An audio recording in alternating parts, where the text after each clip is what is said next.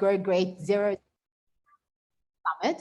It's fantastic for all of us to be convening. I think the last time we convened like this was in 2019. So it's really amazing to see old and new attendees attending.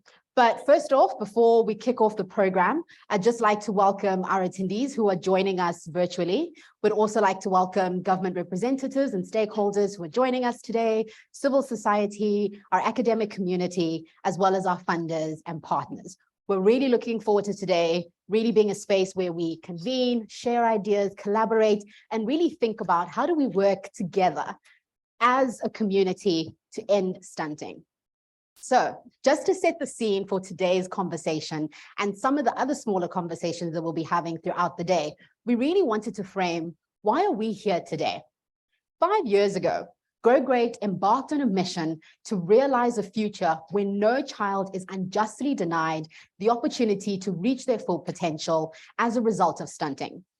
Today, we're privileged to join Grow Great and its partners to really unpack some of the key pieces of work that Grow Great has been driving and advancing for the last couple of years.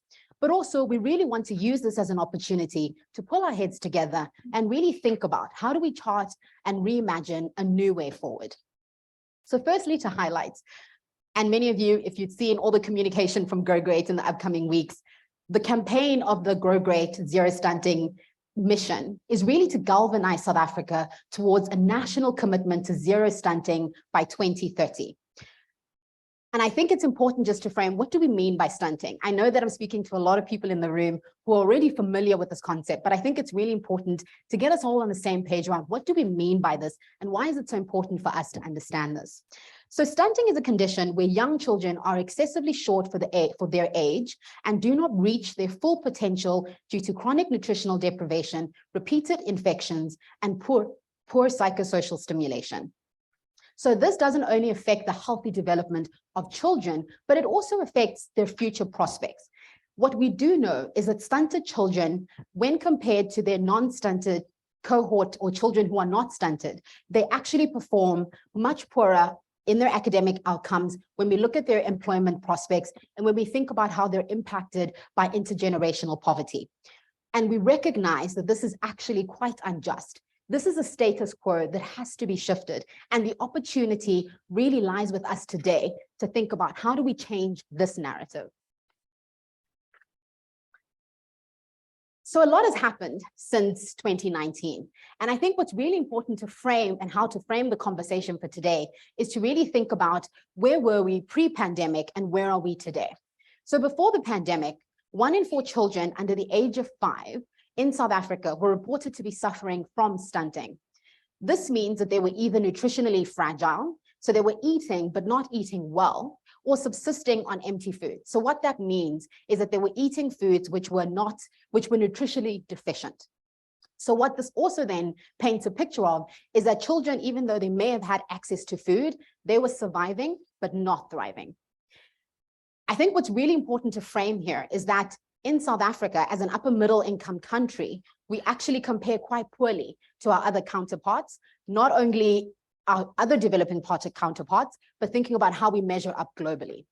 So what does this mean for us? This means that there are significantly compounded impacts on our unemployment rates, our educational outcomes, our health outcomes, and how we as a society can thrive. We know that in the pandemic, this crisis has accelerated. Through the co-care report that was released by Grow Great in 2021, we know that this effectively really put us on a back foot when we think about nutrition for mothers and children. We know that either mothers stopped eating in order to support their children, or they weren't able to access food. We know that part of what assisted during this period was the top up of the child support grant that was introduced in 2020. But when that was discontinued, the context remained the same. So people who were already living on the edge, so children in households that were at risk, fell off the cliff. And I think it's really important to frame these significant changes that have happened. So where do we find ourselves today? With as many as 286 children reported to have died from malnutrition in the first quarter of 2022, we recognize that we're really only talking about the tip of the iceberg. This is a narrative that has to be shifted. The good news, of course, is that stunting can be beaten. Countries like Ghana, Chile, Senegal, and Brazil have illustrated that with similar resource constraints, that we can shift our stunting rates in South Africa. We can do this by targeting women who are at the stage of where they are reproductive, and we can target children who are under the age of 5. We can intervene during the first 1,000 days and adopt a multi-sectoral approach that really galvanizes government to walk a journey with us and drive community-level interventions that can shift stunting rates in South Africa. Knowing that we can actually move this needle, the cost of not acting is simply too high. Economic models suggest that the impact on GDP is quite significant for countries in Africa and South Asia. So the current estimates are that 9% of our GDP is impacted by stunting. So what does this mean? This means that if we look at our current workforce, about 9% of their contribution to GDP currently would be potentially much higher, but has not been much higher because their contribution has been significantly diminished. So if we're thinking about how do we intervene for our children right now, the generations where we can make an impact, the opportunity to act is now. So today we're bringing together decision makers, policymakers, journalists, individuals from civil society and activists. And we're saying that in the room today, we really can think about what are the actions that we need to take in order to shift the needle, but also think about what will we need to do in order to gain a national commitment to a minimum program of action for turning the tide in South Africa. We've put together a program that we hope will provoke you, will challenge you, but also allow us to think together and to collaborate. At the end of today, we'd really like to get a deeper sense of clarity about the collaborative role that each of us can play in shifting the stunting narrative in South Africa. Before we kick off today's program, I just want to run through a couple of housekeeping rules. So the bathrooms are to the left when you exit. There is Wi-Fi. You can access it either in the front tables or at the registration desk if you need access to the password. For those of you who are savvy on social media, we'd appreciate your engagement. And the hashtags that we're using today is Zero Stunting Now and Grow Great. And then finally, throughout the day, some of our staff members from Grow Great will be carrying around tablets asking you to pledge your support to the maternity support grant. We have a panel later today that will be speaking about why is it important for us to have a maternity support grant and how can we galvanize civil society and those of us in the room to support it. And we'd like to gain your support today so that when we leave today, there are a couple of key actions that we've taken on that. So to kick off our program, I'd like to welcome David Harrison, the CEO of the DG Murray Trust, who will be opening today's proceedings with a welcome address. So let me introduce him quickly before he comes up on stage. David founded the Health Systems Trust, a non-governmental organization supporting health policy and services development in South Africa in 1991. In his capacity as director of the Health Systems Trust, he established the South African Health Review, an annual assessment of health and healthcare, and the Initiative for Sub-District Support, working with the Department of Health to improve the quality of healthcare in clinics throughout South Africa. David completed his master's in public policy at the University of California at Berkeley before returning to South Africa to head up Love Life, a national HIV prevention program for young people. He is currently the CEO of the DJ Murray Trust, where he's been leading work focusing on early childhood development, education, and creating opportunities for young people. Welcome, David.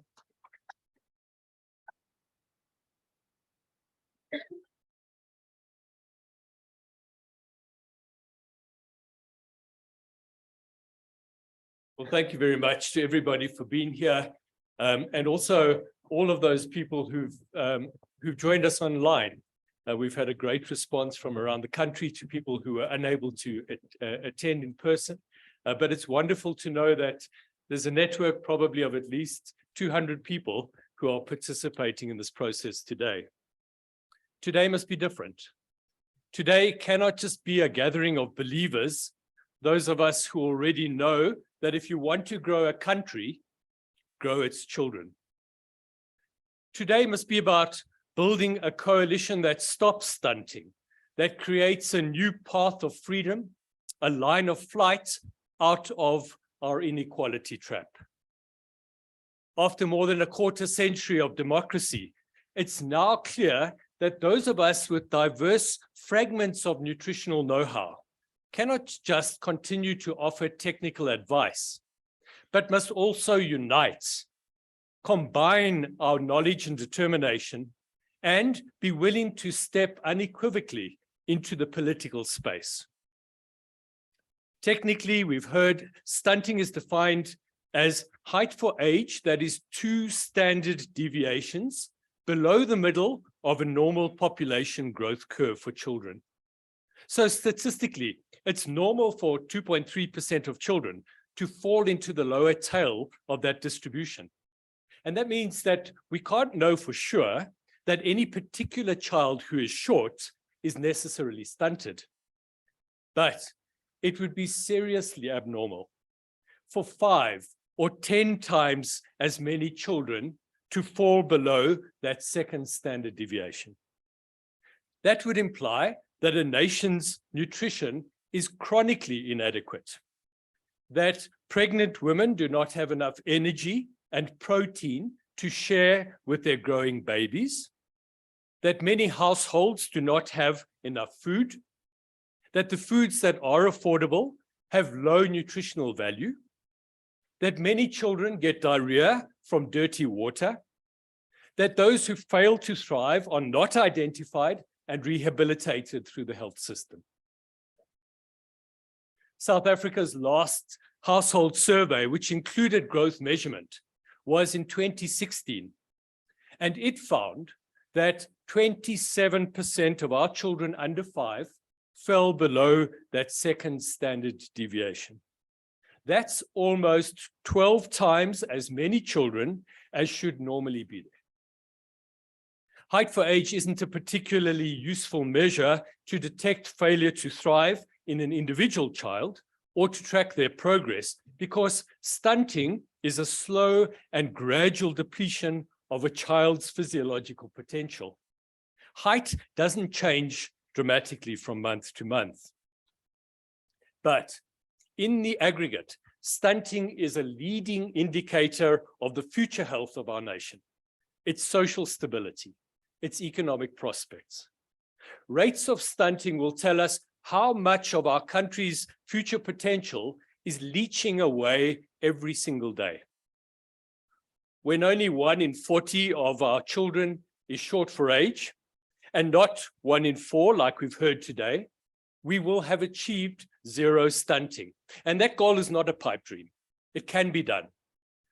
We will hear today of glimpses of hope from community surveys across all 9 provinces that while stunting rates are still way, way too high, they may be starting to decline, although we can't yet say for sure.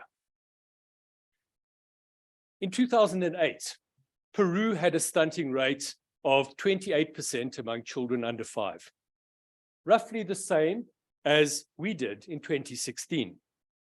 By that time, 2016, Peru had reduced its prevalence of stunting to 13%, halved in less than a decade.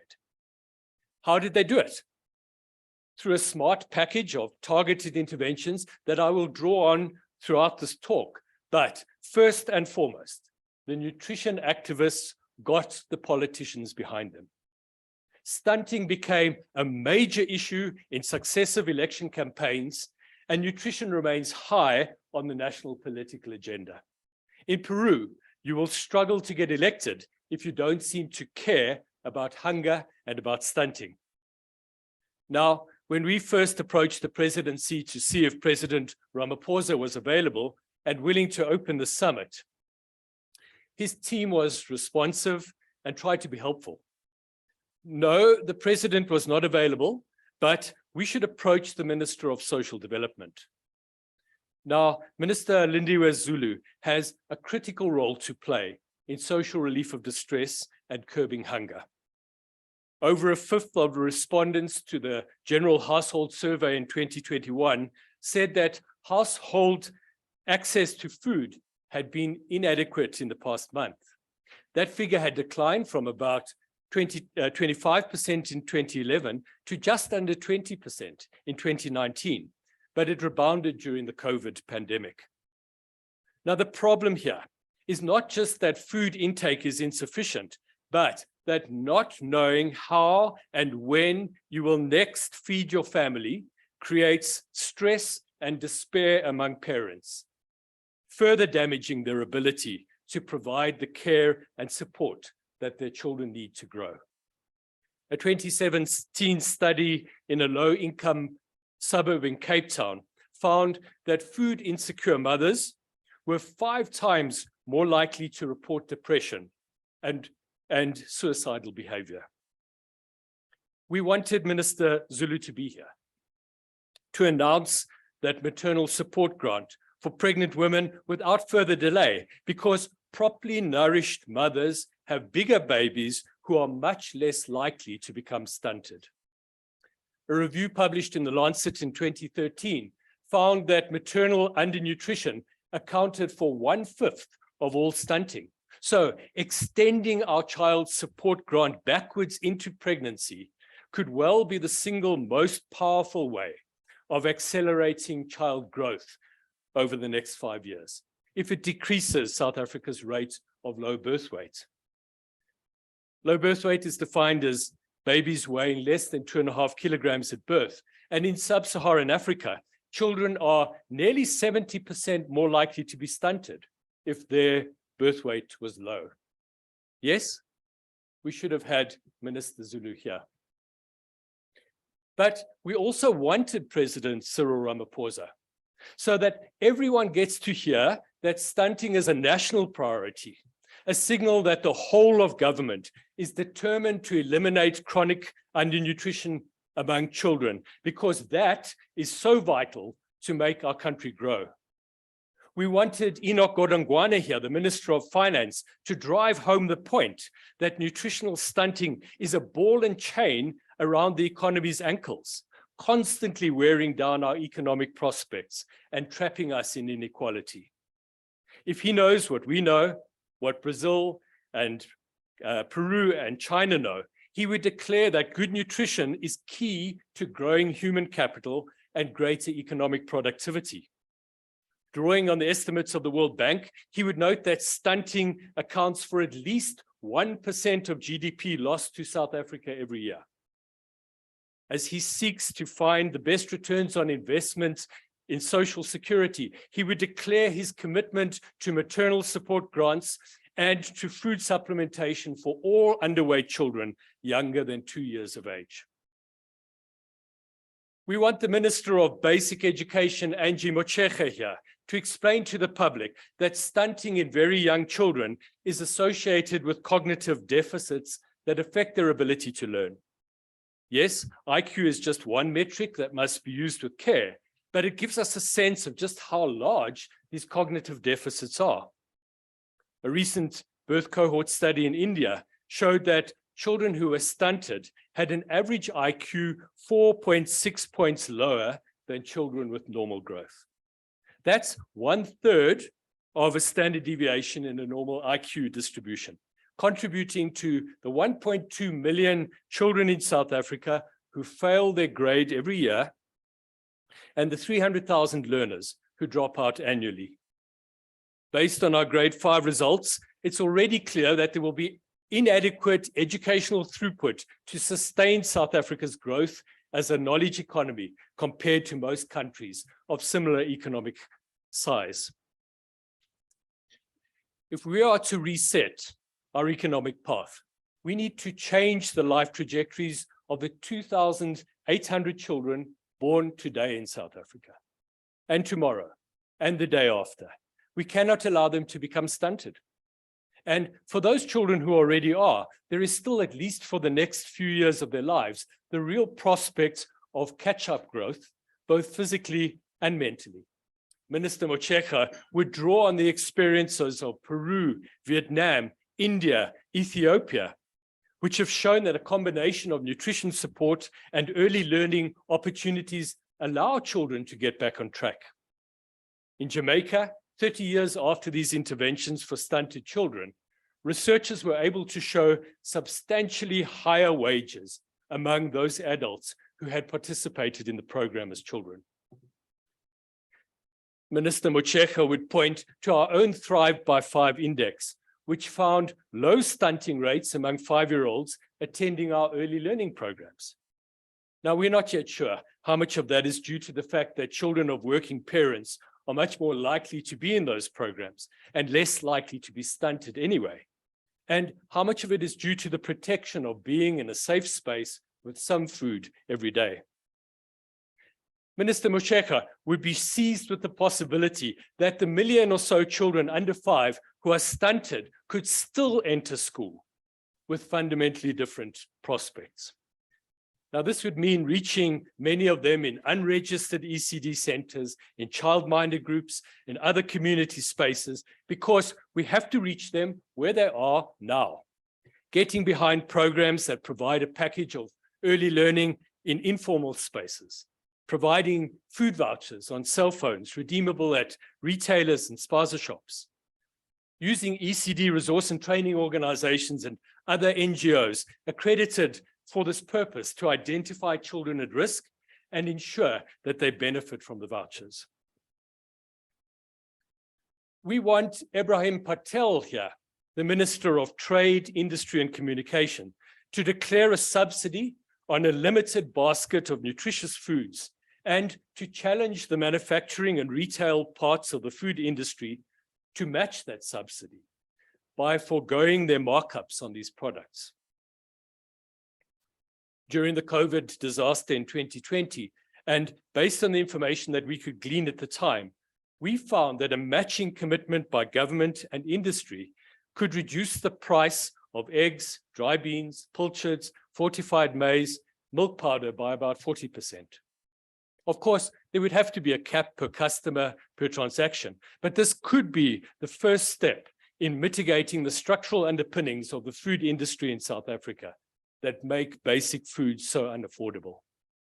It should not be forgotten that the total amount of public money spent every year on social grants is equal to 30% of the total food retail market in South Africa.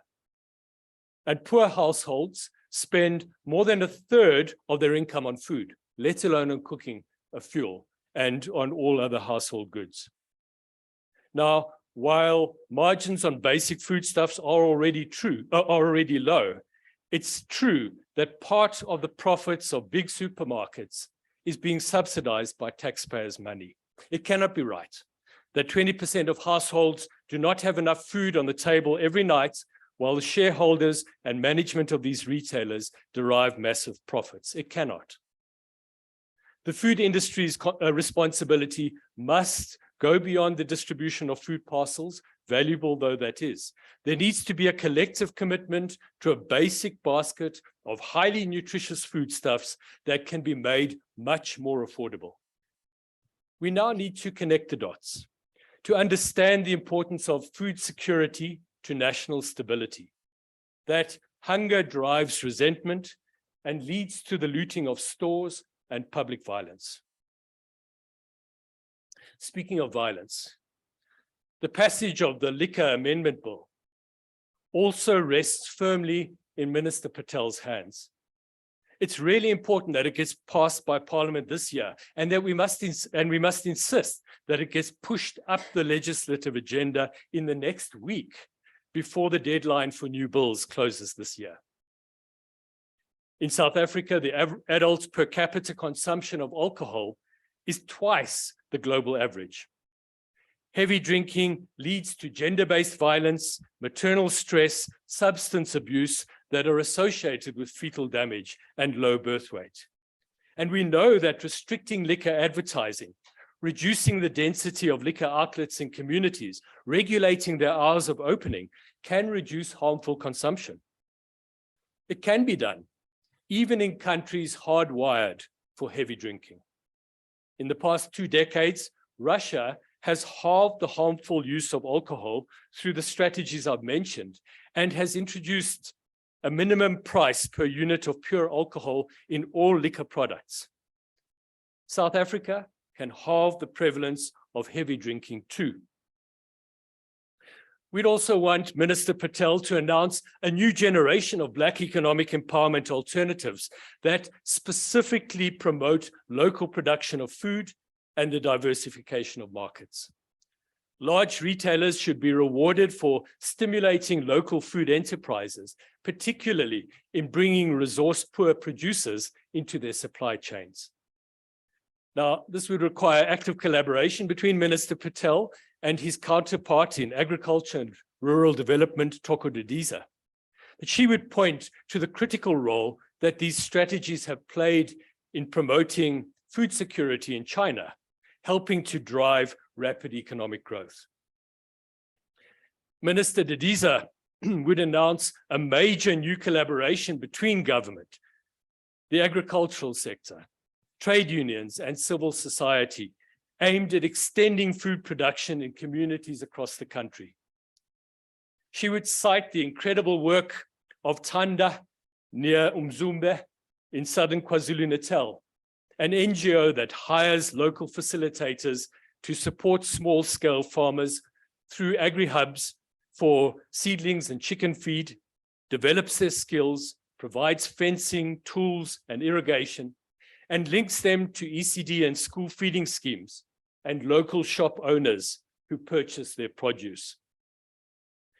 When the COVID-19 lockdown happened, the community in which Tanda worked did not have to line up in their hundreds for food parcels, as they simply continued to harvest the vegetables from their lands. We want the Minister of Water Affairs and Sanitation, Senzo Mchunu, to be here to declare that he knows that piped water and proper sanitation can together reduce rates of stunting by 15 to 20% by preventing recurrent diarrheal disease. In this regard, our crumbling municipal infrastructure will pose a big risk to health and nutrition over the next decade unless this decay is halted. We want the Minister of Human Settlements, Mamoloko Kubai, to be here to pledge a commitment to child-friendly, child-nurturing social housing, because formal housing greatly improves child health and reduces the frequency of infectious illnesses that lead to stunting. And if those children could attend an ECD facility right there, near their homes, their prospects for normal growth would be even greater. We want the Minister in the Presidency, Mondli Gungubele, here, because government communication and information services can play an important part in enabling communities to understand the value of nutritious foods, to be able to use the money they have at their disposal to greatest benefit for themselves and for their children. Now, this communication can't be trite. Telling an unemployed mother whose only source of monthly income is the child support grant of 480 Rand, that she must feed her child something from each food group every day is just insensitive. The absolute food poverty line is 663 Rand per person per month. But public communication can be effective if we start a really honest and frank engagement about breastfeeding, alcohol consumption during pregnancy, about the best complementary foods when money is tight. Not telling people what to do, but building our nation's collective knowledge and agency to improve its nutritional status.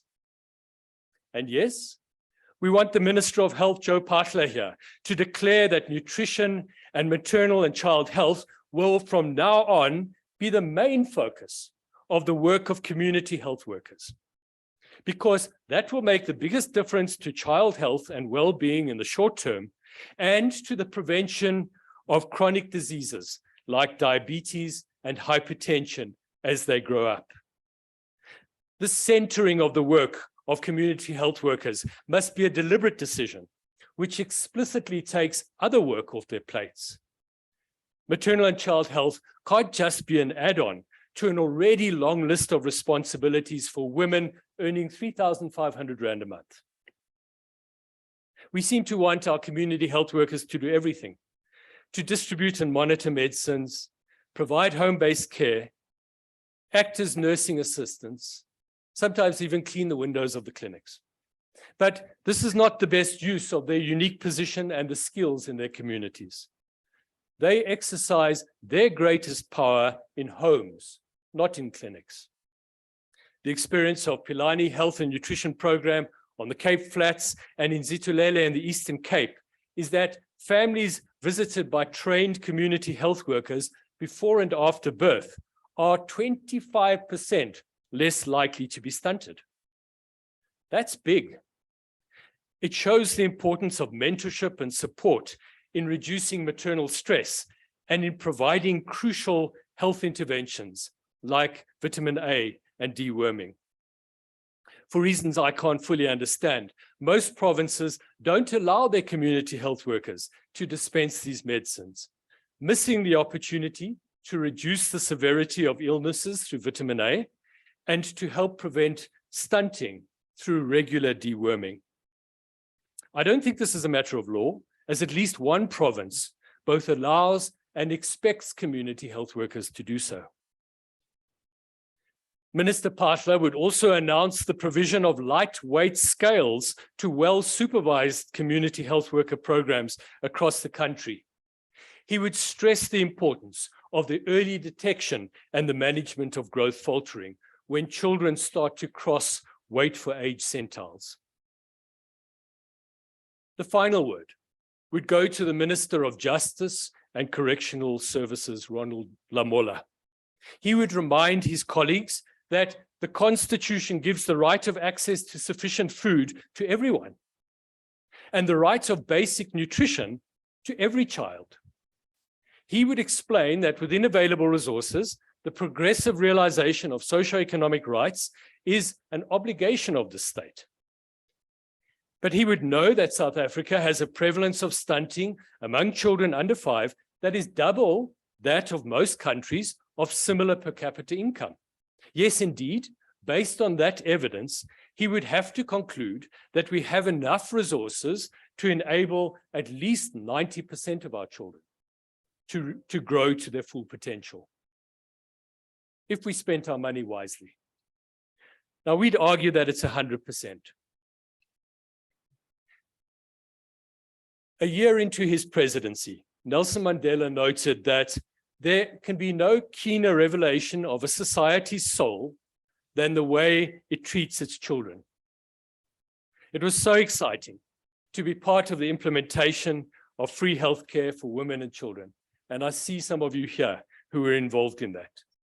To plan for micronutrient fortification of basic foods, and to celebrate the introduction of the Child Support Grant in 1998. Imagine if we had continued to invest in our children. Imagine where we would have been today. But we didn't. Children became invisible to politicians, and I'm not sure that we can appeal to their moral conscience to take children and their well-being seriously. We're limited by the reality that nutrition is everybody's business, but nobody's main responsibility, as the World Bank's Alan Berg said 50 years ago. We're busy determining our future now, putting in place the conditions that will shape the next 20 years. Actually, that's an awfully short time, just 20 years. But we're trapped by the fact that the future is not far away, but just too far, it would seem, for politicians to really care. Many of the benefits of the interventions I've described, certainly those on education and on the economy, won't be felt within the next electoral term. Unless there's a radical shift in the political mindset of government, we won't get all the ministers here that I've mentioned, will we? There will always be more pressing issues until the president makes zero stunting a key performance area for each of them, until there's joint accountability at cabinet minister, until government treats its constitutional obligations with respect to food and nutrition seriously. Now, in this regard, we must recognize the commitment of several government departments, social development, agriculture, the Department of Planning, Monitoring and Evaluation, that are determined to improve household food security. Representatives of some of those departments are here.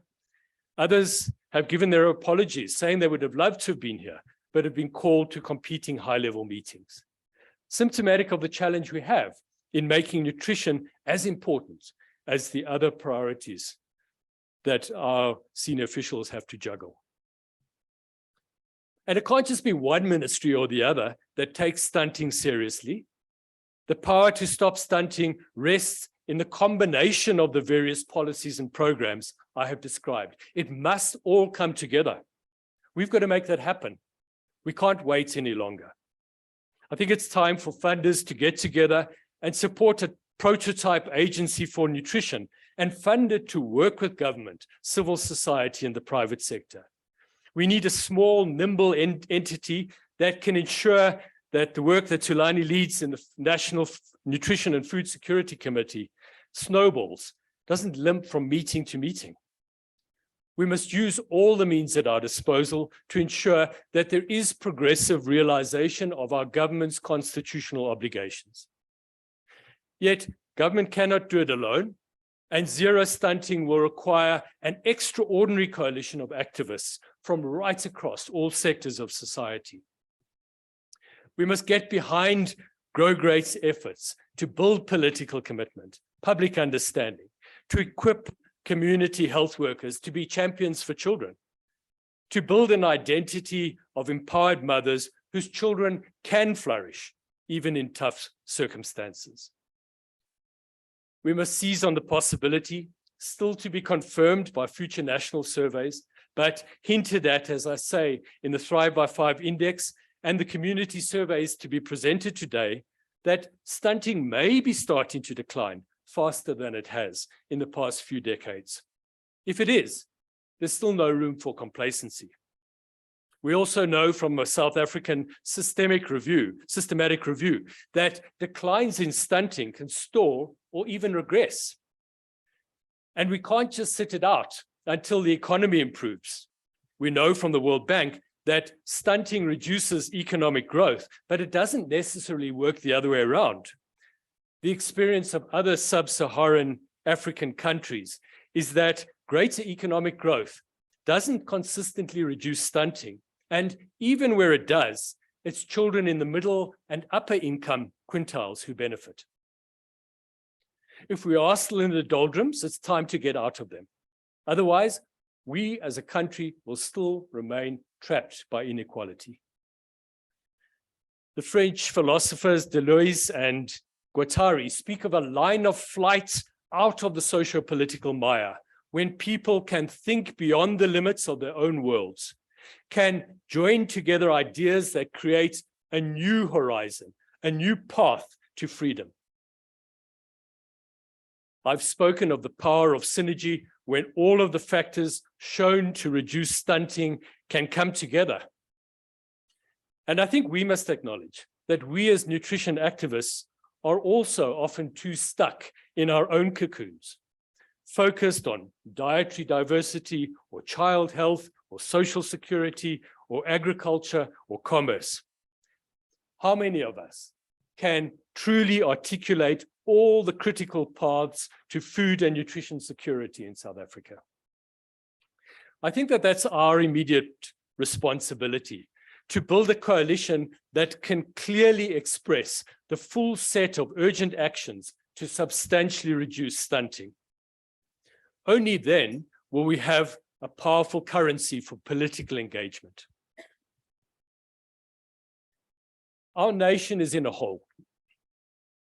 We need bold ideas that can inspire and unite, build social solidarity, cross party political lines, put our country on a new path.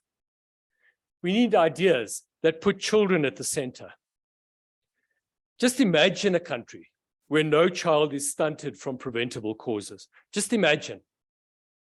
Now, let's make it happen. Thank you.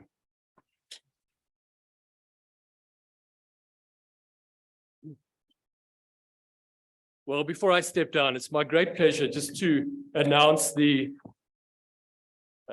new leadership of the Grow Great campaign. And in announcing that leadership, I'd like to just recognize the leadership, firstly, of our community health workers across the country. most of whom are employed by the Department of Health, but where we have managed to create this amazing coalition with government departments in putting child health at the center of the work of community health workers. They're our community leaders. Our Flourish facilitators, and we'll hear more about them, are leaders in their communities as well. Our coaches, our network and training staff, our advocacy and communications team. They form a network of leadership right across the country. But we're also very pleased today to announce the new central leadership that is comprised of the Deputy Executive Director, Nicola Ely, who has been acting ED for the last 3 months.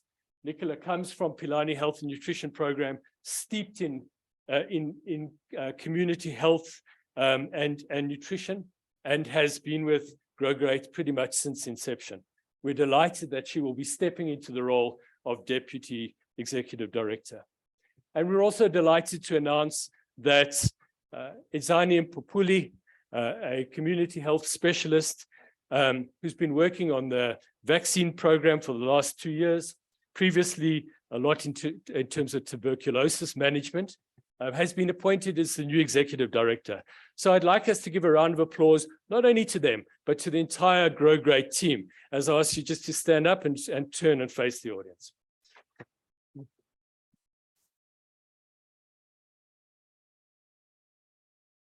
Thank you.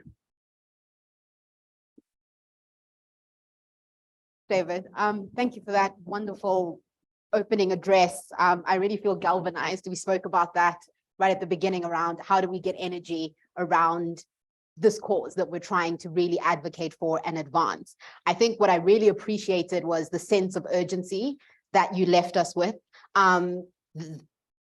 placing emphasis on the idea of prioritizing a public and national call for action, and also thinking about how do we get a coalition to really drive and advance the issues that are critical for this. And I think what I also deeply appreciated was the comment that you made around connecting the dots. And I think that's a perfect segue for our next presentation by Nicola. So Grow Great has been leading work that is really grounded in an evidence-based approach. And I think what's really critical about the next conversation we'll be having is in really grappling with those numbers, getting a sense of what's shifted, what's changed, and what really is the possibility of what we can do to shift that. So ladies and gentlemen, I'd like to welcome Nicola Ely onto the stage.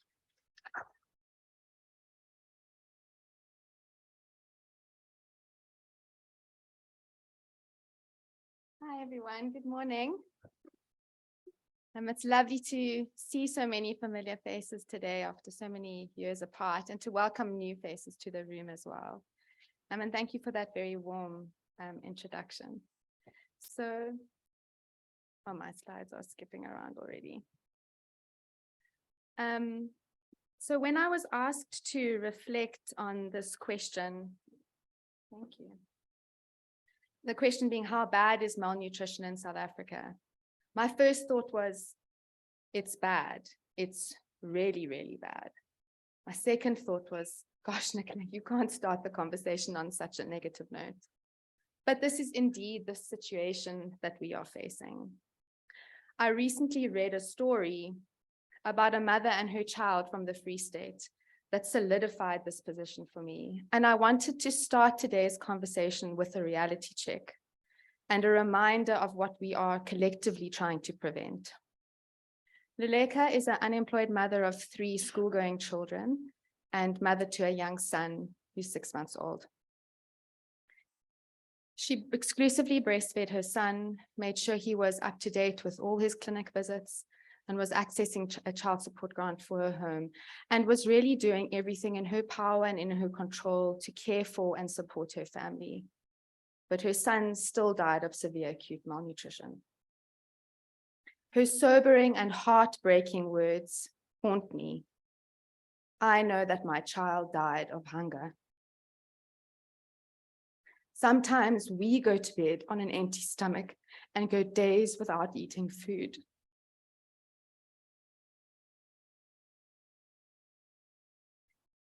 my slides aren't showing. Sorry, but that's okay, I can continue. So NIDS-CRAM warned us in 2020 already that child hunger was on the rise. The impact of the coronavirus pandemic, the lockdown, and the resultant economic recession has almost doubled child hunger. And now what we are starting to see is the fruits of our inaction. What did we expect was going to happen? With skyrocketing food prices, soaring fuel prices, record-breaking unemployment rates, low uptake of primary healthcare services, and a child support grant that is below the poverty line. Media reports on malnutrition-related child deaths have become commonplace in the last 2 years, with report after report after report after report. When is enough enough? We should hang our heads in shame that in an upper middle income, food secure country such as ours, children are literally starving. We can do better. We must do better. We cannot let this injustice continue. And we must all be part of the solution. And so I come back to the question, is it really that bad? Yes, it is. But we have an opportunity to act, to use results like those collected through the Grow Great Community Stunting Survey to map out a future where no child is unjustly denied the opportunity to reach their full potential from a preventable condition. And although we've heard this before today, I think I'd love everyone to leave today knowing what stunting is, how to define it, and why we should all care. So I'm going to say it again. Stunting is a condition that results in children being excessively short for their age and arises because of prolonged undernutrition during pregnancy and the early years of life, which impairs not only children's physical development, but their brain development as well. We know the impact of stunting has long-lasting effects on a child's health, education, and future economic prospects, and perpetuates intergenerational cycles of poverty because stunted mothers are more likely to raise stunted children. And as Kense shared, the prevalence rates of stunting have stayed stubbornly high and are much higher than what would be expected of a middle upper income country such as ours, and far higher than many of our developing country counterparts.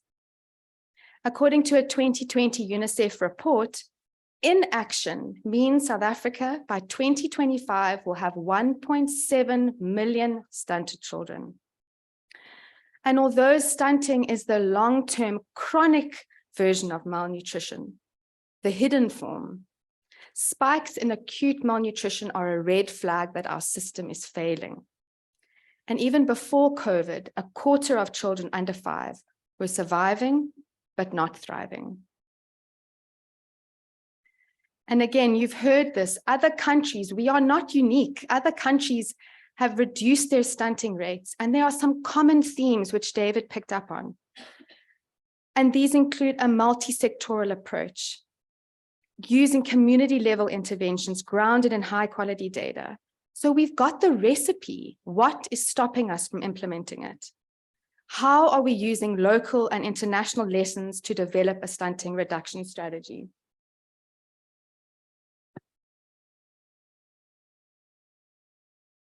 Oh.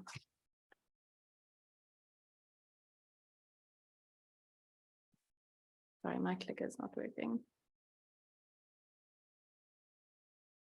Okay, that's fine. Yeah, thanks.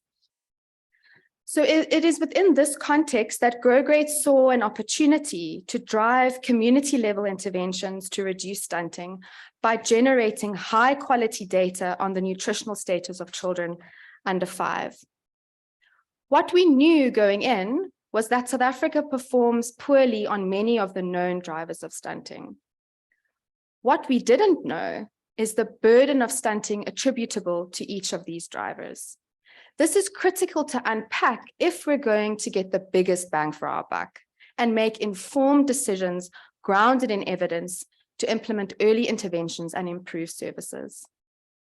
We also saw this as an opportunity to identify where we're doing well and what some of the quick wins would be that could potentially, without additional resources, be strengthened, as well as areas which may require longer-term solutions. We recognize that this would potentially look different in different communities and require a unique set of actions.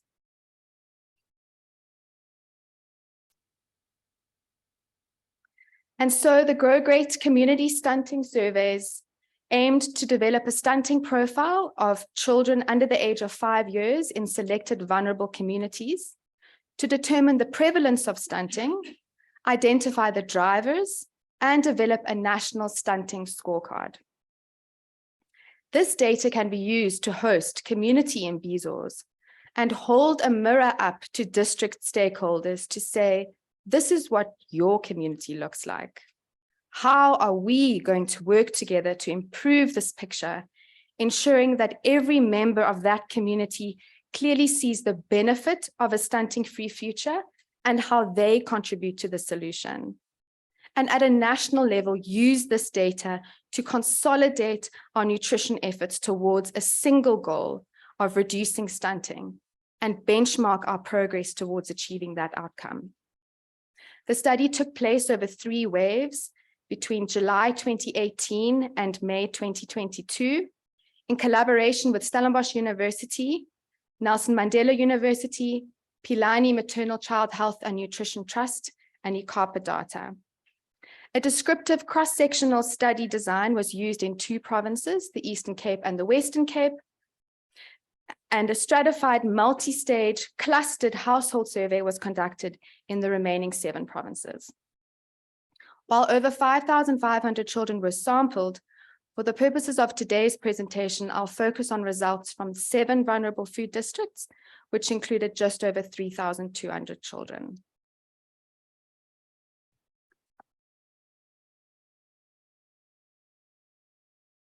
I have to apologize. My slides seem to have gone and done all sorts of strange things, so please ignore the slides. So what we found was an overall stunting prevalence of around 18%, which when compared to the stunting rates to the WHO growth standards for height for age, which is what David also reflected on, stunting remains high across all 7 food vulnerable districts. We also found that stunting varies widely across districts, ranging from around 11% in some provinces to 26% in others. We also found that in general, younger children, those less than 24 months, showed a higher prevalence of stunting compared to older children, like in the Northern Cape, where younger children showed a prevalence of 24%. I'd like to refer you to the handout that you received in your welcome pack on the nutritional status of young children, and particularly this image at the back. So when we dig a little bit deeper to understand what is causing stunting, we see very specific district pictures emerging with results varying greatly between communities. The nutritional status of children under 5 years seems to be in some part determined by where children live, with some faring better than others. This overall view does allow us to see where we're doing well and identify areas that need to be improved.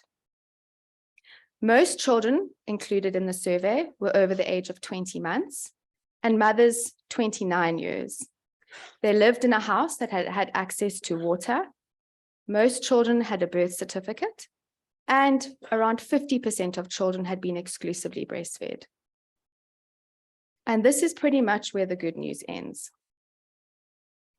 1 in 2 mothers didn't finish school. 3 out of 4 mothers sampled were unemployed. Only 54% of children lived in homes that had access to adequate sanitation. 44% of children under the age of 12 months who were eligible for a child support grant weren't receiving it.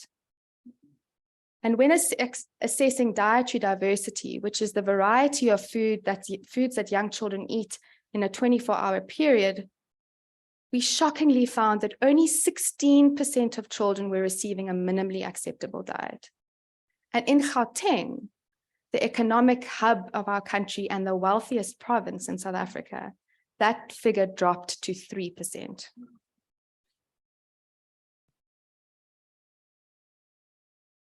So after controlling for confounding variables, which allowed us to reflect on the complete list of drivers and really narrow our focus, we have identified what we've called the big six. And we've divided these up into predictive as well as protective factors. The most significant driver of stunting is low birth weight. It doubles a child's chance of being stunted. Boys have a 51% higher odds of being stunted than girls. As household size increases, so the risk of stunting increases, and younger children are at greater risk. Really emphasizing the importance of acting early. On the other side, we found that having an up-to-date vitamin A dosage was protective of stunting and reduced children's odds by 33%.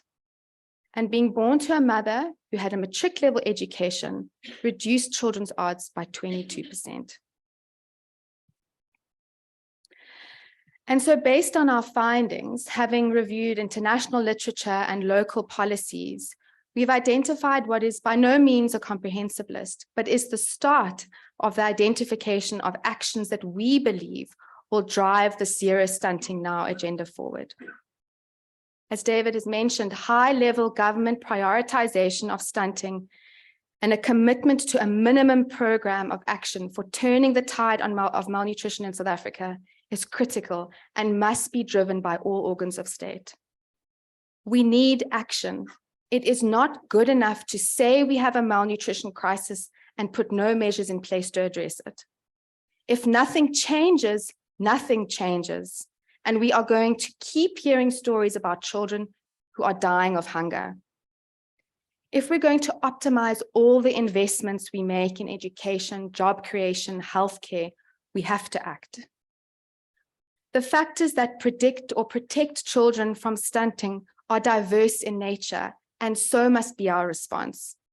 This is not merely a nutrition, a health, or a food problem that sits solely within the mandate of the Department of Health, but requires a targeted and localized response by a diverse set of stakeholders. Social development, treasury, basic education, local municipalities, and communities must all be involved in the solution. It's going to take every single one of us sitting in this room today, everyone that's joined us online, and everyone who is yet to hear about why stunting is their problem for us to find a solution.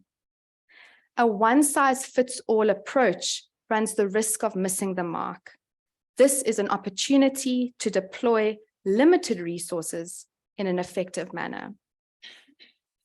What has been confirmed by these surveys is that we need to start early, even before a child is born. Department of Basic Education, how are we ensuring girls finish school? We need to support pregnant women by expanding our social support net to include this vulnerable group. Department of Social Development, how are we going to ensure vulnerable pregnant women are supported and all eligible children access the grant early? We need to eliminate the bureaucratic barriers for young children and extend the child support grant into pregnancy. We must strengthen our primary healthcare services for pregnant women and children with a focus on the first 1,000 days. We now know low birth weight is the #1 predictor of stunting. This highlights the importance of early antenatal interventions that support pregnant women. Business, food retailers, and manufacturers, how are you coming to the party to protect vulnerable households from soaring food prices and increases in household hunger? We should look at ways of reducing the cost of nutritious foods and improve community-level access to affordable foods to ensure children are receiving an adequately diverse diet.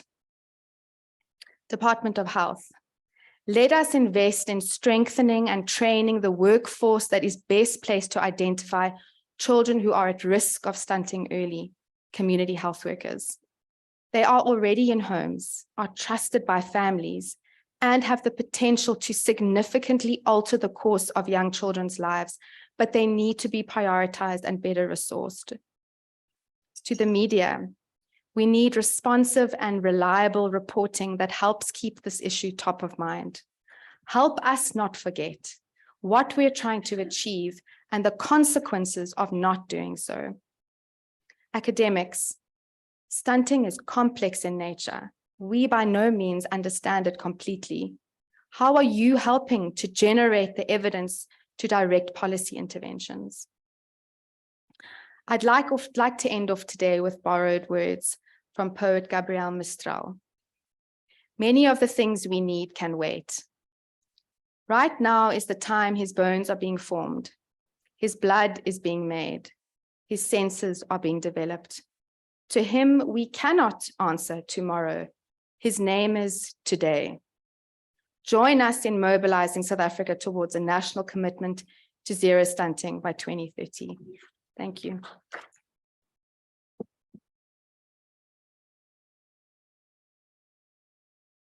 Thank you so much, Nicola, for that presentation.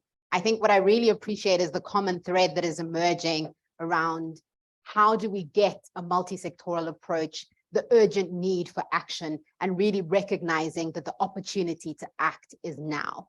So that also sets the scene for the next conversation that we'll be having, which is really touching base and delving a little bit deeper into some of what Nicola was touching on around how do we ensure that children and households have access to affordable food? How do we ensure that wholesalers and retailers come to the table? What is the conversation that we should be having around the food system and what needs to shift and change? So I'd like to welcome our first panel for the day. And I'm really looking forward to this conversation. And I'd like to call them up to stage and I'll introduce them and they can have a seat. And how we will structure this panel is that some of our panelists do have presentations and then some of them do not, but we will allow them to present and then we will engage in a Q&A at the end of the session. So all your burning questions, hold on to them and you'll have an opportunity to ask them. And we'll also be ensuring that our virtual audience can also participate. So either share your questions in the chat box and we'll have an opportunity to read them at the end once we have an opportunity to engage our panelists. So let me introduce our panelists who'll be joining us this morning. First off, it really is my pleasure to introduce these three. First is Mervyn Abrahams. Mervyn is the director of the Pietermaritzburg Agency for Community Social Action, a social justice and development organization.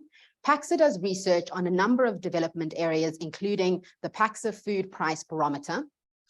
Mervyn will be joined by Roger Tuckeldo. Roger is responsible for smallholder development within the Department of Agriculture, Land Reform, and Rural Development. He provides national leadership and support to all provinces constituting smallholder development towards the achievement of targets and overseeing the functioning of the departmental committees for food security. Roger has built a track record in designing and coordinating programs within the government and the South African Biodiversity Institute, alongside other organizations that are involved in the development and management of agricultural, horticultural programs, land reform, and other programs. Our final speaker who will be joining us virtually is Noluthando Ndlovu. Noluthando is currently a senior researcher at the Health Systems Trust.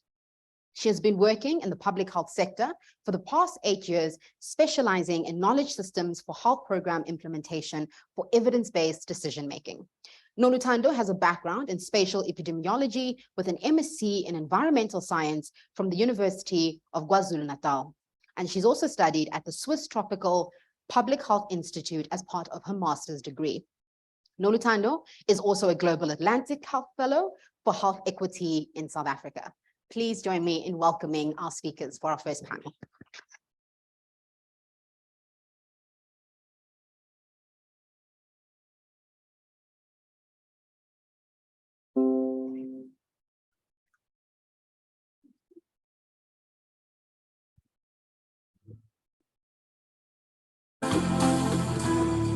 Mervyn, I'm going to call you up to the podium first as you're presenting.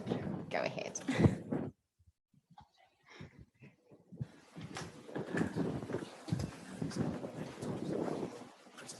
Now do I change the I press what? What do I press? This is back, this is forward. Okay, thanks.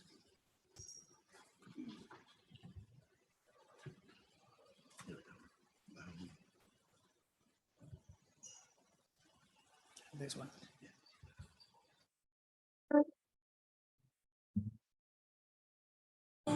So while we're waiting for the presentation, just to say that,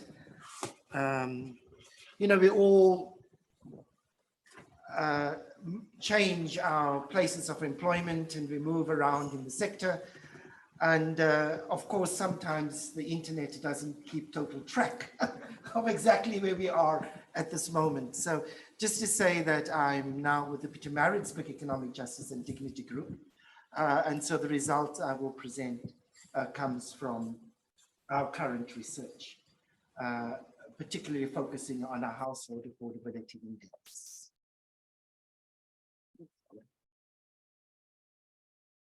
So good morning, and I'm really very happy to be here and to share the space with you, and really to say how, from the perspective of the Pietermaritzburg Economic Justice and Dignity Group, who focuses around food from the perspective of the political economy, how important we consider the work of Grow Great and how important we believe your campaign to be. There can be no economic growth, there can be no changes to our economy until we eradicate malnutrition, stunting, and ensure healthy development of all our children. So I was asked to speak briefly around affordability. And that's an area of work that we do. And I'm very happy to say that in the last couple of months, there has been a number of research reports, but also a number of community surveys that have been conducted across South Africa, trying to focus on what are the main barriers to accessing sufficient and nutritious food. And consistently, the greatest barrier, as formulated by ordinary people at community level, is the question of affordability. So what do we mean when we speak about affordability? I think the first thing I want to say about it is South Africans, because of our history and our culture, we tend to be net buyers of food. We source our food from the supermarket. You know, the quip that we have all heard as little children, you know, that where does milk come from? It comes from the fridge in the supermarket. I mean, it is very true. Perhaps that needs to be changed, but that is the reality at the moment. Secondly, our food system is highly corporatized, and there are high levels of concentration in numerous sectors of our food system. And so our food tends to be grown very far from the table where it is consumed. And so the broad food system also contributes to the question and needs to be unraveled when we speak about the issue of affordability. But at its heart, affordability really is the relationship between the amount of money I have in my pocket and the cost of the good or service that I wish to purchase. And so it is about money in my pocket or household income, and it is about the prices that we have to pay for our food. So the Pietermaritzburg Economic Justice and Dignity, we track the cost of a basket of 44 very basic foods that focus groups across the country have told us would be the foods most likeliest to be bought by lower income households should they have sufficient funds at the end of each month. And so we track that basket of food, and it's no indication of the level of nutrition or the nutritional value. It is really the foods that women tell us they would want to purchase or they need to purchase at the end of each month. And the basket, for those who do not know our research, includes things like maize meal and bread and spinach and potatoes and apples and oranges and green peppers and cooking oil and sugar, etc. Let us just look at the price increases over the past year. This is a track of how the cost of that basket has increased over the past year. Yes, we know that we are facing at the moment various geopolitical crises that are having a major impact on food prices globally. But when we look at our food basket cost the previous year, so October 2021 or backwards to October 2020, we will generally see a similar level. The difference here is that the spike has been greater. So ever since we tracked in 2018, this cost of this basket has consistently increased way above the levels of wage increases, social grant increases, etc. in South Africa. To give you a bit more of the facts, in October 2022, that basket of 44 foods on average across the country now stands at 4,787 Rand. That is a slight decrease of 18 Rand over the previous month. But when we look at it year on year, it is about a 10.9% increase than October 2021. And interestingly enough, because this is a policy issue, that 21 foods in our basket of 44 are foods that are VAT exempt. And when we look at the level of inflation or the cost increases on those foods, we see it far outstrips that of foods that you pay VAT on. And so the question, does VAT exemption protect vulnerable communities, have to be revisited?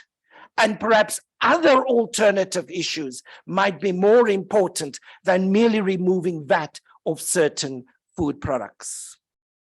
But I have said affordability is about the cost of the food or the good or service you wish to procure and the amount of income that you have available to you. If I have 1,000 Rand and somebody says to me that the loaf of bread is 100 Rand, well, that's not so expensive, is it? So we have to take into account the amount of income. And for today's presentation, I've used the national minimum wage in the country. So how much money to purchase food? Sorry, it's grammatically incorrect, but that's okay. It's the figures that count.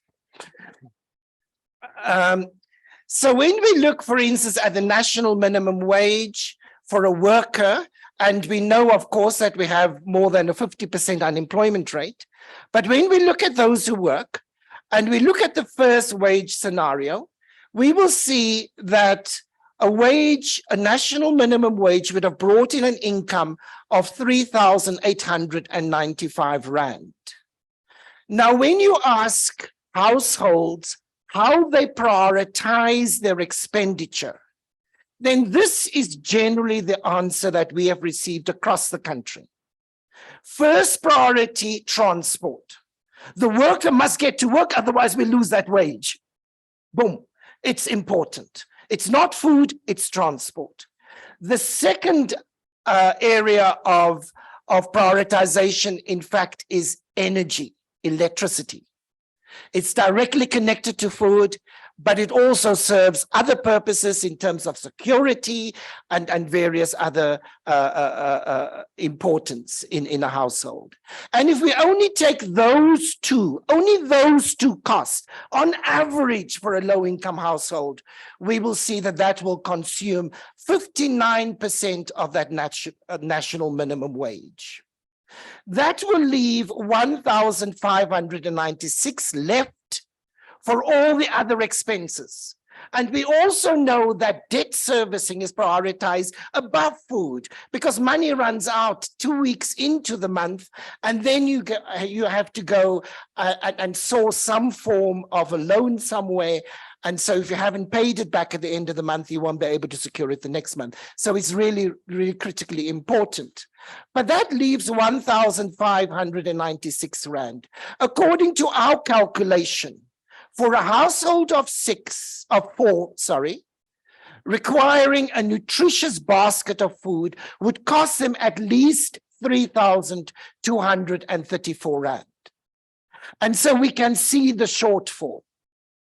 There is about a shortfall of about 50% on the cost of a nutritious basket of food. And therein lies a major problem and challenge for most households in South Africa. We have a way of dividing, of looking at wages. We try to project into the public space that when you look at a wage, you should look really at the per capita that wage should support.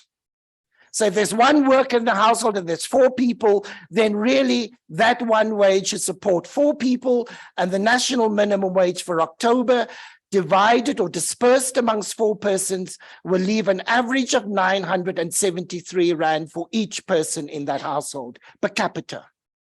Now that is way below the poverty line in South Africa. And after securing transport and electricity, workers are left with 1,596, as I've mentioned before. If all of this go on to food, then a family of 4, it would provide 399 Rand and 11 cents per person per month to purchase their food. Almost 50% below the food poverty line. So when you are in that position, what do you buy first? So women have consistently told us that these are the foods they would go for first. So they would buy maize meal, rice, cake flour, white sugar, sugar beans, etc., etc., etc., before they would purchase anything else. Now, the nutritionists and dietitians amongst us here will immediately notice that this is starch heavy, it's got a lot of sugar. Where is the nutritional element? If there is not money left over after these foods have been bought, because at least with these foods you can cook a meal or a stew, you can eat something and you feel as if you have something in your tummy. Once these foods are bought, only then do you start investing in apples and oranges and green leafy vegetables, etc. So therein lies also the nutrition deficit. To complete, because I'm already almost taken most of my time, how do we secure access to sufficient and nutritious food? So we have to, from a political economy perspective, of course, focus around prices and focus around levels of income. Prices are too high, incomes are too low. But we also think that it is critically important to look at the food system in South Africa as well, and the need to transform our food system away from this highly concentrated and corporate food system that we currently have into more localized food systems where we grow food closer to the table where it is consumed, where we create efficient food nodes in our cities, where retailers come on board to expand the markets through lower prices while still making a profit, passing through savings on inputs to to their consumers. And we believe that if we transform the food system, it could significantly contribute to more nutritious as well as affordable food. So at the heart is, how do we change our food system, but also how do we change our behavior as consumers in South Africa to begin to say, can we move a little bit away from the supermarket into other areas of sourcing our food? The private sector, I believe, can play a critical role in transforming the food system. Currently, the retail sector is at the pinnacle of our food system, and that gives them the power. They are perhaps one of the most powerful actors within our system.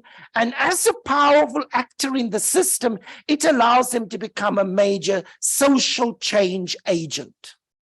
Even just the question of transforming or shifting their centralized buying offices could have a major impact on how we shift our food system to provide greater access, nutritious and affordable foods. I won't speak too much about this implication because I think the others would, but I really would just like to say again what David had said and others have said, that undernutrition, stunting has a major economic impact as well as a health impact. And so we really need to address it. And I just want to finish with these two quotes. And in a society, as a society, we will pay for the cost of the lack of access to sufficient and nutritious food. We will pay for that price by increased disease burden. We will pay the price by lower economic productivity, lower education output, etc. That's the prices we will pay. And it is always cheaper to deal with social issues at its root rather than at a secondary level. So access to sufficient and nutritious food is the way we can resolve even some of our intractable economic issues in South Africa. I thank you. Thank you so much, Mervyn, for that. I saw so many members in the audience, nodding their heads. So I think you provoked a lot in us. But Roger, if you can take the podium next and share your presentation with us.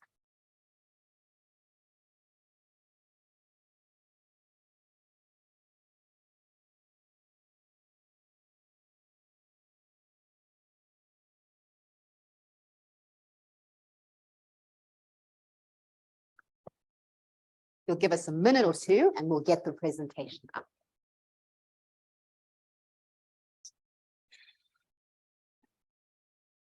Good morning, everybody. Is everybody doing well? Yes. Okay, just loosen up a bit. Yes. I'm a bit scared. It's good that Mervyn went before me.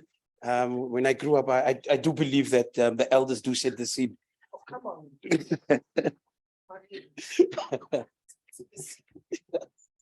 So thank you, Mervyn, for setting the scene.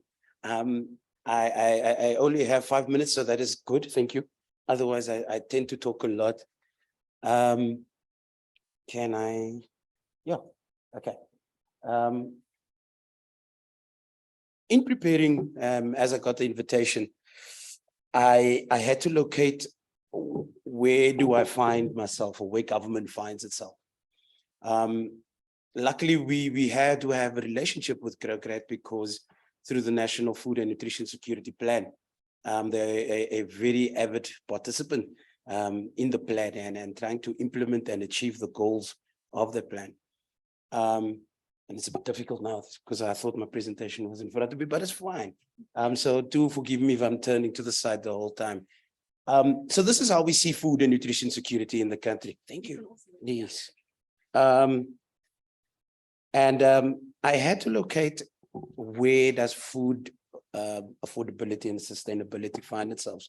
So this is how our government and through the policy, the National Food and Nutrition Policy, actually identifies food security. Yes, it has elements of the United Nations definition, but we've included stability, which is not a core as part. So within food access, but with the previous speakers laying already the foundation for me, it made it much easier for us as a government to listen, to hear, and then to see how do we go about it, creating that environment so that you have less stunting and less of the other causes and other challenges.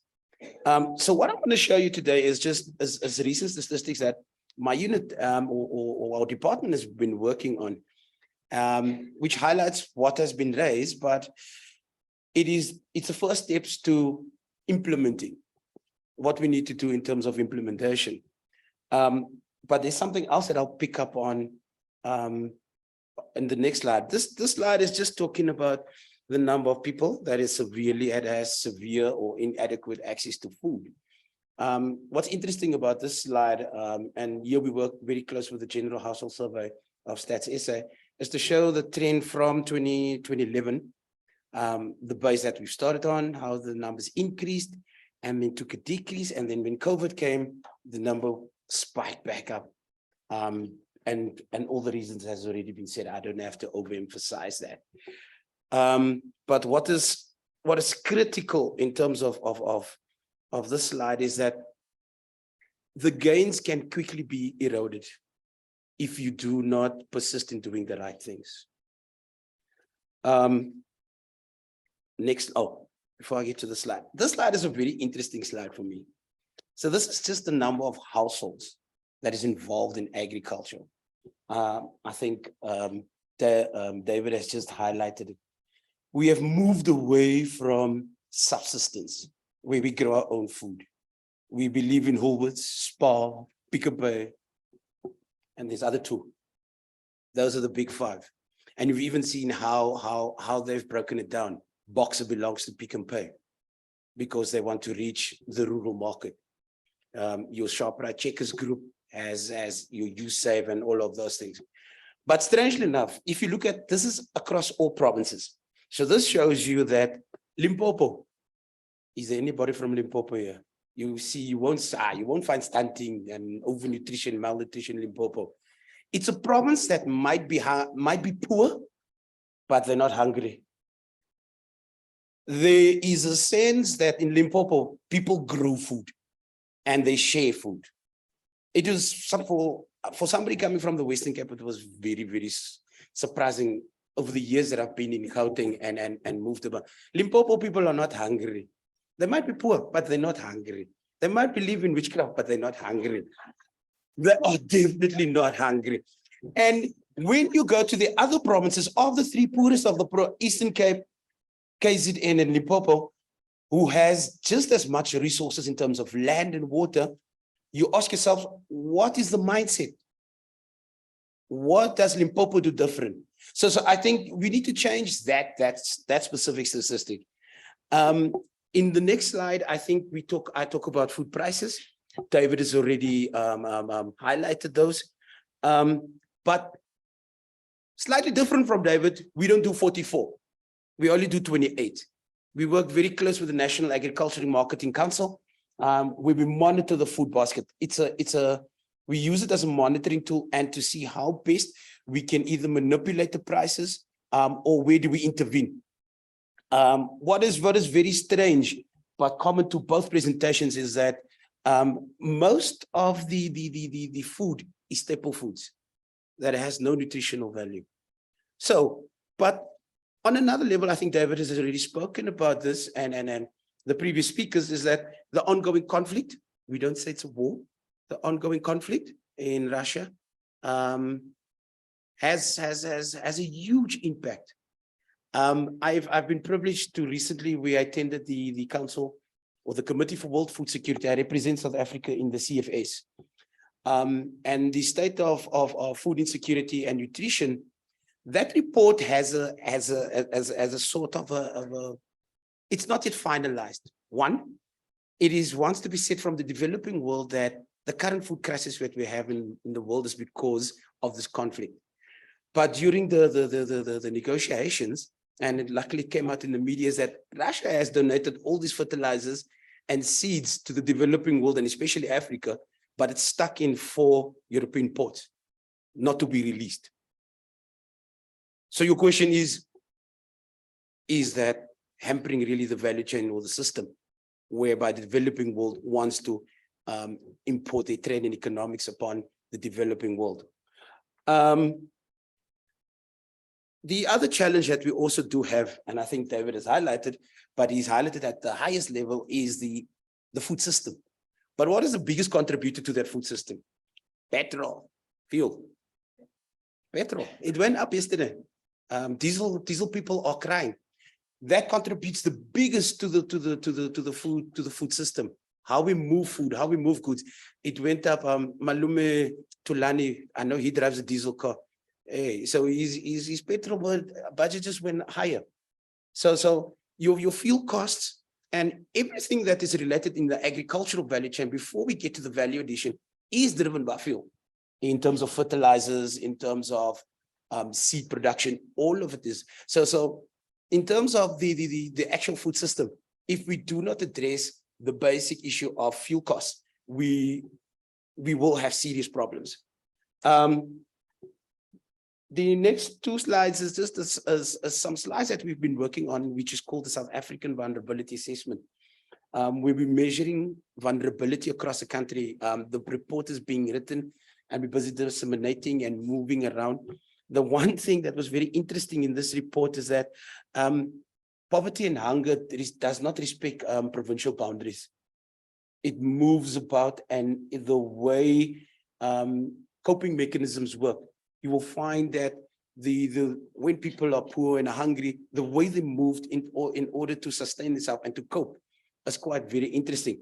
But what is interesting is that it also measures your access to food and to hunger.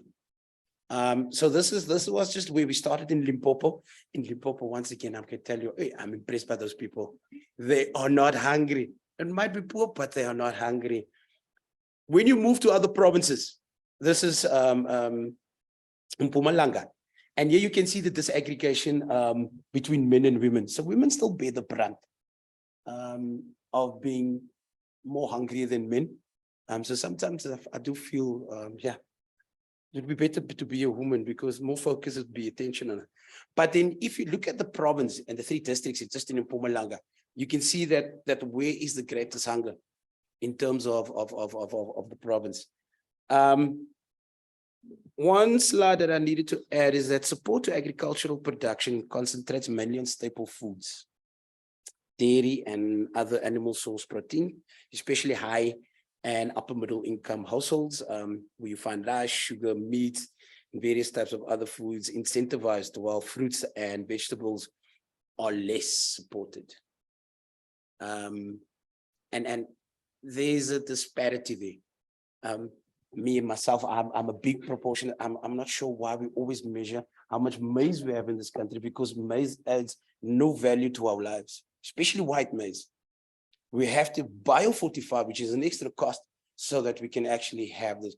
So it goes back to the source, because we're working with the ARTC to see how best do we get better sorghum, how best do we get better sweet potato. We're fighting with industry for the orange flesh sweet potato, and the way the industry is fighting us in actually doing and actually getting that into the bigger market.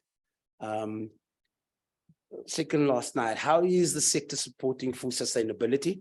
I think our colleagues already highlighted the improved food system. But from an agricultural side, before I get to the actual value addition, there needs to be better primary production in areas, and I think a lot of work still needs to be done in that areas. The promoting of sustainable management and the use of natural resources, because if we don't have the efficient use of our resources, South Africa is a water scarce country.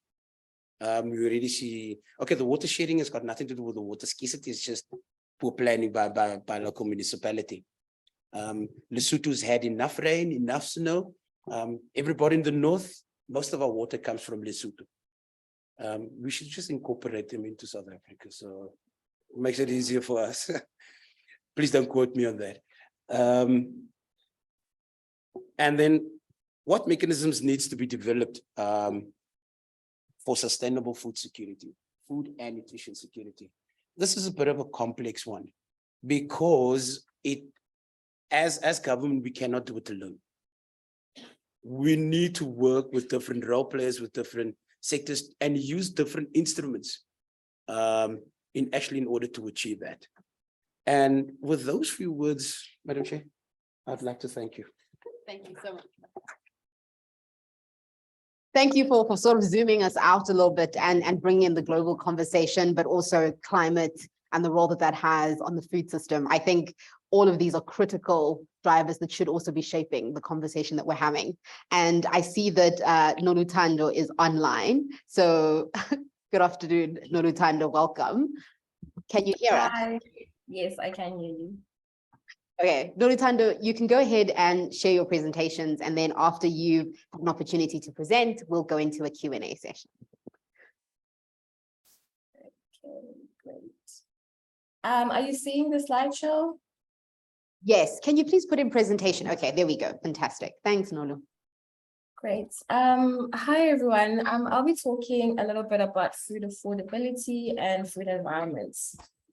As you've been listening, this morning, billions of the most vulnerable people worldwide are actually unable to afford a healthy diet.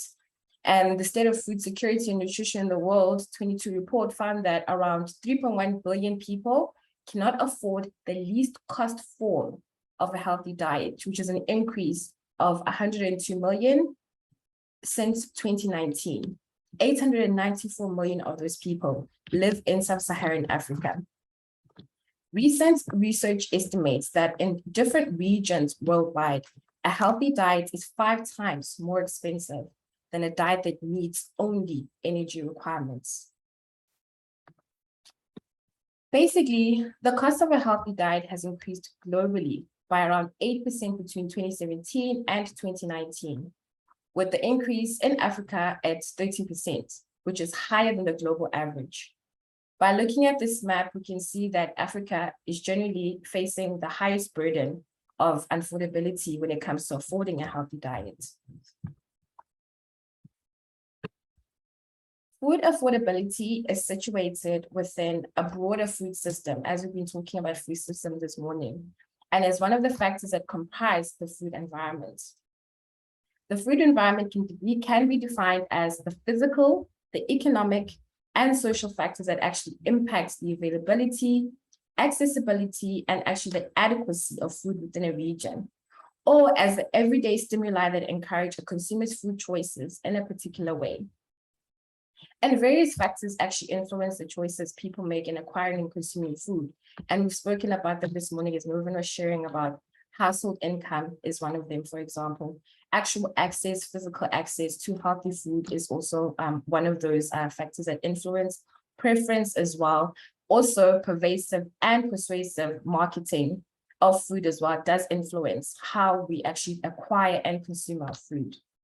Another point is actually the proximity of fast food outlets and the high frequency of purchasing such foods. So our food environment, for example, has changed dramatically over the past couple of years, as we've seen the expansion, for example, of fast food outlets in rural areas and also in urban areas alike. So there are disparities in the availability of healthy food, and we've heard about some of those disparities this morning. And evidence shows that there's poorer relative access to healthy food, for example, the fresh, unprocessed, and nutrient-rich foods in low-income neighborhoods, and increased vulnerability to the cost of healthy foods for households on a very low income.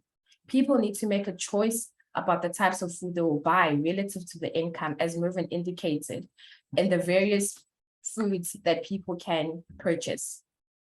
Those living in advantaged areas have better access to supermarkets, while those living in disadvantaged areas lived in closer proximity to fast food outlets, as fast food outlets increase their footprint in townships and rural areas, as I mentioned. Evidence also indicates that low-income groups are differentially exposed and vulnerable to the conditions that are associated with poorer dietary outcomes. In a particular study, for example, that we did several years ago, we found that those living in the inner city had very poor access, and those living in informal settlements and rural areas had very poor access to healthy foods.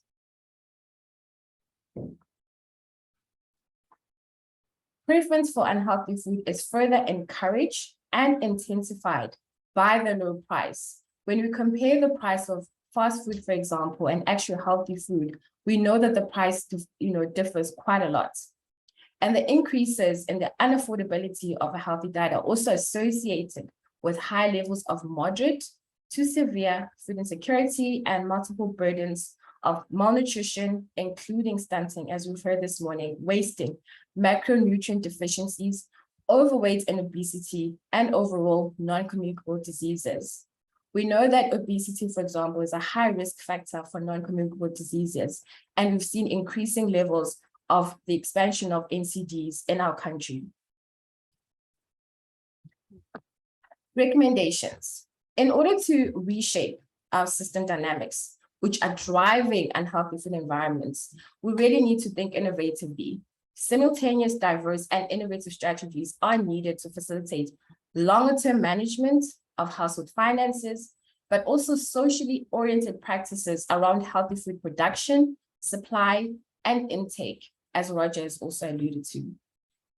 Furthermore, we need policy interventions that actually limit the number of fast food outlets in communities. We need to remove the burden on the person and actually work on the structural and geographical factors that actually contribute to the lower cost of healthy foods and actually increase the cost of unhealthy foods, which can assist in reversing the environmental drivers of obesity, which increases the risk of adverse outcomes, health outcomes, particularly for NCDs. And we know that poorer communities have a lower resilience in having to deal with the chronic conditions over long term versus people who have access to, for example, medical aid and other healthier food options in the long run if they're having to now live with diabetes, for example. Without formal structures and policies similar to the restrictions that we've placed on tobacco over the years, food companies will continue to shape and influence the policies that should be actually controlling them. And the negative trajectory of fast food expansion will also continue to result in collateral health damage. We've heard this morning a lot about collaborative, that we need to think collaboratively in terms of how we address all the food system actors. So everybody needs to collaborate because we can't just put the burden on only the health department, for example, to say that now you've got people who are living with chronic conditions or who have adverse health outcomes and it's not their problem. Governments, the private sector, academia, civil society, and also international organizations share the responsibility for creating an enabling environment to reduce the cost of food. Thus, we do require a collaborative approach between private and public sectors at different scales and levels, local, national, regional, and global. I think the time has come for us to remove the burden on the person and think of it as a structural issue that can actually be dealt with at various levels across the different sectors. Just to close off, businesses really have an important role to play in supporting affordability. And there's various strategies that have been presented by Roger as well as Mervyn, that the role that is dynamic, it's multifaceted and far more complex than solely just reducing the prices of food. Roger spoke about the proximity of food, where we actually sourcing our food as well. Improving the affordability of nutritious foods that comprise a healthy diet requires actions that are tailored to the unique needs and characteristics of various countries and population segments. Thank you. So much, Noluthando, for that presentation. I think it really sort of frames, you actually took me back to like sociology 101 around that tension between structure and agency. So really removing the pressure off of the individual to make choices around how they access healthy food when we know that there are real structural drivers that shape and influence those choices each day. And how do we actually address that? I think what's really interesting today is in all the three speakers who've been, talking about what we need to shift and change is really wanting to call retailers and wholesalers to the table to be a part of this conversation. And I'm really interested in hearing what what can some of those strategies be? What levers do we actually pull on? And really just thinking about challenging ourselves to really get granular about what do we mean when we say collaboration? What do we mean when we talk about a multi-sectoral approach? But let's open up for questions, otherwise I'll monopolize my platform. And I see that there are a number of questions as well in the chat box. So I'm just looking around the room. We have roving mics. So if you could just raise your hand if you do have a question for one of our panelists. We'll start off with 2 questions in the room and then we'll move online. Perfect. Are we seeing any hands?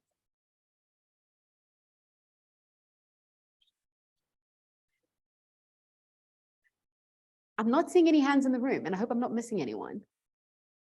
Do we have some virtually? Thanks. Do we have a mic for Amanda so that you can read it out for us? Hi.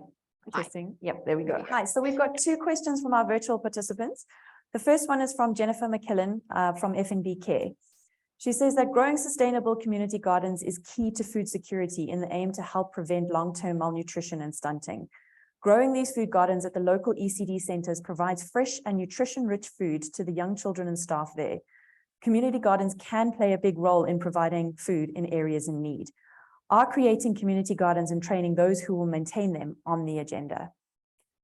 Our second question is from Ruth Lundy at Sequoia Initiative of Common Good in Cape Town. As someone involved in maternal health and the NGO sector that isn't directly involved in the agricultural system and has very little understanding of how this macro system works or how to influence change, how can the average person be a part of the practical, positive change of what was presented by Mervian and Roger? Thanks, Amanda. Mervyn, I wonder if you can take that second question around how can the average person participate in this conversation and shifting this narrative?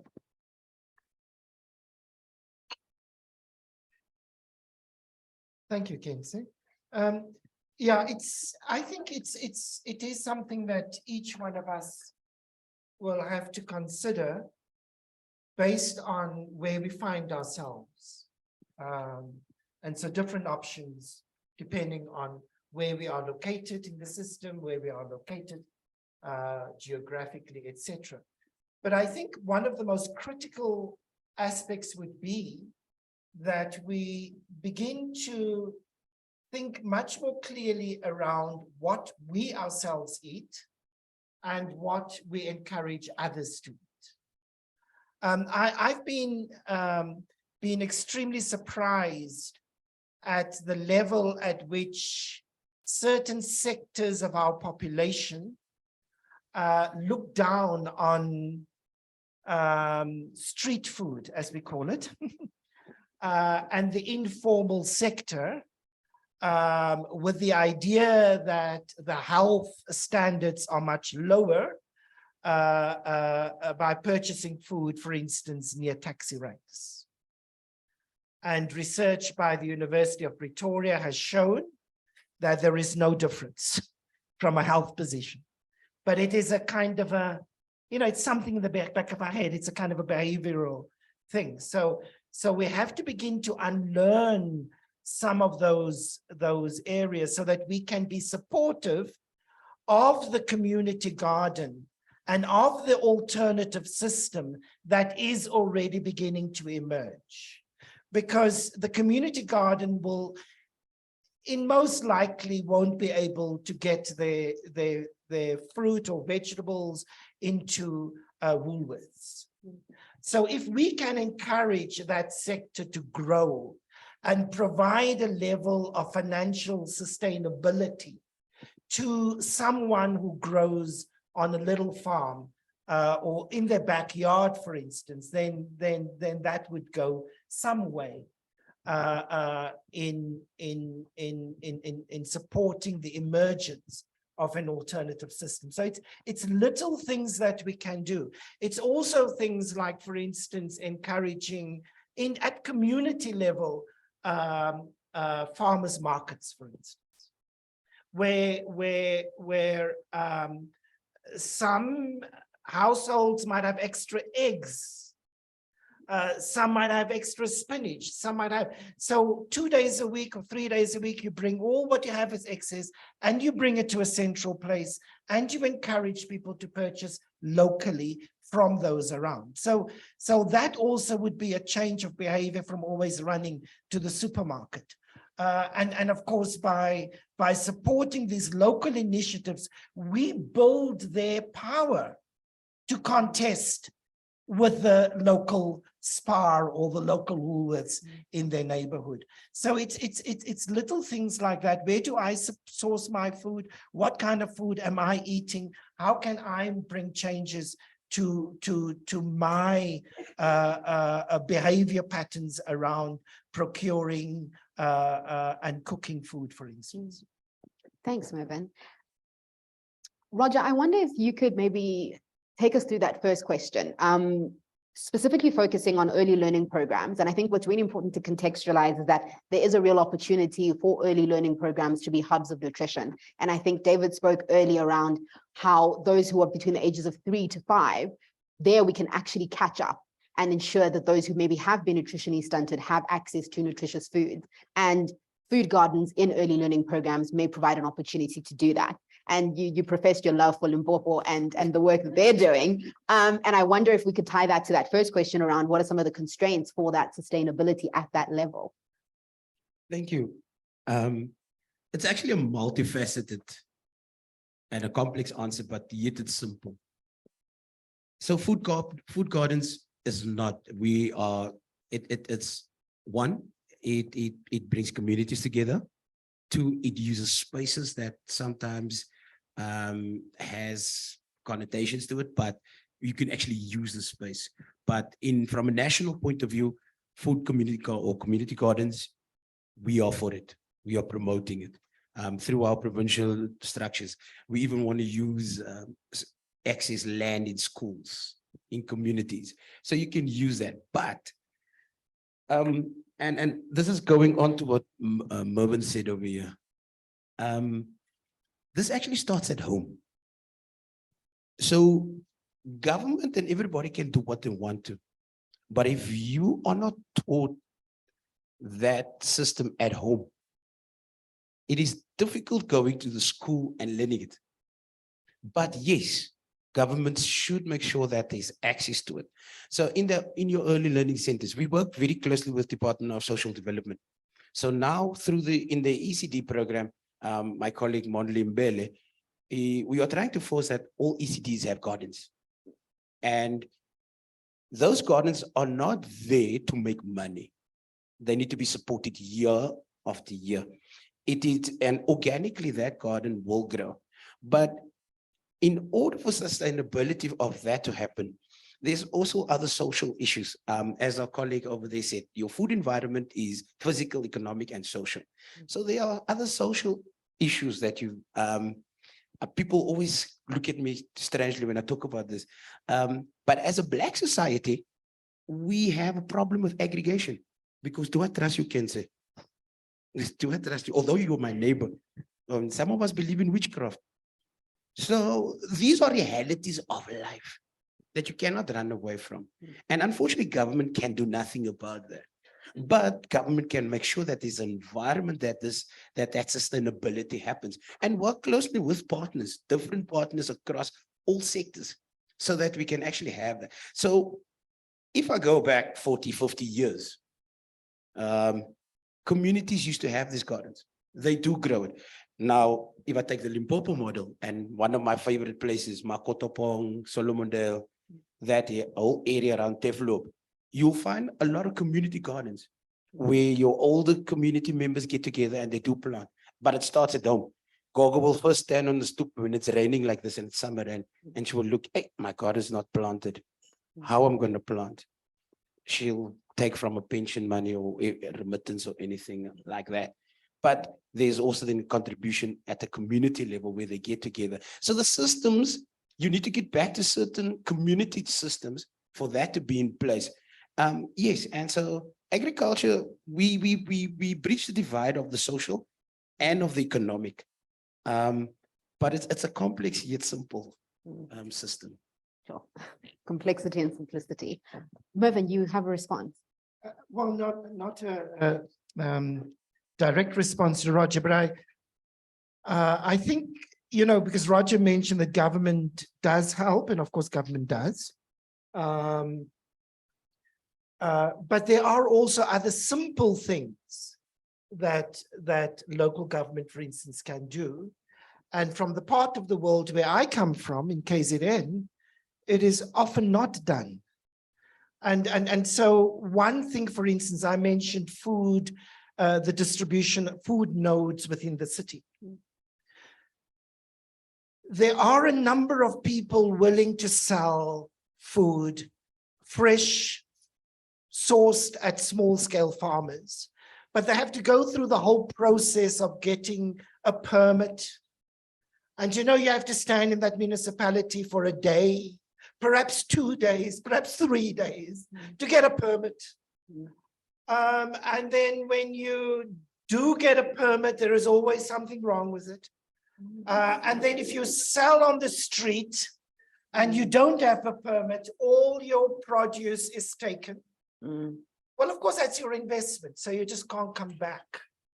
And also the other issue related to that is one of the reasons that we had such a spike of hunger during COVID, based on our kind of research, was that the small scale farmer and the informal seller disappeared off the scene because in the thinking of government, they did not constitute an essential part of our economy. Woolworths did, ShopRite did, Spar did, and of course, with these others not part of the essential, they couldn't trade. And so all those who would normally source fresh produce from the informal sector had nowhere else to go. And that led to an increase. So it's yes, it is also, we have to change our mindset.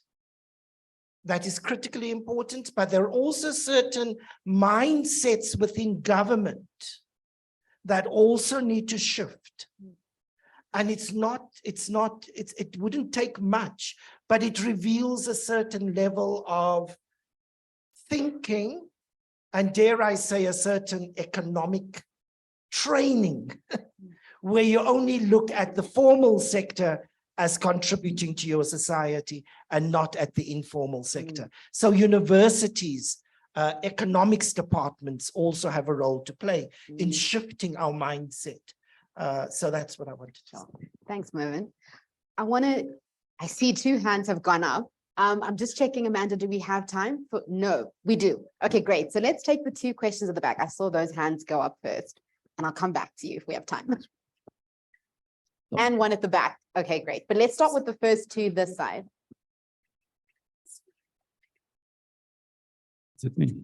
Yes, go Okay. ahead. My name is Org van der Walt. I'm from the Inani Staatwell Foundation. I've got a question to Roger. It's about regulation.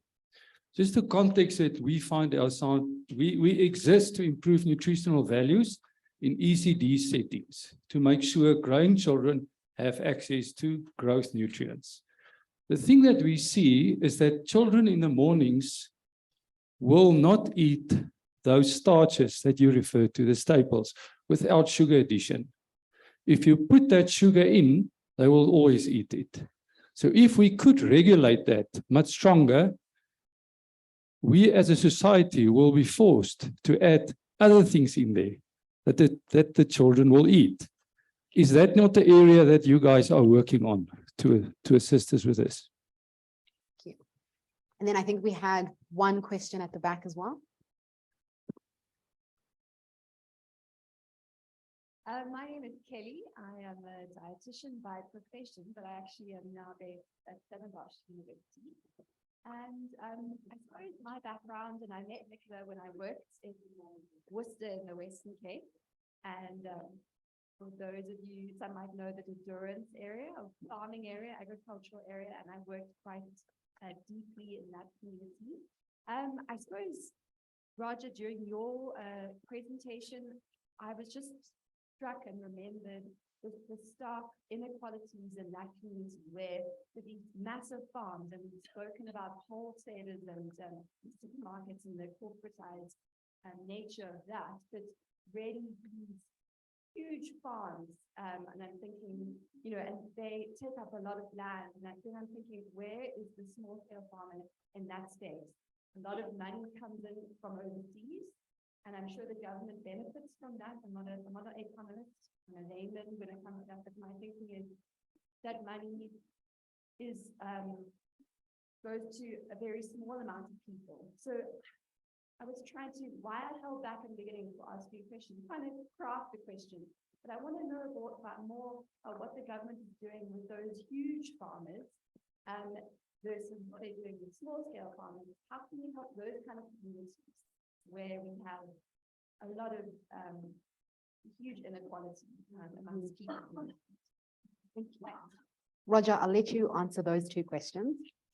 Thank you. On the first one, thank you to the gentleman there. Thank you for your question. I have Malume with me today. You'll end of your Malume's uncle, Tulani Masilela. So what happens is, one, we already have the health promotions levy, better known as sugar tax.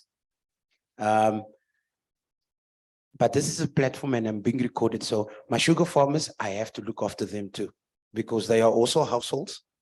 They are also farmers. They're also citizens. But I think there's a balance that needs to be struck. And I think, Malume, with your guidance, we'll take this to our next National Food and Nutrition Plan meeting, where Department of Health needs to come on board with the regulations, because they've already got the regulation on the amount of sugar that is in sugar drinks, juices, and all of those things. I know they are busy with work in terms of the salt content in food. And I think the use of sugar in foods, I think that we could look at that as a regulation when it comes to consumption. We've already won the war in terms of the tax in food, but now the work that let me say the salt issue that's in, so we actually need to add that to that. So that is not necessarily an agricultural thing, but we are part of the committee, so we work very closely with Department of Health and Social Development. So we could actually influence at that level. So we'll definitely, and Grow Great, who represents Grow Great at the National Food and Nutrition Security Plan? Yes, ma'am, you must bring it to the, so you're one of the constituents. So we will definitely look at it. And I think we can definitely provide feedback on that. Madam, in terms of the dwellings and that whole area, my father's from Worcester, so that is a beautiful place. But that whole area and what you're talking about, if you drive out of Cape Town, it's about what, hour and a half out of Cape Town. The area that you're talking about is predominantly a wine area, which comes with another set of social problems. Once again, I think David, gentleman spoke about the wine. Our wine farmers were during COVID, they were on our cases. We look after them, but it's a balancing act. In terms of smallholder, ma'am, we do not talk about small scale or smallhold or emerging anymore as a government, because we were confronted. We did a research part for 5 years and our farmers told us, I'm not emerging. Am I going to emerge till Jesus come? So we talk about smallholder farmers. The bulk of government's money in the branch that I work in, the biggest conditional grant is there is about 2 billion rand. 70%, between 60 and 70% of that money goes to smallholder support. The others then go to subsistence farming. But the subsisting farm money is by sheer volume.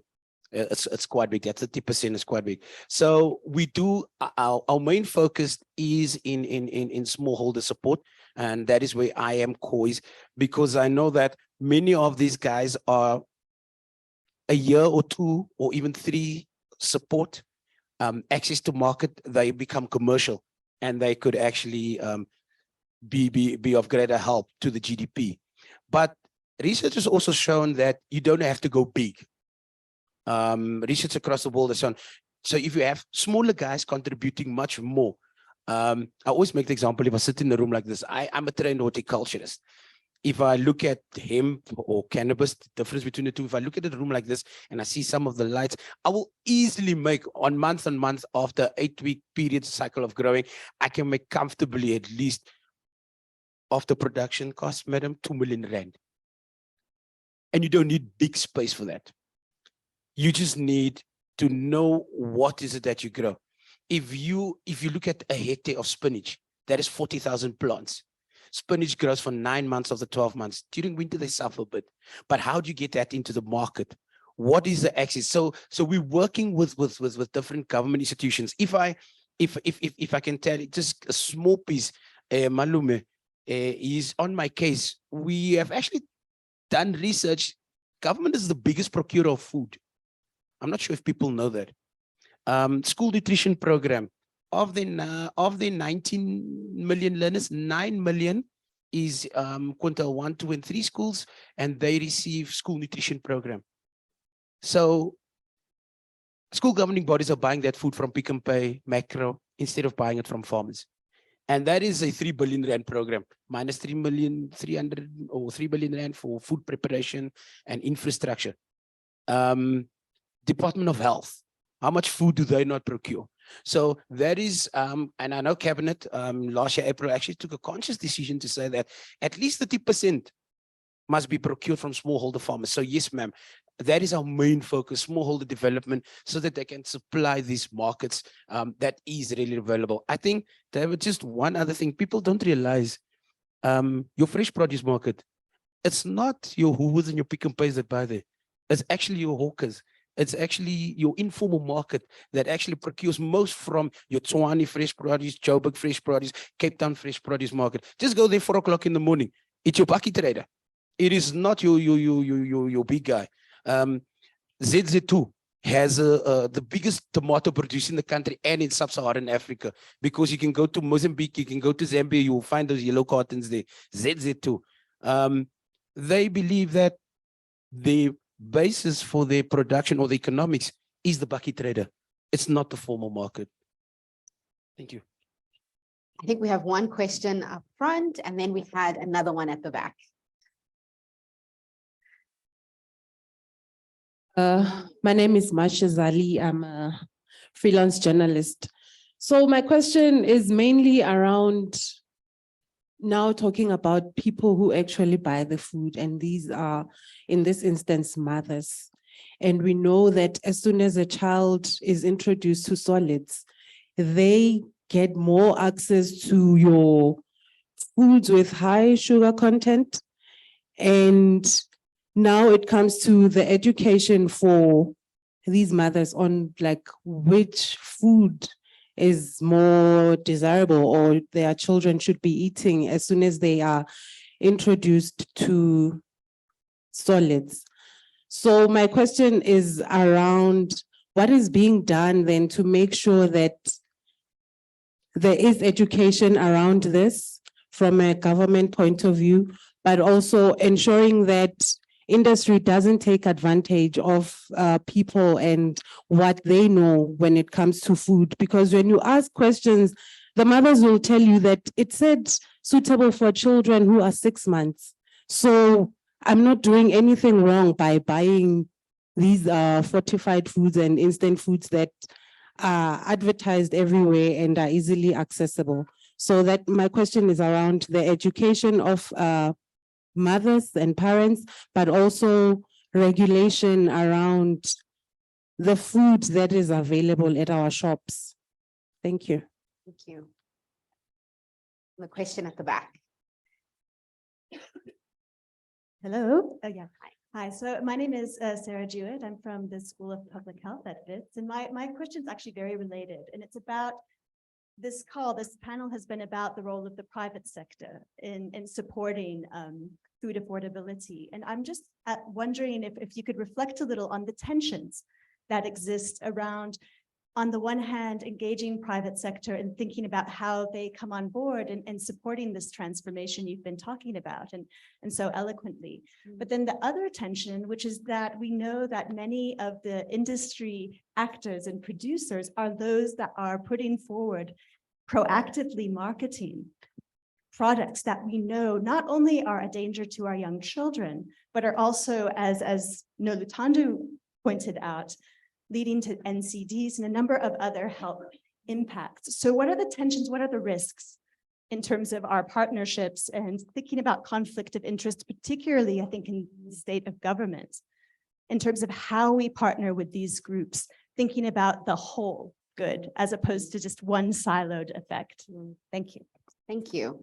I think that first question, I'd like to throw that to you, Noluthando, because I know you've done research on food labeling and retailers in South Africa. So perhaps if you could reflect around, how is information about food shared, but also what is the opportunity to also educate the public? But I think the emphasis here was also on mothers around accessing food that is nutritious and appropriate for their children. I think we generally know that mothers are considered to be the primary source of what food is generally purchased in the home, as they probably do the cooking. In terms of education, I think the question was targeted around what is government doing to educate mothers in relation to their babies in terms of when they start solids. I think possibly that's happening during clinic visits, when moms go and take their children for immunizations, that I think really need to be intentional in informing those primary caregivers, nurses, your clinicians, and how they really convey that message. And I think we don't take the issue of nutrition as seriously as, for example, we take our communicable diseases. And those meeting points, I mean, we see nurses in clinics several times when your baby is going for the immunizations. So that's really, I would feel, the key points at which we can really target moms in terms of the information we communicate to them and how we provide nutrition to our kids. And this is also related to breastfeeding versus the formula feeding argument and conversation that we have. Another key thing that's related to what Roger was speaking about earlier in terms of things starting in the home, and related to the question that the speaker just posed now, is in relation to the very, very aggressive marketing that we get from these retailers or food producers to our moms, but also to our kids. And going back to the policies and regulations, really, that we don't have any types of policies, or they're not strong enough to regulate those sectors to say that, you can't market, like we did with tobacco and I guess to a certain extent alcohol. We need to be intentional as a country in putting policies that regulate those spaces to say that, we don't need to be seeing adverts for McDonald's on a daily basis, several times a day on the kids channel, or in spaces where kids are predominantly there, but also just the general public in terms of how, with this nutrition transition that we've seen in South Africa over the past couple of years, fast food has become, for example, unhealthy food in general has become very accessible, but also it's become very normalized. So we're not really communicating effectively the effects of what happens once you now develop a chronic condition, you develop hypertension, you develop diabetes, and now you're dependent on a very already constrained public health system for care for the rest of your life. So I think it's multifaceted. There's different ways in which we need to tackle them, but we really just need to get those policies, get those regulations out in terms of really trying to remove the decision now from the person to say, well, you made a decision to buy a bottled purity, for example, as opposed to making it on your own. But another thing linked to that is also, the socioeconomic context of moms and, and having to also work and the convenience and all of that. So there's a lot. It's a complex issue. It's not a single kind of issue, area. So I think for that particular purpose, we really need to look at primary health clinics as a source of which we can try and do the education, but also just using mediums that people are consuming a lot, like television. Remove adverts for your fast food outlets or unhealthy food from television, from everywhere, because they're on billboards, they're everywhere. We need to be intentional in that regulation as we are with tobacco, as we are with alcohol. Thanks, Noluthando. So we have about 2 minutes left, and I'm wondering, Mervyn, if you could close us off just with that last question that was asked at the back around these tensions that we have between the private sector, the role of government. How do we maneuver that? What's the most productive way forward? Yeah, I mean, like, as Noluthando just mentioned, I mean, it is very complex. We know that. We know the power of the corporate sector, not just in South Africa, but globally. I mean, some of these companies in the food sector have budgets probably as big as South Africa, as the South African state. So it is a very complex issue, but I think that we cannot shy away from it. And so we're going to have to deal with how do we make it attractive? And one of the areas would be through regulation, particularly competition regulation, where we unbundle your ZCCs, for instance. Is it ZCCs? Oh, ZZ2. Yes. I went to see their farm once in Limpopo and was shocked at the scale. So we will have to work particularly around competition regulation, around that to bring more people into the space. But I think it is also to speak to the better angels of the private sector, in the sense that what we are doing is good for society, and they will find their place in a society that is healthier, that is expanded markets. Currently, Roger mentioned, you know, Pick n Pay has Boxer. There is, in fact, somebody said to me, a war going on amongst those corporates serving the low-income community, because the market is only X, because there just is no level of thing. So we actually have to expand markets for corporates as well in South Africa. And one of the ways to do that is to make food more affordable. We're not asking for cheap food, but for affordable, nutritious food. So it is to deal with them at that level. And of course, another important area is, of course, the area of the media. The media plays an important role, both in terms of building public awareness, but also putting pressure on the private sector, as well as on the state, to act in the common interest. But I think as long as we consider food as purely a commodity, food is purely a matter for financial speculation, then we are always going to have that tension. Thanks so much, Mervyn.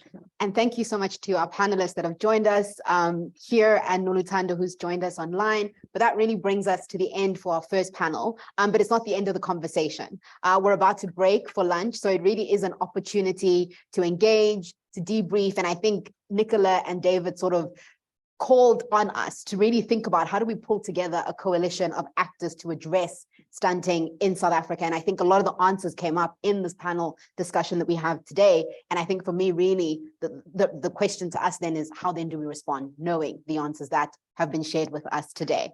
So we're going to break now for lunch. We'll ask you all to return, and those virtually, to return at 1:15 so that we can continue. We have 2 panels after lunch, and we also have a video to share from Flourish, and then we also have the Grow Great Journalist of the Year Award. So there's still lots to look forward to, and we'll see you back here at 1:15. Thank you so much, everyone. We'd like to kick off the second half of the summit this afternoon. So if everybody could grab their seats, bring whatever you're eating with you, and you can continue eating in the room. And we'll kick off in about a minute.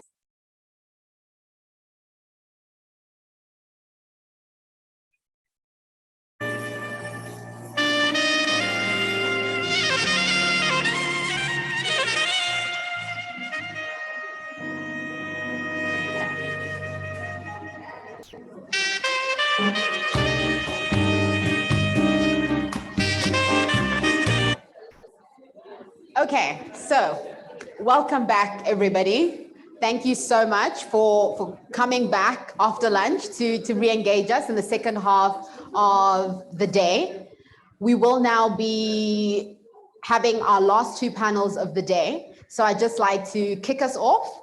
So, and also welcome back to our virtual audience as well. So earlier today, the conversations that we unpacked really sort of delved into and highlighted the unique position that caregivers and mothers hold in the conversation around nutrition. And that really sets us up for the second panel discussion that we'll be having today.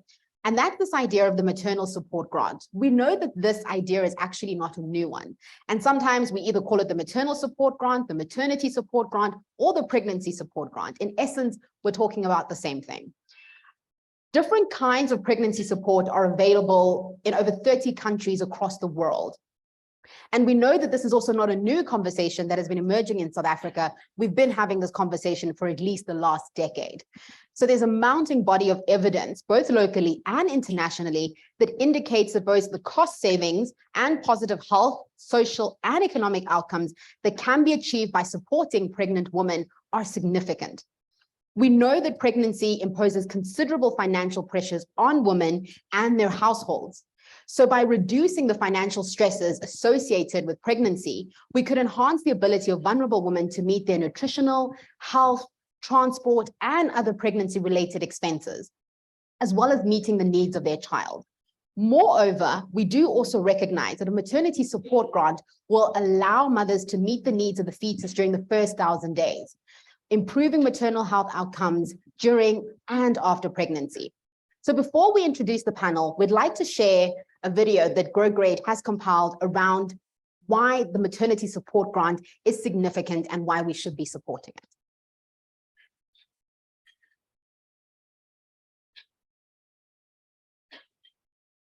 Just give us a second. I think we just need our sound to connect.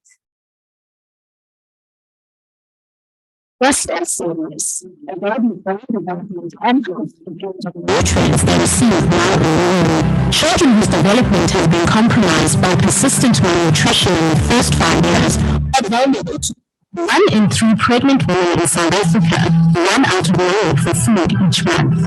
When they go to bed hungry, their physical and mental health suffers. The consequences for their unborn babies are just as serious. A baby's brain development and health depends on the nutrients they receive while in the womb. Children whose development has been compromised by persistent malnutrition in the first 5 years are vulnerable to suffering from stunting. This means their lifelong health and school performance will be below their peers' average. This prevents them from participating in the economy fully as adults, locking them in vicious cycles of poverty. We must stop this. The co-care maternal support program offered close to 3,000 vulnerable pregnant women in the Cape Metro area a 300 digital voucher every 2 weeks for 4 months over some of the harshest COVID lockdowns in 2020 and 2021. Statistically significant reduced rates of hunger and improved mental health were reported among a subset of women who were followed.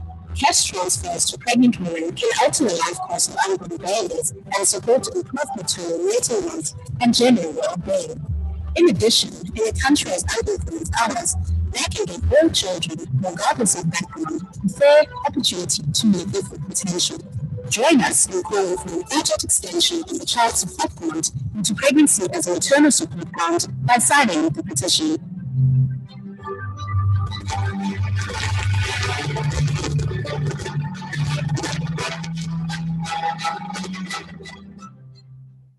So clearly we do have evidence to really support why we do need a maternity support grant. So it gives me great pleasure to introduce the panel that will be really getting into the thick of it with us around why do we need a maternity support grant, how do we fund it, and what are the policy implications. I'm going to introduce them. Julie Mentor. Julie is the leader of Embrace, an emerging national movement for supported and empowered motherhood in South Africa. After studying journalism, Julie worked in communications for both the nonprofit and commercial sector. She is a maternal rights activist, community builder, and storyteller. Julie is also a Salzburg Fellow. In 2016, she founded Mother's Day Connect, a national celebration of thousands of postpartum mothers in labor and delivery wards across the country each year. Julie spends a dedicated portion of her time working with civil society organizations and local government, assisting them to sensitize their work to the complex needs of mothers living in diverse socioeconomic contexts. Julie will be joined by Dr. Aisha Muller.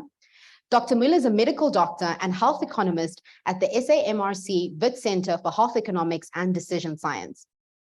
Her work currently focuses on the economic valuation of maternal and child interventions, in particular, the maternity support grant.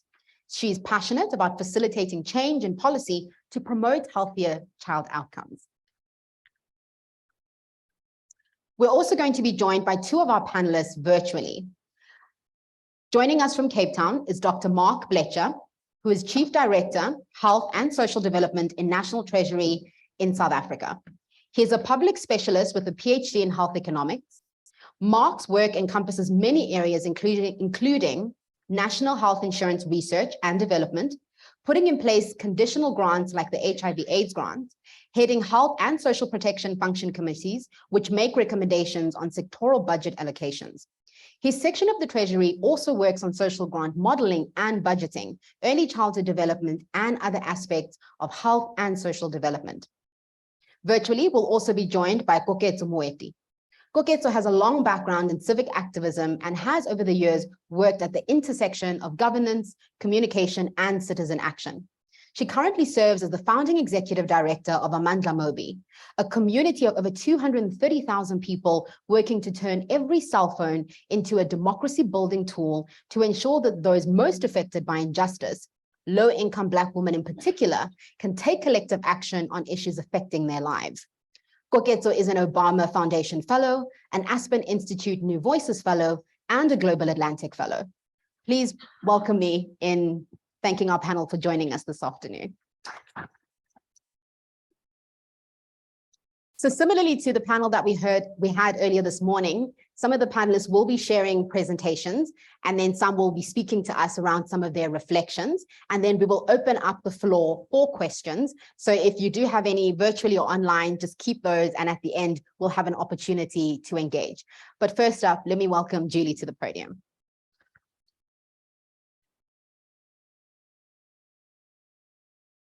Good afternoon, everyone. So it gives me great joy to speak to you after lunch, always a winning slot. No, it really is a real pleasure, and hopefully the laugh means that you are with me, because we are here to talk about something really near and dear to my heart, to Embrace's heart, and I'm hoping to everyone's heart sitting here in the room with me today and also joining us online. Let me see if this clicker is going to work. Okay. So everyone in this room comes here from different contexts. I haven't had a chance to meet all of you yet. I've met many of you though. And we might be sitting here with ideas and thoughts about the maternity support grant and about pregnant women, pregnant teenagers, pregnant girls.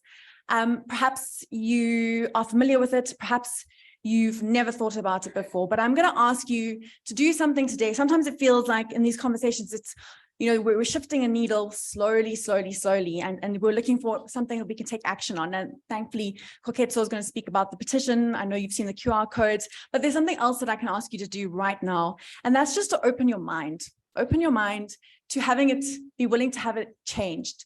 The thoughts that you hold, the maybe preconceived ideas that you have about pregnant women, how they got pregnant, whether they deserve the kind of support that we're speaking about today.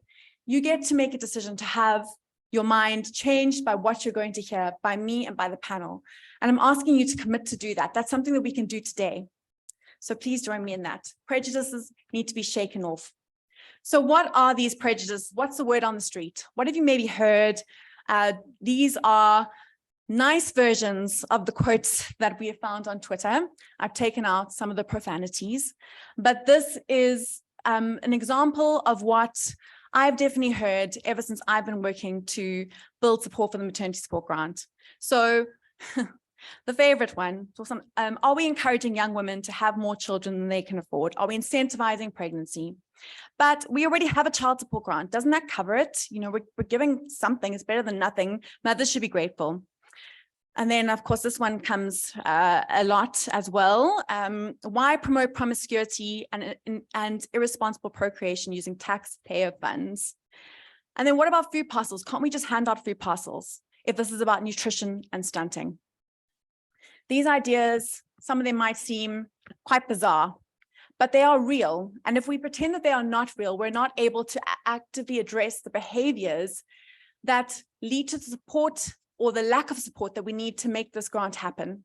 So we need to address it. And thankfully, there is research that's been compiled by very capable researchers on this panel and many people in this room, as well as the lived experiences of what we're hearing, the stories that we're hearing from mothers, to convince me, and I'm hoping to convince you, that this is a grant worth supporting. So I want to share this thought that's been percolating in our team. Why mothers? Why support mothers? And here's the thing about mothers, and we've been having a lot of conversation at work and in the spaces around the power of hope.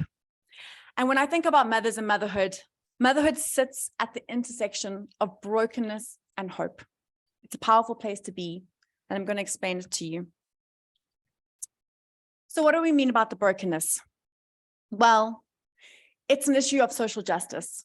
This is an issue of the stories that we tell ourselves about, as a country and a continent, about mothers and about women. When we think about motherhood in the context of South Africa, we have to acknowledge the additional layers of vulnerability with which poor women live. I have just had the privilege of speaking at the second presidential summit on gender-based violence and femicide. I spoke there yesterday, and we cannot deny that many, many young girls, teenagers, and women come to motherhood through violence, through acts of violence. It's an ugly reality, but it is real. And even mothers living in family contexts often are sitting with choices that are not really choices at all.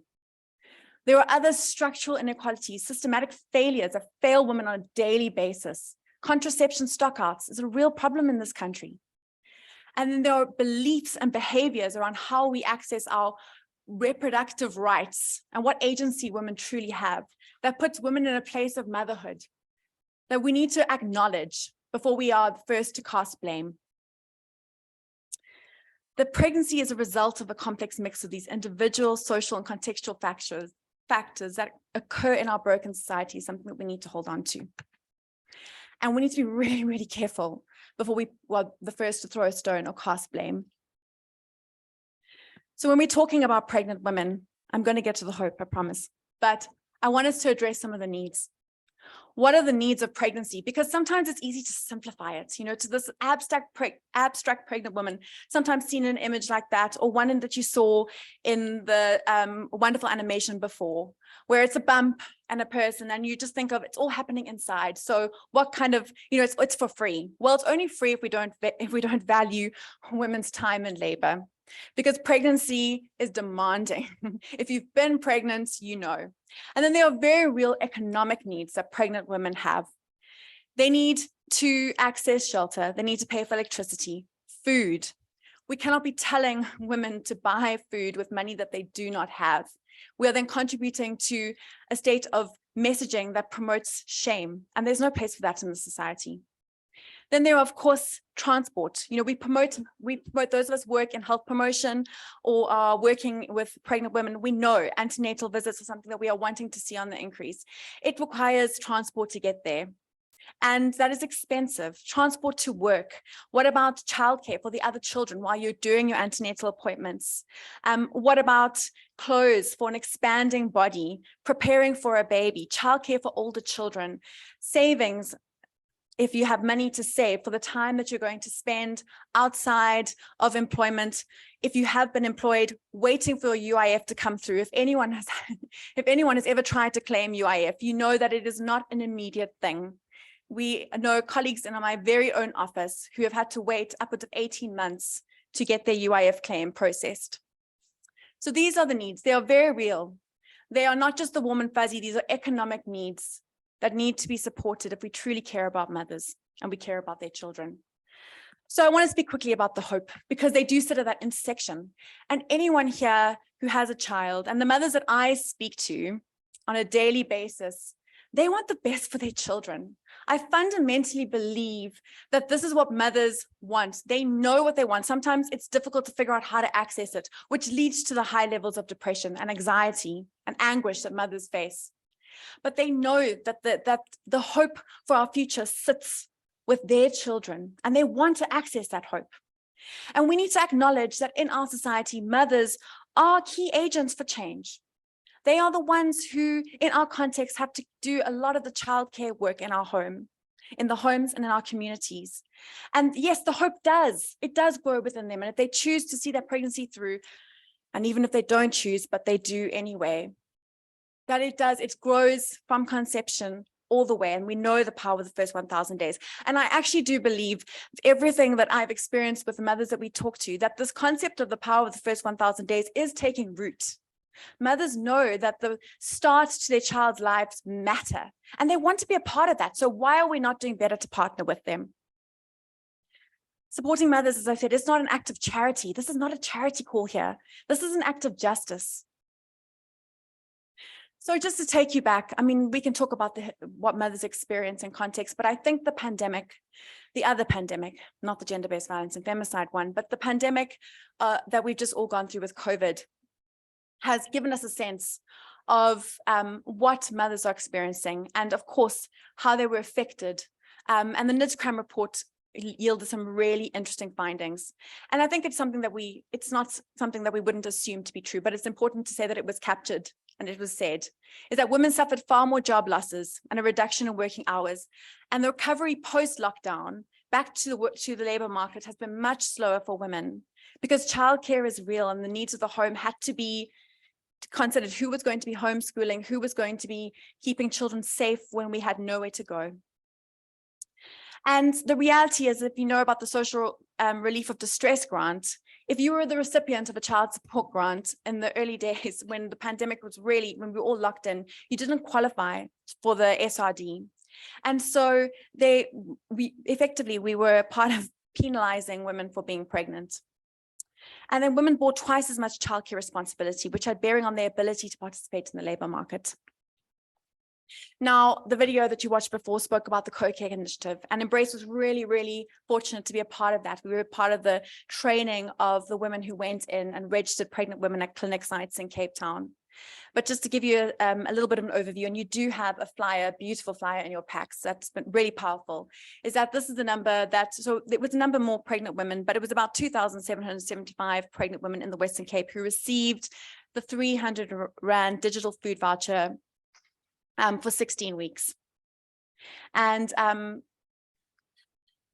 when we went in, this was a really amazing opportunity, because it was a very real opportunity of crisis that we could use to make the case. We knew, and I'm going to speak a little bit about the international evidence, that mothers needed practical support, and that it would hopefully have an opportunity to really create impact in their lives. But this gave us an opportunity to really test that, to assess a baseline, and then to be able to see how cash transfers, well, this was for a digital food voucher, but money in hand, digital vouchers in hand can make a difference. So the baseline stats in these communities in the Western Cape was that 40% of the pregnant women that were interviewed were pregnant with their first child. So these were young women pregnant with their first child. 71% of them did not have past month employment or work-related income. 39% of the pregnant women said that they'd gone to bed hungry. And an additional respondents reported, 22% of the respondents reported that a child in their home had gone to bed hungry in the last 7 days. The mental anguish of that, as a mother, knowing that you're unable to put food in your children's tummies, is diabolical to comprehend as a mother myself. And it's not something that I want for any other mother. And we need to combat that, and urgently. So let me just go. So then we did a midline study, and I'm not going to go into this too much detail, but I wanted to use this stat around the 87% reporting that they bought food to bust the myth that women were going to use that digital food voucher, because it was a food voucher for a spaza shop. So there were other things to purchase, but 87% bought food. So the need was food, and they bought food. And we expected it and they did it because mothers care about their children. And I'm going to keep saying that because we need to believe it. Then this is the endline study. This was conducted, I think, 10 months after the project ended. And it's really, all the indicators are good.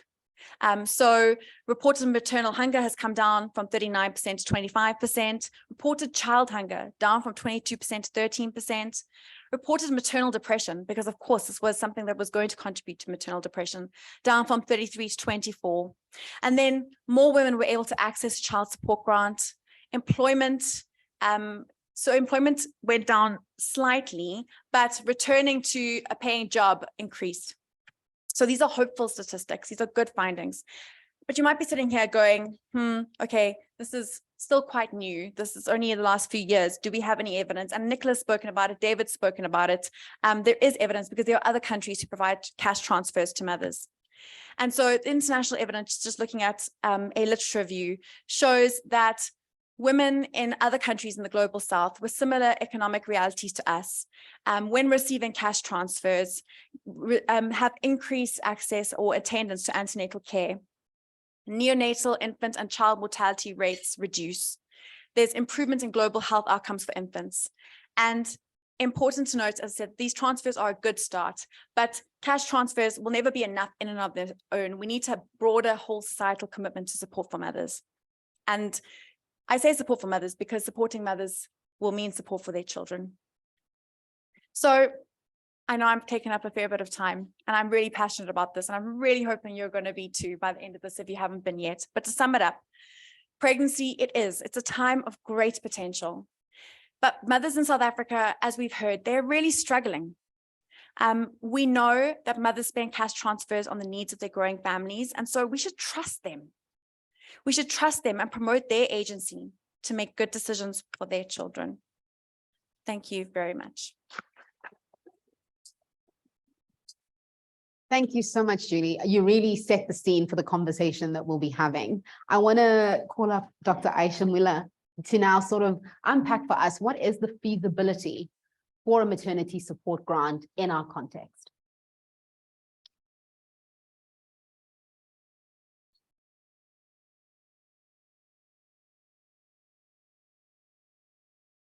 Can we project the presentation? There we go. Thank you. Good afternoon, everyone.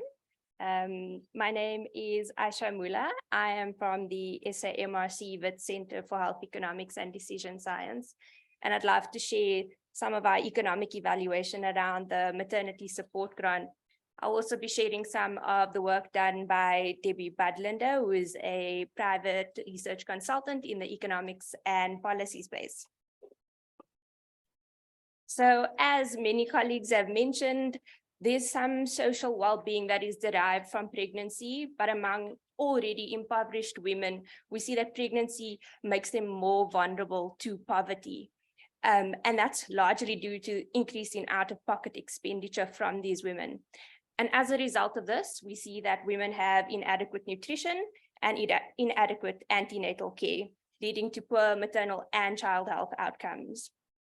And again, the evidence supports income interventions as mitigating factors to poverty during pregnancy. They increase antenatal care, they improve nutrition, as Julie has mentioned, and ultimately they improve health outcomes. We are very interested in the cost effectiveness of these studies. And so when we look at the very limited research available, we see that in low and middle income countries, these interventions are highly cost effective. The same is not true in high income countries, and that difference is likely due to the higher marginal benefit that we see among poorer populations. So for example, if we give 10 Rand to a mother who has absolutely nothing, it will have a significant impact compared to giving that same 10 Rand to a mother who has an income. So we should be targeting poorer populations. Grants are South Africa's most effective poverty alleviation program, or one of them, and the child support grant has been really effective in reaching the poorest households, especially those who are informally employed. Additionally, the child support grant is also proven to have an impact on birth registration, nutrition amongst children, early childhood development, schooling, and even the labor market participation later on in life.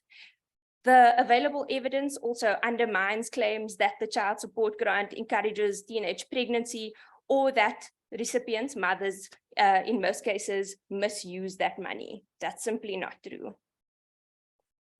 So based on this evidence, we wanted to determine whether a pregnancy grant or maternity grant would be cost effective compared to the status quo in South Africa. And the status quo is, of course, the child support grant, which at the time was 460 Rand per child per month, using the various eligibility criteria. And approximately 44% of pregnancies are actually eligible for the child support grant during the antenatal period. So we proposed the extension of the child support grant into the antenatal period using the same value and the same eligibility criteria. It's important to note that the child support grant was conditional, but this was a soft condition where if children were not attending school, the Department of Social Development would investigate why that was rather than withdrawing the grant altogether. However, due to capacity constraints, it's not necessarily implemented. And so in our modeling, we considered the pregnancy support grant as an unconditional grant. So based on Debbie Budlander's work, she looked at the financial cost of implementing this grant based on the assumption that 75% of the 1.1 million pregnancies will receive the grant over the 6-month antenatal period. We take into account when mothers access care as well as the time taken to access the grant, and that's why it was 6 months. And this resulted in a maximum annual budget of 2.2 million for the maternity grant. This is only 1.2% of the grant budget for 2021-2022. In 2013-2014, provinces spent about 98 million Rand on baby and special foods, just to put that into perspective. Because the allocations depend on financial resources and political priorities of provincial governments, these allocations are not necessarily distributed across the provinces in line with need. And further, the foods procured, for the most part, are not spent at a community level where they can play the necessary preventative role. In contrast, the maternity grant is likely to be well targeted to those who have the greatest need and reach children at a preventative level before they access healthcare because they are malnourished. So it's very difficult, if not impossible, to identify any other budget allocations in respect to nutrition for young children. But in contrast, there is an explicit allocation of 8 million Rand for the National School Program in 2020-2021. And this allocation is more than 3 times larger than the maximum estimated cost of the maternity grant. The maternity grant, however, reaches children when the permanent damage caused by malnutrition in the womb and the first years of life have already been done. So our economic model used cost utility analysis and decision tree modeling from a governmental perspective over a 2-year time horizon to represent the first 1,000 days of life. And we included factors that are influenced by the maternity grant in this model. The results of our modeling showed that the pregnancy grant is actually cost saving.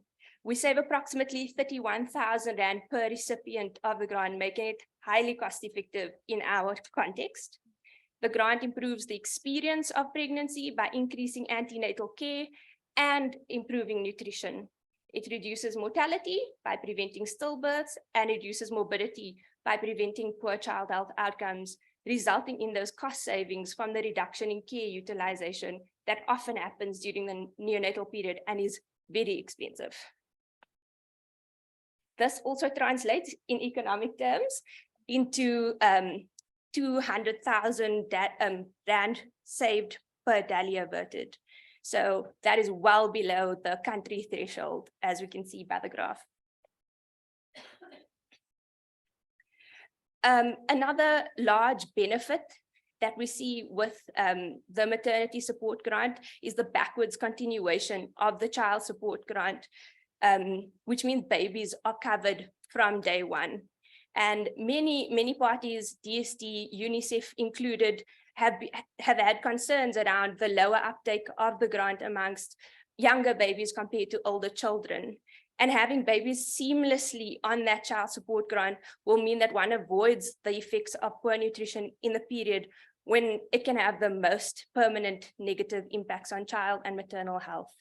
So in summary, I'd like to say that the pregnancy grant is highly cost effective and even cost savings. The grant is a very viable option in South Africa as the cost of the grant is offset by those cost savings, making it an excellent return on investment. Thank you. Aisha, thank you so much just for making that case so clear around the cost effectiveness of a maternity support grant. But just because it's cost effective doesn't necessarily mean it translates into policy shifts. So now I'd like to bring Dr. Mark Blecher into the conversation to really unpack the policy implications and what would need to happen for us to bring this into reality. Mark, welcome. Okay, thank you very much. Good afternoon to everybody. I'm pleased to be with you and thank you for inviting me. Unfortunately, I do have to leave at 2:30, so I'm hoping that the Q&A will be finished by then. So I would prefer to be able to stay for it if possible. So there are kind of two main themes that I want to speak to. The first one is that, I mean, I'm personally very strongly in favor of this grant, and I do think the Treasury could potentially be persuaded to support such an initiative. But secondly, and perhaps more importantly, is that this discussion has to be located in within the question of what replaces the SRD 350 grants, kind of the future of the SRD 350 grant. And colleagues will know that Minister of Finance in the medium-term budget policy statement addressed last week said that it will be extended by a further year. So I'll try and talk to those two things in a bit more detail, and then maybe a little bit about the process. So, firstly, I mean, I'm personally very strongly in favor of this grant, have been for quite a number of years, for all the reasons that have been made by previous speakers, which are fully endorsed. There's a lot of evidence that it's cost effective. It focuses on the antenatal period, which is a very vulnerable and important period for healthcare. It's a very, very important period for the life of the child or a person. Those 9 months, formative months, kind of, are going to depend, your whole life afterwards is going to be partly determined by how healthy you are during that period. We have a fairly significant problem in this country on low birth weight infants. It is a relatively affordable grant, as previous speakers have said, because pregnancy is a limited period.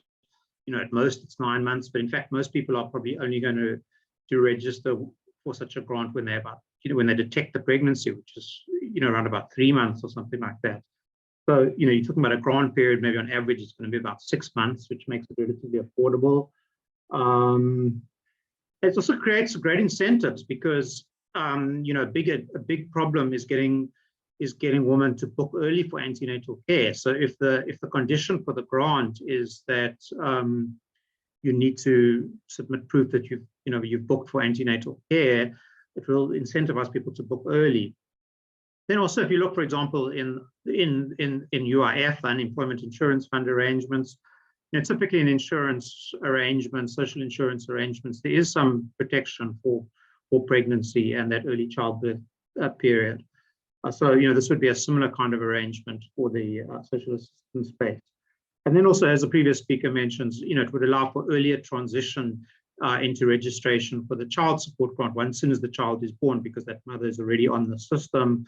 And that period, because of that, the point that was raised about the importance of the first 1,000 days, that early transition is very important. So those are some of the reasons why I personally think this is really worth considering. But maybe let me now go into the second part, which is perhaps the more important part, is that this discussion can't really take place on its own, because it has to be located within the discussion on, what is the way forward or replacement of the social relief distress 350 grant. And the kind of broad kind of choices that one has, or we face as a country in this regard, is partly around approach to universal as opposed to targeted grants. And there are pros and cons of these different approaches. But the general perspective is that within a constrained fiscus, noting that one tends to have to increase taxes if one's going to do significant increases in social protection spending, or taxes, or social, have mandatory social security contributions or other financing sources. But the important point is that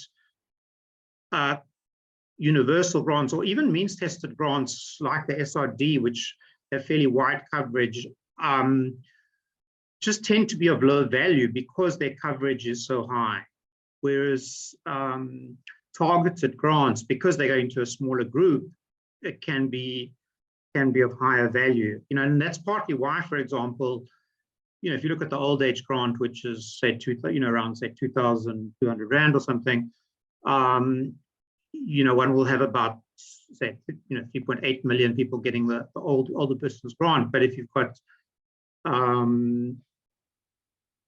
12 million children getting the child support grant, it's difficult to have the child support grant being at the same level of the old age grant, just because there's it's got six times as many recipients. So the problem is that the more one goes for universal grants, the more difficult it is to do to also do targeted grants. And that's effectively the key choice that we face at the moment, because the SRD grant, as it currently stands, is a major cost driver. This year, for example, it was budgeted at 44 billion, and that's at 350 Rand, which is of course a low level, because it's fairly considerably below the food poverty line. So, and there's some uncertainty about the projections of how the SRD grant could go forward. But some of the projections of the Department of Social Development are that it could easily go, up to 17 or 18 million people on this grant, and that's before, certain other criteria were perhaps changed. So, one's talking about potentially, going up from, anything from 30 to 40 billion up to 100 billion or 200 billion on the SRD grant, depending on, how big it gets, how many recipients it gets, etc. And the problem is, if one's going in that universal approach, it's very, very difficult to simultaneously add other grants. So let me make this a bit more practical. To say that, we have done a bit of research in this area. We've had some discussions with the Department of Social Development in this area and looked at some of the options. And one of the options we discussed with them is, should we consider, for example, replacing the SRD grant with something that is more work-related, like a job seeker grant, which exists in many countries, complemented by a caregiver grant. And the idea of the caregiver grant in that context would be that, if you're pregnant or you have very young children, it's difficult to really see you as being in the employed environment and to link your grant to work-seeking activities. And in that context, it is quite likely that the caregiver grant would become permanent. So,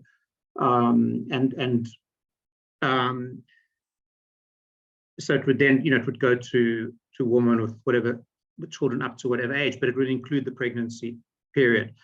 But in this debate, which is a kind of potentially a national issue, the key issue is does one go for this kind of universalist approach where everybody gets an SRD grant, or does one go for a more targeted approach looking at specific groups? Because the problem is it's very difficult to afford both, particularly at the same time. So, I think that's the key choice where currently this debate has to be discussed. It's kind of in the context of, what is the mix of things that we do to replace the SRD grant? And this also links to other choices, like how does it link to public employment programs, other work-related programs? There are quite a lot of things that have to be kind of thought about in this context. So it's I just wanted to really emphasize this point, because potentially one could look at varying configurations of grant options, but in a particular fiscal environment, if one's going on a universal context, it's very difficult, if not impossible, to add other grants at the same time. Anyway, so those issues are currently under discussion, and I'm sure this issue is going to have to go back to cabinet and back to the senior decision makers. And I think these trade-offs are difficult trade-offs. There are many things that we all jointly want to do, but one can't always do them all at the same time. So in a sense, the most senior decision makers need to kind of decide where their highest priorities are. But I personally do think that this, just to perhaps close and get back to my opening comments, that this focus on the pregnancy period is a very important and cost-effective health intervention period, and it would be very good to do something in this regard. Back to you, Chairperson. Thanks, Mark. Mark, we really appreciate how you sort of unpacked the real debates and tensions that are happening. I think what was really critical about what you shared is almost who's making the decisions. And I think what's been really critical, or a common thread in our conversations earlier this morning, is really thinking about what can we do, or what kind of collective action can we drive to shift the narrative. So this decision doesn't only just sit with policymakers. So I'd like to bring Koketo Moeti into the conversation to really speak about, well, how can we then, at the ground level, in our communities, in our spaces that Judy was really speaking about, really drive the demand for a maternal support grant? Koketo, welcome. Thank you. In 2010, I would give birth to my first child, which was about 3 years old. In the community where I was staying, she was playing with a child who was 2 years older than her. But my 3-year-old child towered above this one. That is one instance in which the disparities, are so clear, in childhood. I remember another time when my child was writing and coloring in. And among certain people in the space that we were in, my child was seen to be quite clever. The child was thought of as clever. In fact, the child was not uniquely clever. She had access to crayons, a whole range of things that other kids did not have access to. And I tell these stories because the children I'm referring to are not an anomaly. The child above which my own child would tower is not a strange child. It is not a unique circumstance. In this country, over a quarter of children under 5 years old are not growing as they should be due to chronic undernourishment. Now, I want to bring us to the point that while dignity is inherent to all human beings, it needs to be affirmed in the quality of life people lead. And this includes pregnant people or children born into circumstances out of their control. Right now, in this point in history that we find ourselves, we are watching alarming increases in basic food prices, coupled with high unemployment levels, low wages, inconsistent and unaffordable electricity supply, inadequate support for unemployed people, and grants that are simply not keeping up with inflation. These are all signals that an urgent intervention is needed. We need to reject that in a country that can feed everyone but doesn't, millions go hungry. We need to reject that pregnant women have to choose between other necessities and their well-being, which all has a knock-on impact on children, as many other people have said in this panel. it is completely unjust that these are decisions that people are forced to make. There are just over 1 million births in South Africa per annum. And so, as others have said, extending the child support grant into pregnancy is actually a small investment when one considers the returns. When Julie opened, she opened up by giving us a sense of what people are saying about grants or some of the expressed sentiments about grants. But the reality is there is a decision that needs to be made, right?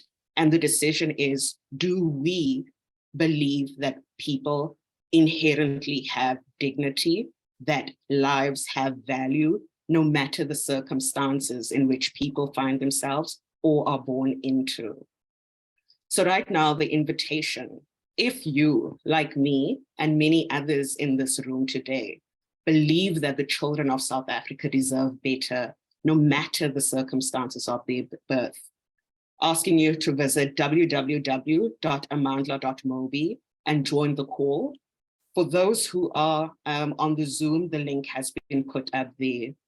Join over 5,000 people who are calling for this investment in this grant, which is the first step towards achieving the dignity and the justice of which we have spoken and has been a consistent thread in this panel. Thank you.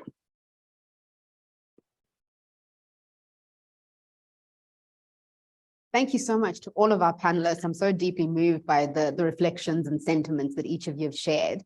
We have about 10 minutes to take questions from our virtual audience, but also here in the room. So I'm just going to have a quick look around. If you can raise your hand, I've got one. We'll take the first 2 questions. Am I seeing another hand in the room? But I think we have some virtually. One, okay, great. So let's start with the first question here in the room.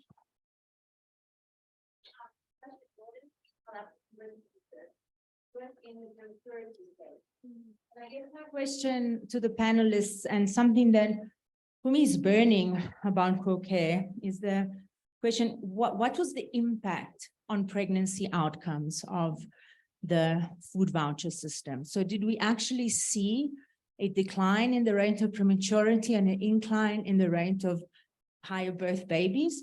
Can we tell that the food voucher will actually stave off what we know from research evidence is placental incompetence in South African women? So, you know, from a policy perspective, policymakers want the tangible impact in terms of outcomes in the population that we want to protect.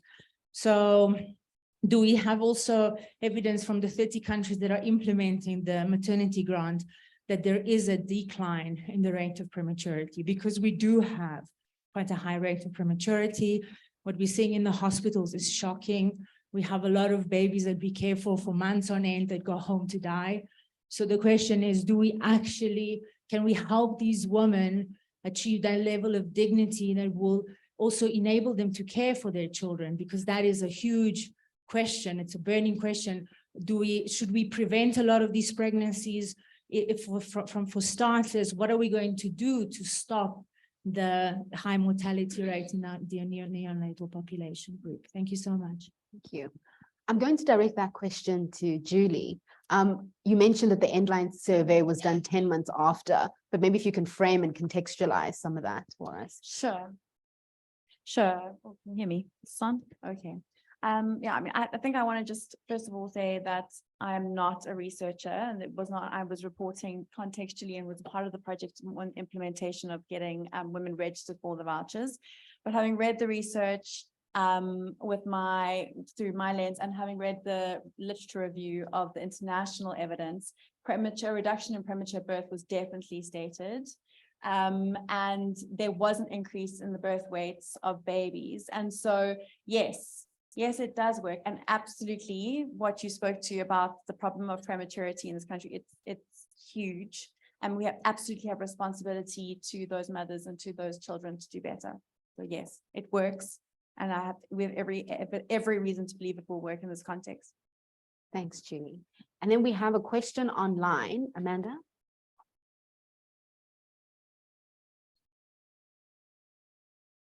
This one? Hi. Thanks, Koketo. Thanks for the previous question as well. Perhaps just to add to that too, The co-care report is currently about to be submitted to the SAMJ for further review. And it does look in more detail at some of those birth outcomes that we're looking at. So watch this space. We'll make those reports available as soon as they've been revised. We have a question from a virtual participant. I think this one would be directed to you, Mark. Funding grants is an expensive process and highly competitive. Is the MSG something we can afford as a country? And why the MSG grant over other grants like the SRD?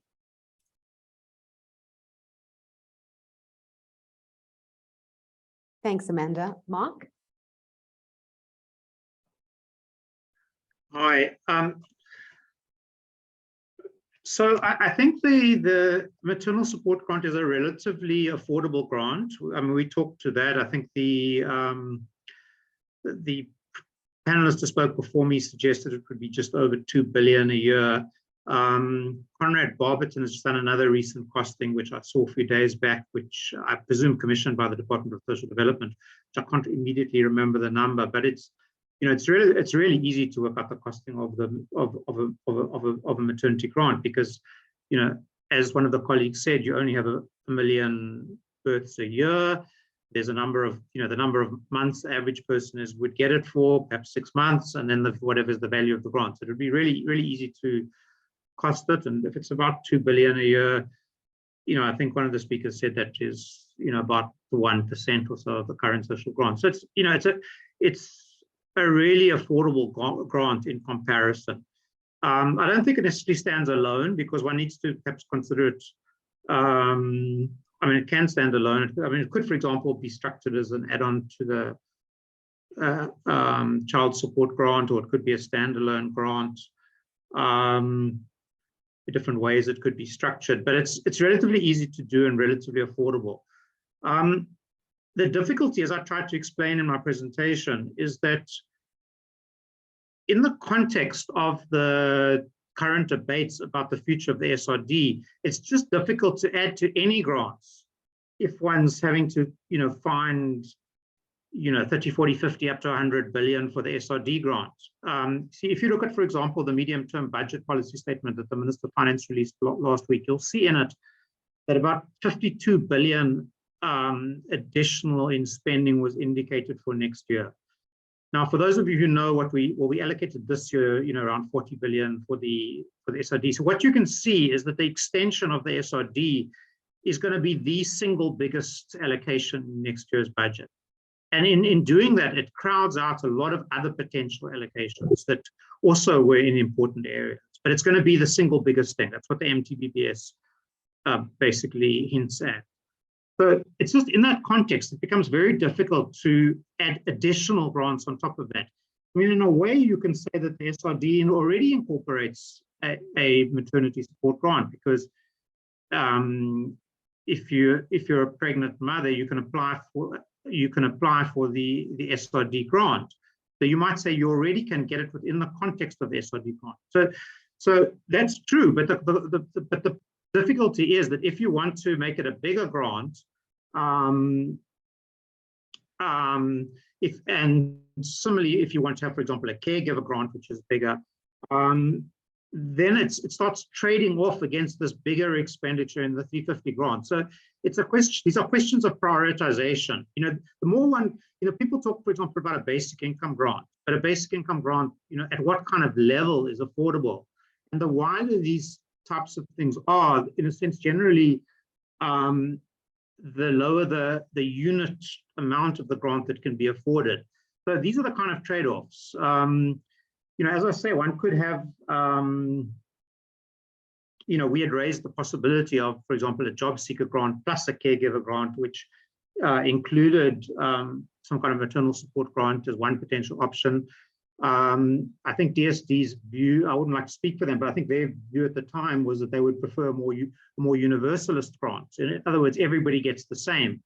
That's not quite what a maternity support grant is if everybody's getting the same. But these are the kind of trade-offs I think by extending the SRD grant by another year, we in a sense buy more time for these types of discussions about what as a country we jointly want to decide.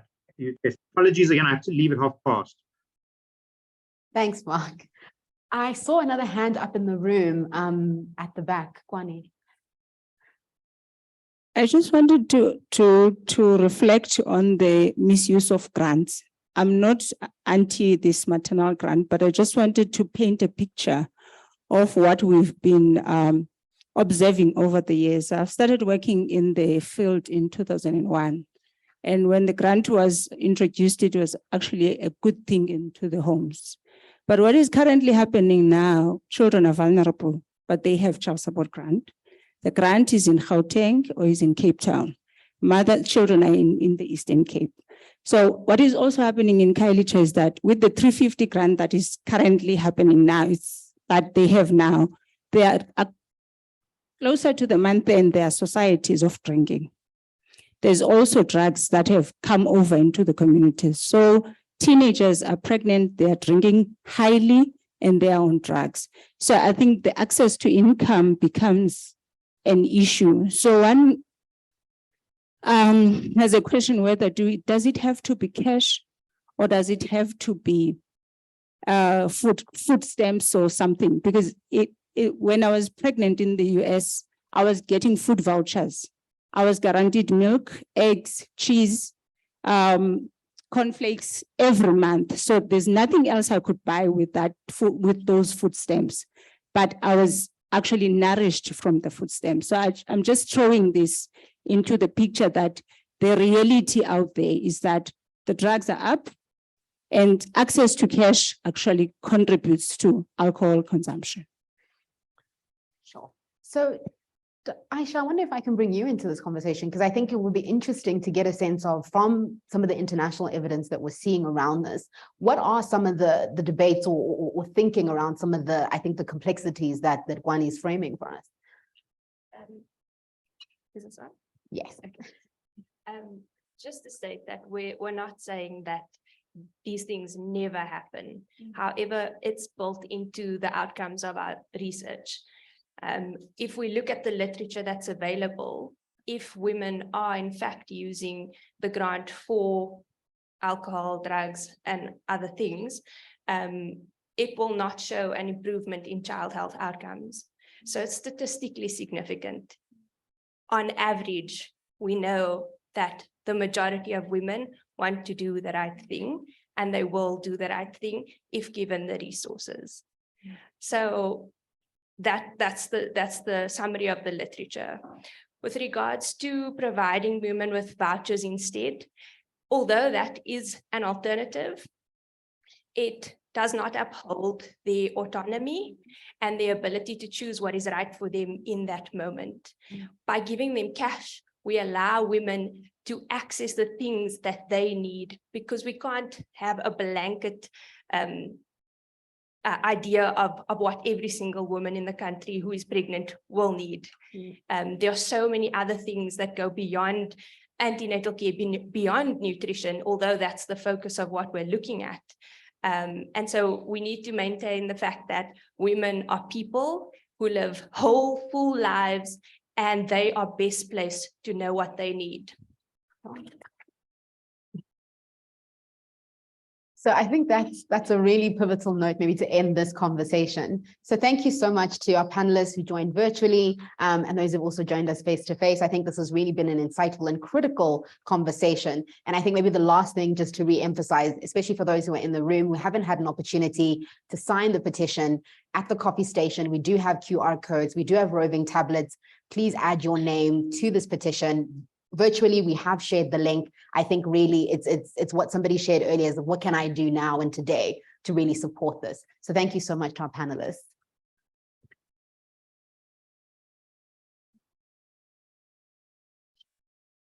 Okay, so that now brings us to the next segment that we'll be looking at today. And I'd like to call on Thabang Mamete, who is the program lead for Flourish. There we go.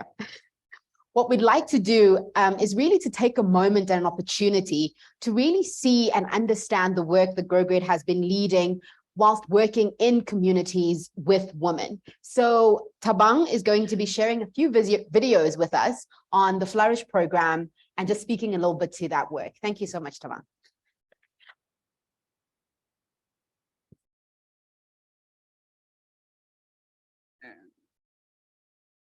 Thanks, Kenzie. Good afternoon, everybody. As introduced, my name is Thabang Mameti, and I'm quite excited to be here with you this afternoon to share the work that we're doing with women around the country through the Flourish program. So Flourish is one of the pillars of Grow Great, and this is one of the ways in which Grow Great is responding to the prevention of stunting in the country. And we've heard throughout the day the adversities that pregnant women in South Africa are facing or confronted with.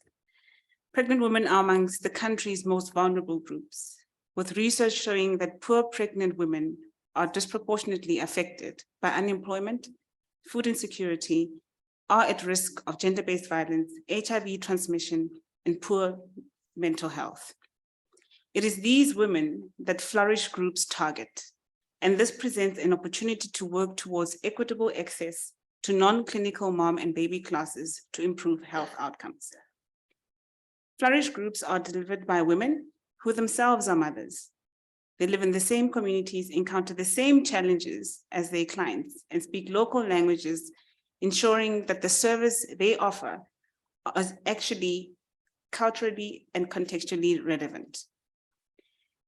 Flourish franchisees or hosts, we call them, depending on where you are equipped with knowledge, skills, and a business in a box that allows them to provide quality classes that are a perfect balance of theory and practical applications that stimulate adult learning and engagement.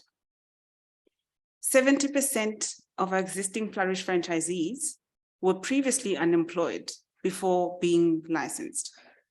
Thus, the program not only delivers evidence-based care to the most vulnerable groups in South Africa, but also serves as a twin function of economically empowering disadvantaged women to earn a livelihood.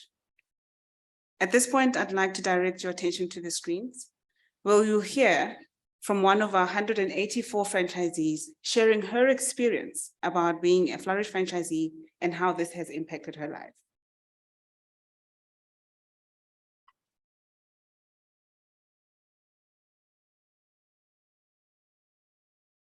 Video. Now I'm ready. I was a Flourish mom. When I was pregnant, I was introduced to Flourish, and I fell in love with the whole concept. Then I decided to become a franchisee because I wanted to give the other moms an opportunity and to celebrate the moms in the community. Since I became a Flourish franchise, I've actually grown as a businesswoman. I've managed to stabilize my finances. I've managed to do some savings and investments. Where I am today, when I look back, I actually see a big difference. To succeed as a Flourish franchisee, you need to work hard, you need to be determined, you also need to work together all hand in hand with the coaches so they can give you the guidance that you need, because they actually invest in us as franchisees, and the knowledge is paying off. I've seen a change, I've seen an increase in profit and the income that I get at Flourish. It is really important. Whenever I see someone and I change their life, that really love what you're doing, it shows. Jamie, the group has something as well. Everyone is so friendly. I feel so open when I talk to all the and I have met a lot of entities that age for me. If I never joined Flourish, I wouldn't be where I am today. It is actually taking me from level to level. To apply, dial star 134 star 4833 star 04 hash.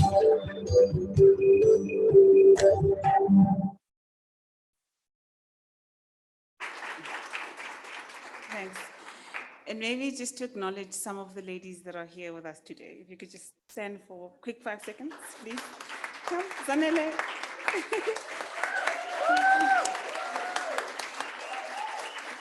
And the rest who are possibly joining online. Emma, you were still deciding whether or not to stand. So this is the intended outcome we are aiming for all of our franchisees or hosts.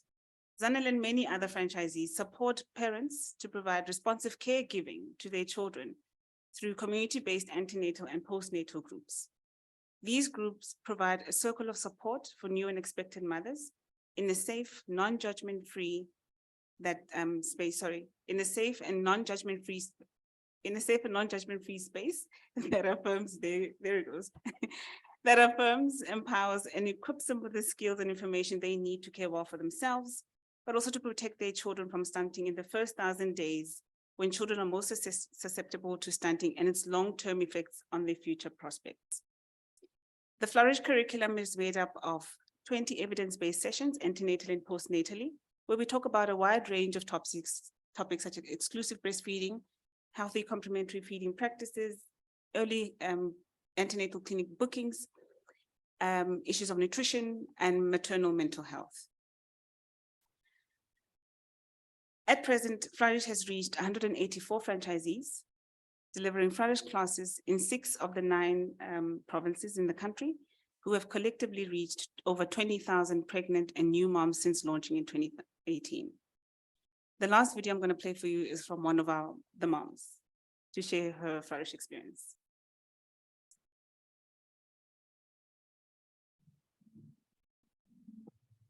Being a mother, it was a big thing. It's like I'm an opportunity giver. But you know what Flourish was the best thing for me.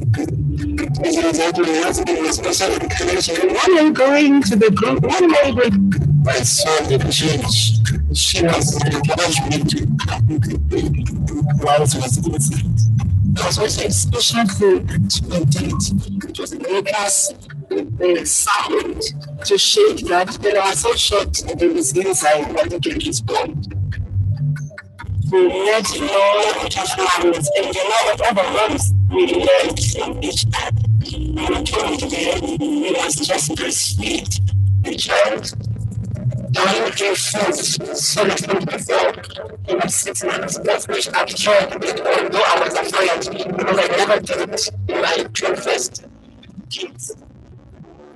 We want a big booster. We can't wait to see you and the results. I believe that this is a doctor, a dancer, a musician. To be honest with you, if Mary can cook music, he will dance like nobody's business. I will encourage other mothers to join Flourish. There is a lot of information. When I'm looking outside, I'm happy because everything has changed. So my first job in the second one. After I joined Flourish, I did an IPA with this promotion. So I thought, I created this program before my first one. I should have done everything from the first one.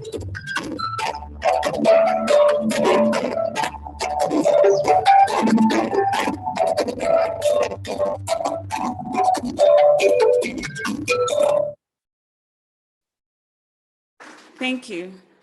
Before I step down, I'd like to tell you a story. This is a story that was told at one of the workshops I attended some time ago, and it's since stuck with me.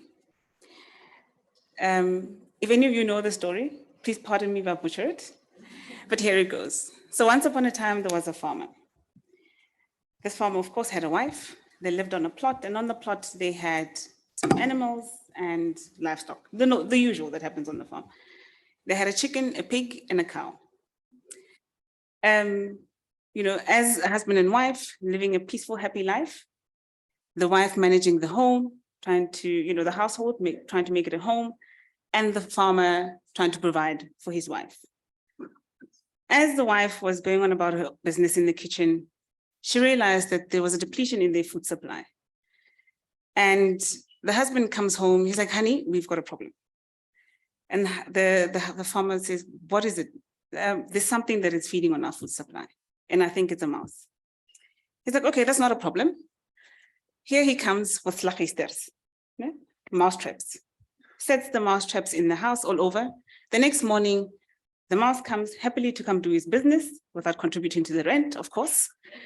And he sees all these mouse traps all over the house. Off he goes, finds his friends.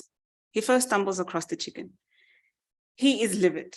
And the chicken says, my friend, what's wrong with you this morning? He's like, you will not believe what is going on in that house. Can you believe those people? It's like, what is wrong? No, I don't believe. We've got a huge problem on this farm. It's like, what is wrong? Come out with it. It's like, they've put mouse traps in the house. The chicken rolls on the ground, legs in the air. What? Mouse traps? Yes, mouse trap. We have to do something about it. He's like, no, my friend.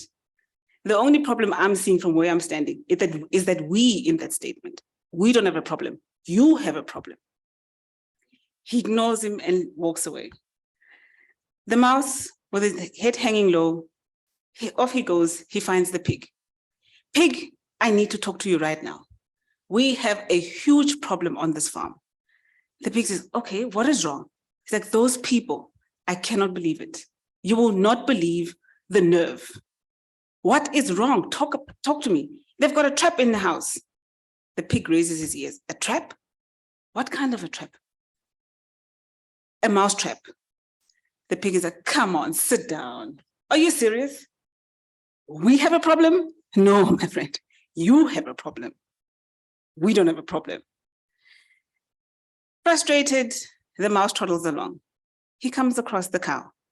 Cow, I need you to sit down and I need you to listen to me very carefully, because I couldn't convince the pig and the chicken to listen to me and to help me address this issue right now, immediately. The cow says, okay, what's the problem? He says, we've got a huge problem on the farm, cow. The farmer and his wife have put up traps in the house. The cow says, no, that's a problem. Why didn't the pig and the, he said, I don't know. He's like, what trap is it? It's a mouse trap. He's like, dude, stop being dramatic. We don't have a problem. You have a problem. Sadly, the mouse walks away. The next morning, they wake up to screams in the kitchen. Off they go, they check through the window. There lies the farmer's wife next to the mouse trap that's caught a snake. The farmer being on the farm, they know these remedies. Over a couple of days, he tries to nurses and aid his wife, but her condition is not improving. And so he rushes to the neighbor. He's like, my wife was bitten by a snake and her condition is just deteriorating. And the neighbor says, oh, I actually heard that if you give her chicken broth, she'll get well. Off he goes into the farm, grabs the chicken, butchers the chicken in the pot, boils it, chicken broth to the wife. He gives her the chicken broth over a couple of days, but her condition just keeps on deteriorating. At this point, the community, the friends, the family are starting to huddle and just trying to help with the situation. Of course, they run out of food supplies. The farmer says, oh my God, what am I going to feed these people? He goes into the farm, he grabs the pig, slaughters the pig, feeds the people. Fast forward, unfortunately, the wife dies. Guess what happens? They slaughter the cow for the funeral. So, ladies and gentlemen, the situation that we have, it is not only the problem of the mother who bears a stunted child, because she cannot afford to buy or afford diverse, nutritious food, or she's denied access to basic services, or she's unemployed. It is not only that mother's problem. When her child that is stunted drops out of school, potentially is unemployed, is caught up in intergenerational cycles of poverty, it is our problem as individuals, whether directly or indirectly, as a community, as a nation. The question is, when? When are we going to deliberately coordinate and organize ourselves as multi-sectoral bodies to prioritize stunting and put it at the top of our agenda? Thank you very much.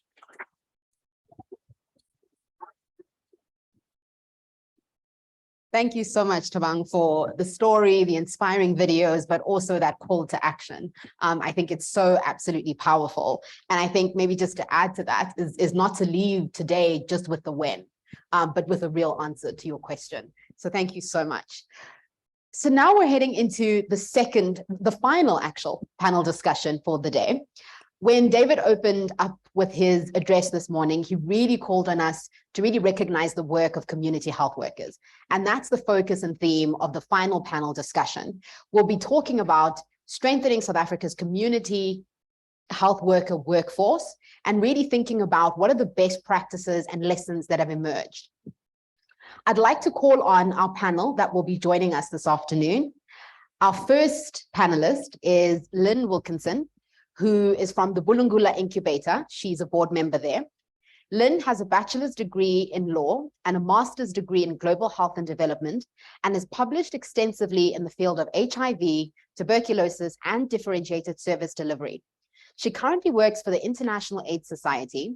She was the acting director of Bulungula Incubator in 2021, where she managed and provided technical support to community health programs. We'll also be joined by Domvuyo Sinyabi from Pelani Maternal Child Health and Nutrition Trust. Domvuyo is a social worker by profession, and she has worked at Pelani since 2018, first as a community health worker and now as a social worker, where she handles referred cases for community health workers, hospitals, and surrounding clinics and other nonprofit organizations.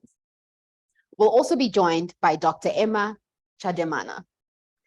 Dr. Emma Chademana is the Deputy Director and Head of Programs at One-to-One Africa Children's Fund, where she oversees programs on maternal, newborn, and child health, early childhood development, adolescent health, and community health. And finally, we'll be joined by Nogwanele Mbeu from Grow Great. Gwani is an educator and a social worker with over 20 years experience implementing community health work programs across Africa. Gwani is passionate about supporting community health workers and recently joined the Grow Great Champions team as the partnership and operations manager. Please join me in welcoming our fabulous panelists.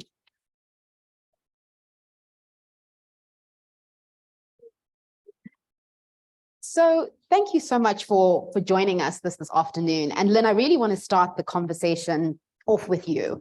You know, we've had so many important conversations and topics and themes that have emerged today around how important it is to really engage at the community and household level. We know that we have a strong community health worker workforce in South Africa, and really thinking about how do we support them, how do we galvanize that community. So where I really wanted to start the conversation with you this afternoon is really thinking about, in the recruitment and selection of this community of community health workers, in terms of how they stay motivated, how they're recognized, and how they're inspired, how do we get that right?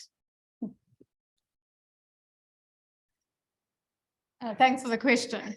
So I think, as you heard, I have a long history in public health and mostly in HIV and TB, but I was very privileged in 2021 to run an NGO in deep rural Eastern Cape called the Bulungula Incubator. And I think I really learned a number of lessons in the way that they'd set up their community health worker program that I wanted to share with you today. Because in my HIV and TB work, I've worked for many years with community health workers, and there are many challenges which we will discuss further today. But what happens at the Bulungula, in the Bulungula feeder area, is that the clinic that feeds that community is across the river. You can actually look this up online. There's a great video of showing someone trying to get to the clinic. It requires at least a 4-hour walk, a boat trip in a little rowing boat across the river to get to the clinic. And so that meant that many of the community were not able to access healthcare services. And the incubator then started a community health worker program. And sometimes the benefit of not having worked in a sector before is that you might do it quite differently. And that might mean that we actually can learn some lessons from that different approach. And so what they did is that they went to the communities and said, we want to recruit community health workers from these villages that we work in. And people apply, women and young men actually applied for those positions. And the shortlist was presented to the village elders to check that those were people that had respect in the community and that community would work with as their community health workers. And so it's a very integral part of the community for which that community health worker would be working and would be serving, involved in the recruitment and selection process, knowing who that individual was, knowing where that person had grown up, whose family she or he belonged to.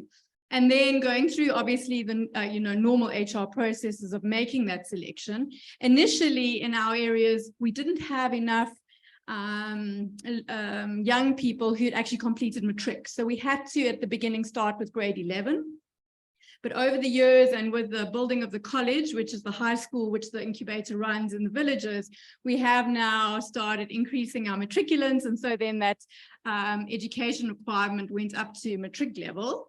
And then the community health workers were selected, they had to have a matric, the same as with the government, but were okayed and agreed by that community with an understanding that there was also be accountability to the community leadership, not only to the community-based organization. We then also don't do this thing, which I know is a difficult issue, but those community health workers only serve their village. They don't serve the 4, 5, 7, 10 villages adjacent to their village. And that makes it much more feasible for them to be able to serve that community because they can actually manage the number of households in that community. So what we established by setting up and selecting the community health workers in that way was a real motivation and respect for doing your work, because these are your community members, the people that knew you, that knew your parents, who knew your aunts and who knew your uncles.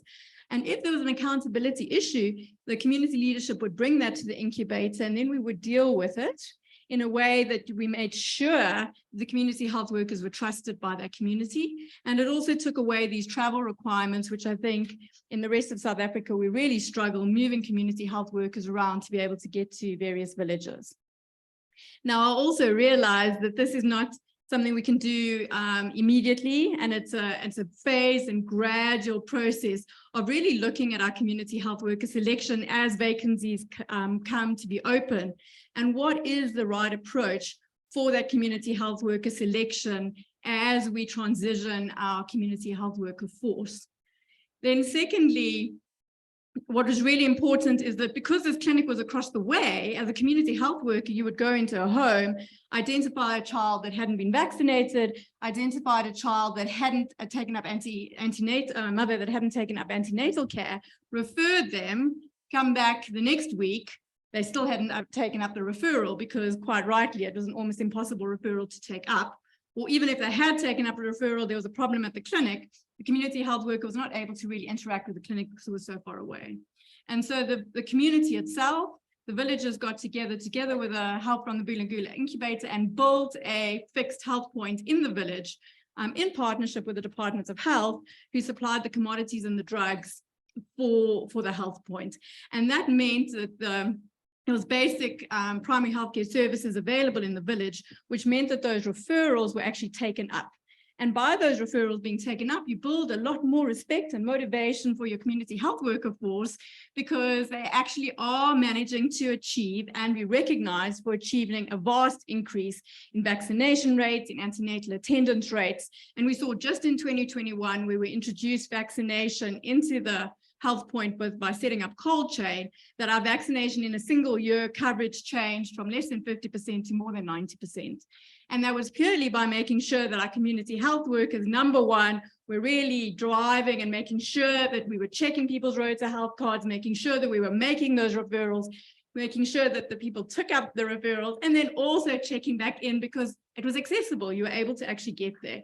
And that created a massive motivation between in our workforce, in the community health workers themselves.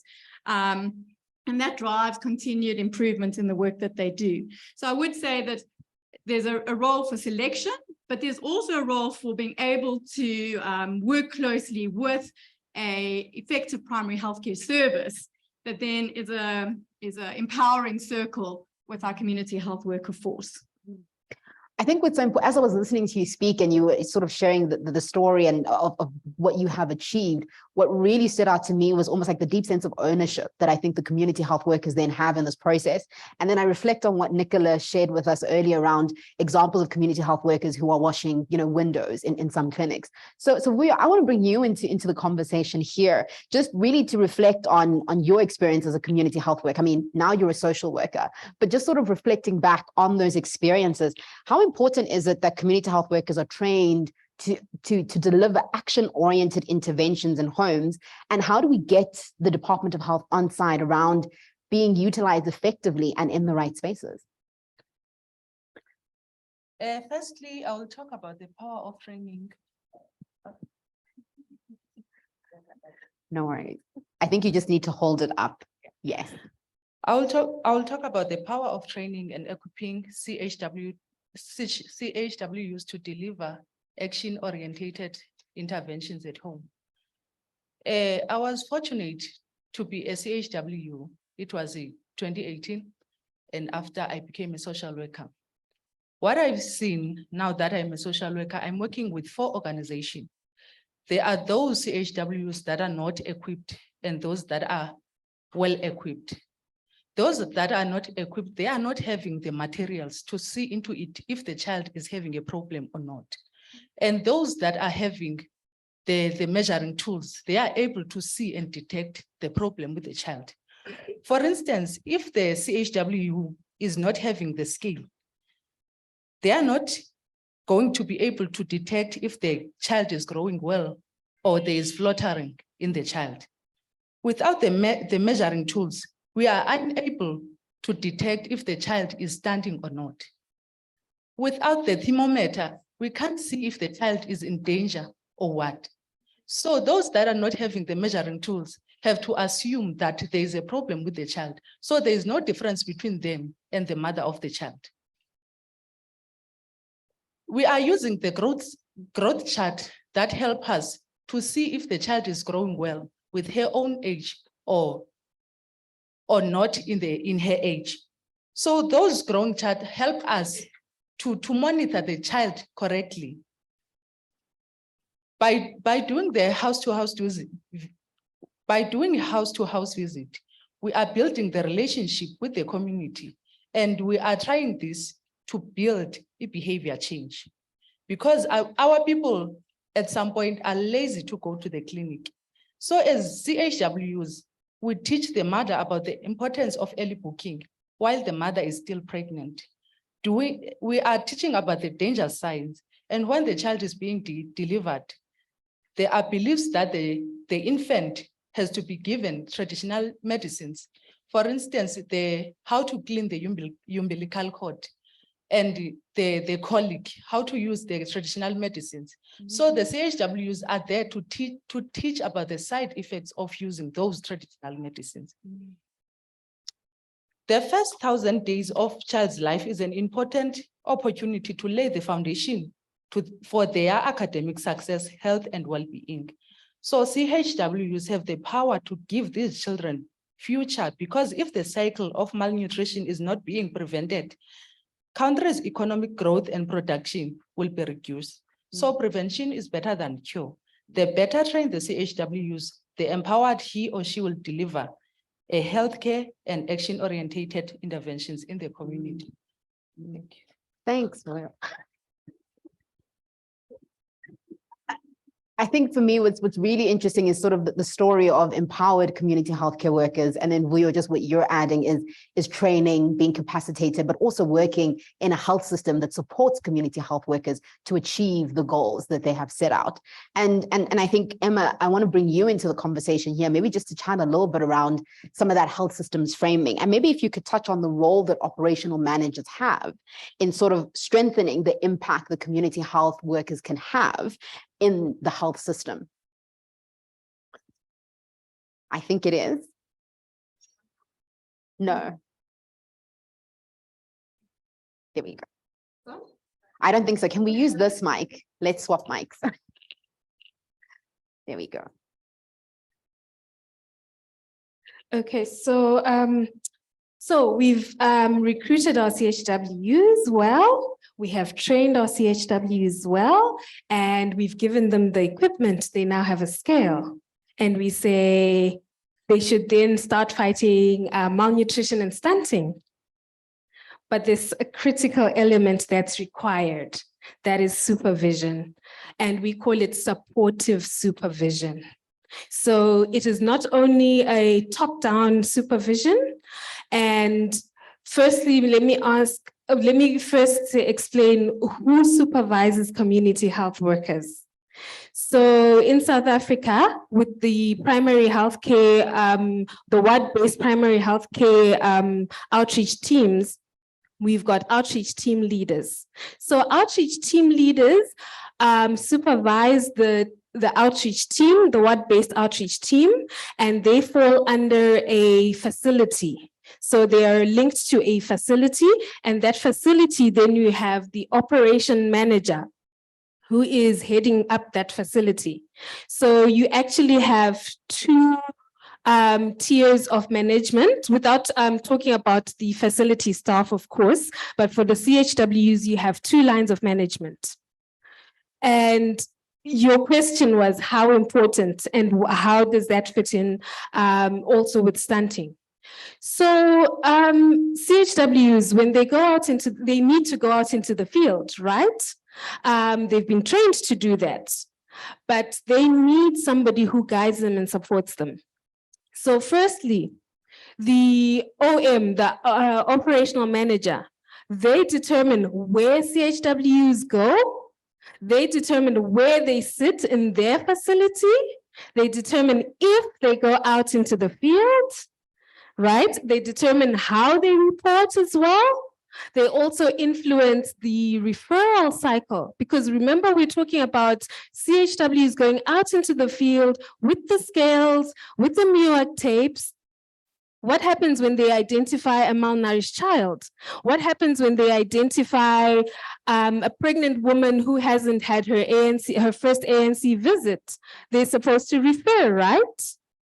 And this is where this chain of management comes in.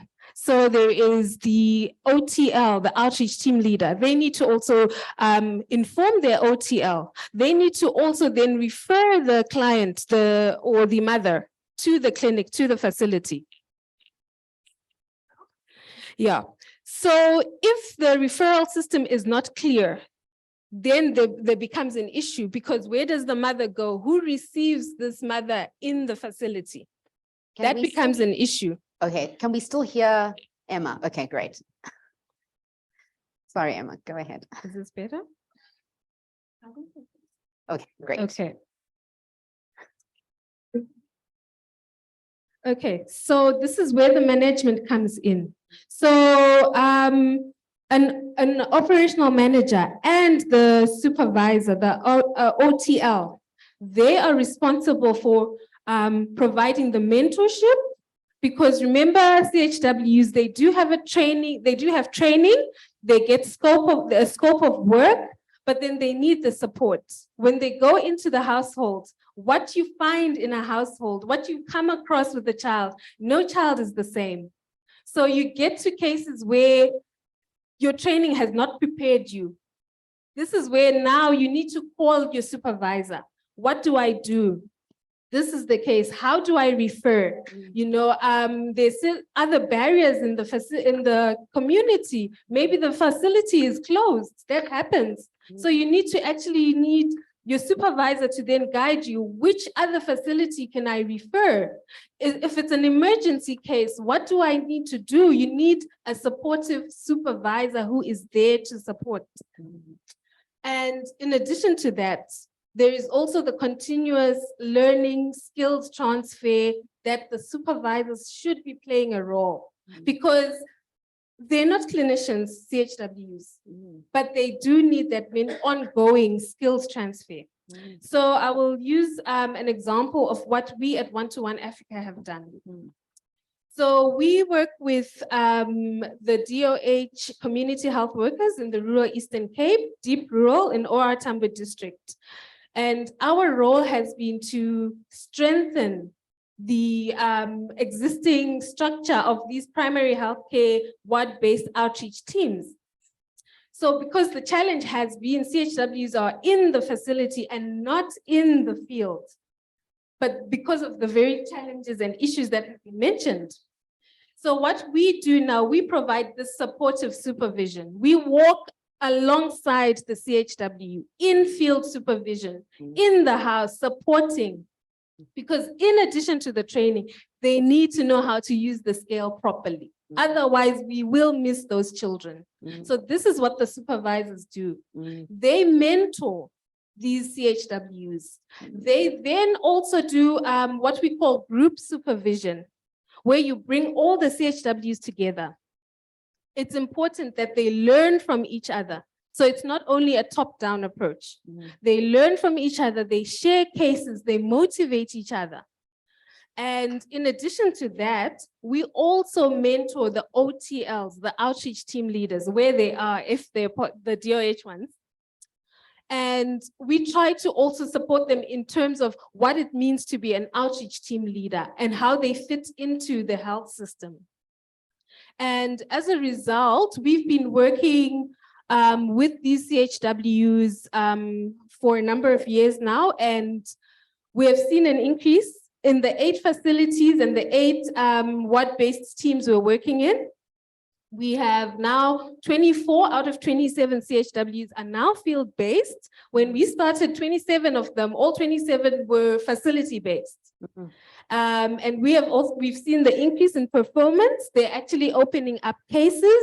They're identifying malnourished children, children who are at high risk of stunting, of severe acute malnutrition. We're able to provide interventions and referrals before they become severely malnourished. So I think that's the supervision element that's very critical. Yeah.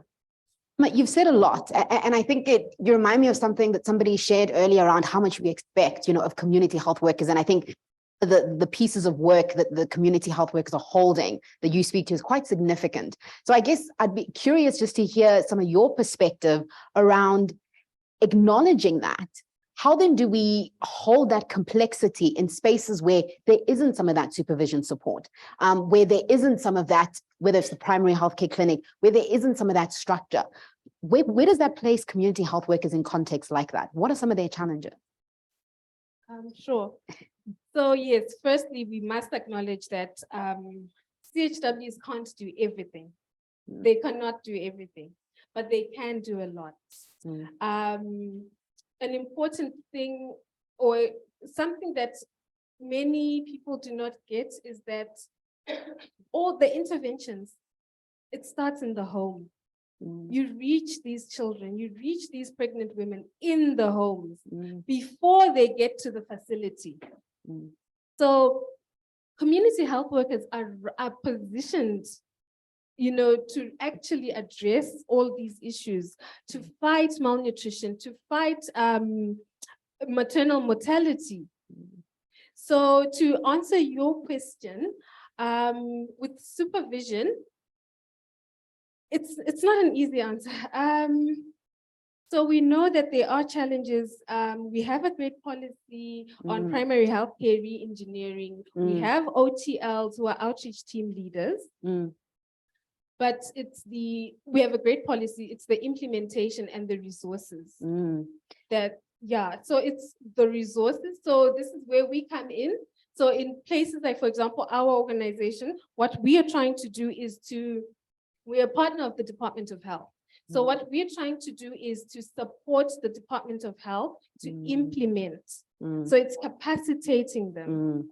So I think that's where we come in. So we come in with 5 elements. My colleagues have already mentioned them. It's the recruitment, it's the training, it's the material, and then the supervision, and then, it's the motivation, the referral system. It's all of that. So it's actually, the long answer is actually creating an enabling environment where CHWs are recognized in terms of their role in fighting and addressing our SDG goal and target of ending malnutrition, all forms of malnutrition, by 2030. Sure. I think what's embedded in some of what you're saying is also speaking to this piece around the scope of work, for community health workers? And then maybe just to bring you in on this, could you maybe just speak around some of the wide range of services the community health workers deliver in homes? And how do we prioritize that when we're thinking about maternal and child health nutrition? I think this is a problem that we've been struggling with in South Africa for a long time. And it's one in which there are a lot of important health needs that, as Emma said, can be serviced in the home environment. And there's a lot of pressure by various different actors for the community health workers to take on every single one of these. And we will not succeed if we do that. And so we have to make hard choices. And I suppose some of my background is public health. Some of those choices are not popular. And we have to really make a decision about where the evidence shows globally that community health workers have the biggest impact. And then we have to limit the services they provide to be focused on those areas with the biggest impact, and accept that there are some illnesses or some social determinants or some other driving factors that they're not going to be able to pay attention to. And I think we're not very good at that. We like to add and add and add. They're also going to do a little bit on substance abuse, and they're also going to do a little bit on this, and they're also going to do a little bit on that, until we get to the point where they're actually not be able to do anything well. And most of the evidence points to the biggest impact being in maternal and child health, in the maternal and child health area. And that is where we need to focus. We need to make sure that the indicators which we monitor are based on those evidence-based areas. And I speak from someone who works in HIV and TB, and I'm saying that we should be focusing our community health workers on maternal and child outcomes, because that is where they have the biggest impact. And those are hard decisions, and they have to be made by the departments of health and potentially DSD together, and then other implementing partners who unfortunately sometimes fund the community health workers are not going to be allowed to pull them off track onto their pet interest at the time. And it's difficult, but we have to make those hard decisions if we're going to be able to show that community health workers work. And for many years in South Africa, that has been questioned. And I would say that some of that is because of the dilution of activities, being too many activities, not focused enough, not being able to then build in the monitoring systems with a very prioritized set of deliverables. Sure. Lynn, I want to pull on a thread that you just spoke about and bring Gwani into the conversation here, particularly around impact. So Gwani, you're based at Grow Great. You're thinking about this at a national scale. One of the big aspects that we have been talking about, and I think Emma and Vuyo, you touched on it a little bit, is just around some of the time that community health workers spend collecting data in community-based activities. How can this data be better utilized to illustrate impact, but also to create shifts in the system? Cancer, thank you. I'm just thrilled to sit here and see a group of people understanding the critical role that the community health workers play. It's no longer a question. It used to be a question. We used to stand in these stages and fighting that community health workers are actually important people. They have a role to play. Today, we're saying that if they are selected well, equipped and better supervised, they can do a huge impact. But how do they do that? The Department of Health has first 1,000 days as their main priority. It's in policy. I've worked over the years and I've seen it's written on all the service level agreements that we sign with the Department of Health. But how is it done without equipment? So if then it's equipped, Bulungula is talking about impact. Dr. David Harrison was talking about impact that Pilani has. Where is it documented? So currently the community health workers are collecting household data, number of referrals, nothing that is outcome related, that is actually measured. So what you don't measure, it's not important. So if the outcomes that they are actually able to effect are not in the district health information system, then we are playing. So the main thing is like add outcomes into the district health information system and make sure that community health workers do collect something that would make evidence. Because we know that community health workers in the beginning of the ANC government, that they were actually scrapped. And it was because there was no evidence that they have impact in the health system. Now they do, provided the OPMs are working, they are working together with them, provided the strengthened referral pathways, and there's a responsive health system that is supporting them. Whether you train them, you select them well, you supervise them, but if the system itself, the health system, is not helping them, that child that Nicola was talking about is going to die, having been to the clinic six times or 17 times, because the responsive health system is not there. So my argument is that add outcome-related evidence into the DHIS system and actually strengthen the referral pathways. Thank you so much for all of the thoughts that you've shared. I think you've seeded a lot, but I want to turn to the audience now just to get some of your reflections on what our panelists have shared. So I'm just checking virtually if we have any questions. I see one hand. Are there any hands in the room? I'm not seeing any hands go up. So let's start virtually. Amanda.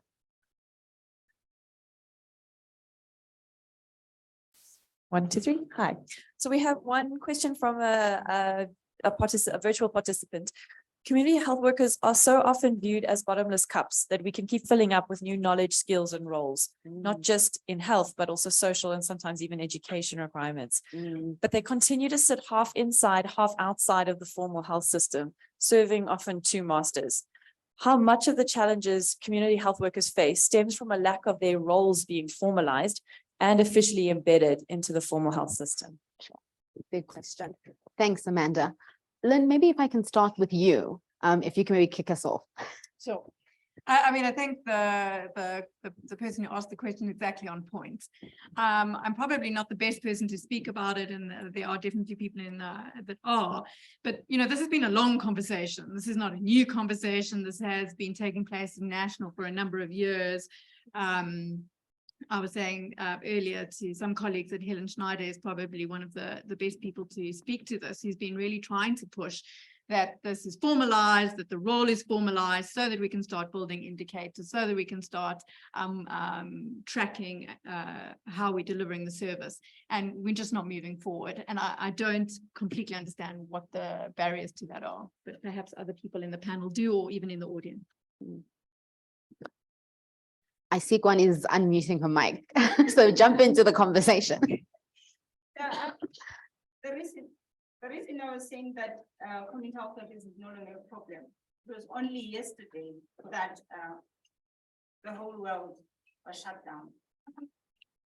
And very few people were actually allowed to go out. Guess who was out? Community health workers were out. It was not a question to anyone that someone who has COVID contact, a person who can go directly to that home to trace that person was a community health worker.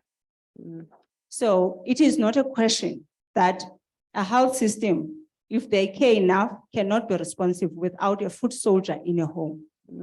And I'm actually going to bend my fingers here then and say, community health workers can work as generalists, provided a multidisciplinary system, integrated programs are supporting community health workers.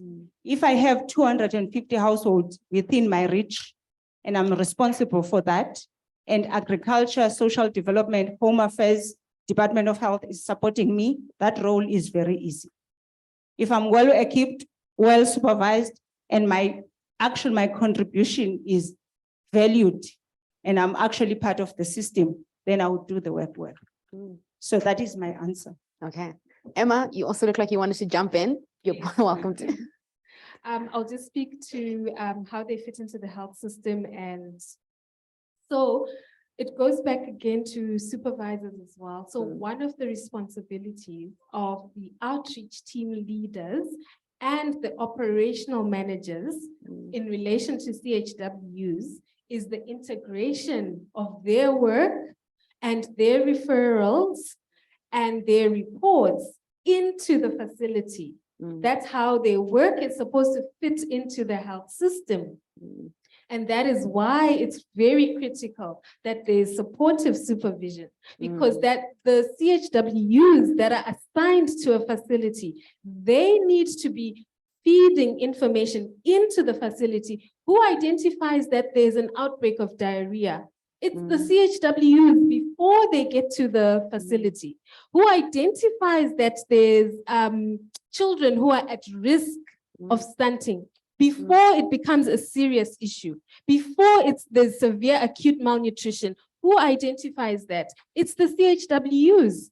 And if they are brought into the conversations through the facility, at facility level, then facilities and sub-district and district, then province, then they can respond adequately based on the feedback that they get from CHWs and the data that they get from the CHWs. That is how they fit into the health system. Sure. Thank Emma. I think that's a fantastic almost call to action. And before I wrap up this panel and just checking if there aren't any additional questions in the room, I'd really be curious just to hear from the rest of the panelists, because I think we've said a lot today. You know, we've spoken about the individual journeys that community health workers, you know, walk, the challenges that they face, the transformations that need to happen within the health system. But I think following on from the theme earlier around if we had to pick one element or one call to action to really rally around to transform how community health workers are engaging with the health system, how we view them and how we support them, what would that one piece be? And I know that's a hard question. And Nicholas is laughing because it's a hard question. But Kwani, let me start with you and then we'll come down. Sure. I really don't know. I think if you would place me in the Western Cape, I would say, pay them the same amount that you're paying them, but let them work half-time. Because the benefit of them working half-time is that they see their kids to school, they receive them back. I don't know if you have noticed that as parents, we became teachers. Homework is a problem. Making sure that safety for children going to school is also a problem. Community health workers perform very well when they are working short hours. So that would be the ask. But you would place me in the Eastern Cape, I would say pay them.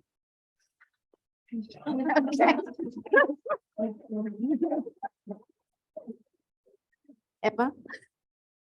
The one thing, I actually have got, but the one thing for Eastern Cape, I would say, using the example of Eastern Cape, I think facilities, the health system, let there be nurses in the facility, let there be auxiliary nurses in the facility so that CHWs can go out into the field because we're not using them adequately. If they're cleaning windows and making tea in the facility, that doesn't help. How do they then fight malnutrition? How do they identify the pregnant woman who needs to go for ANC?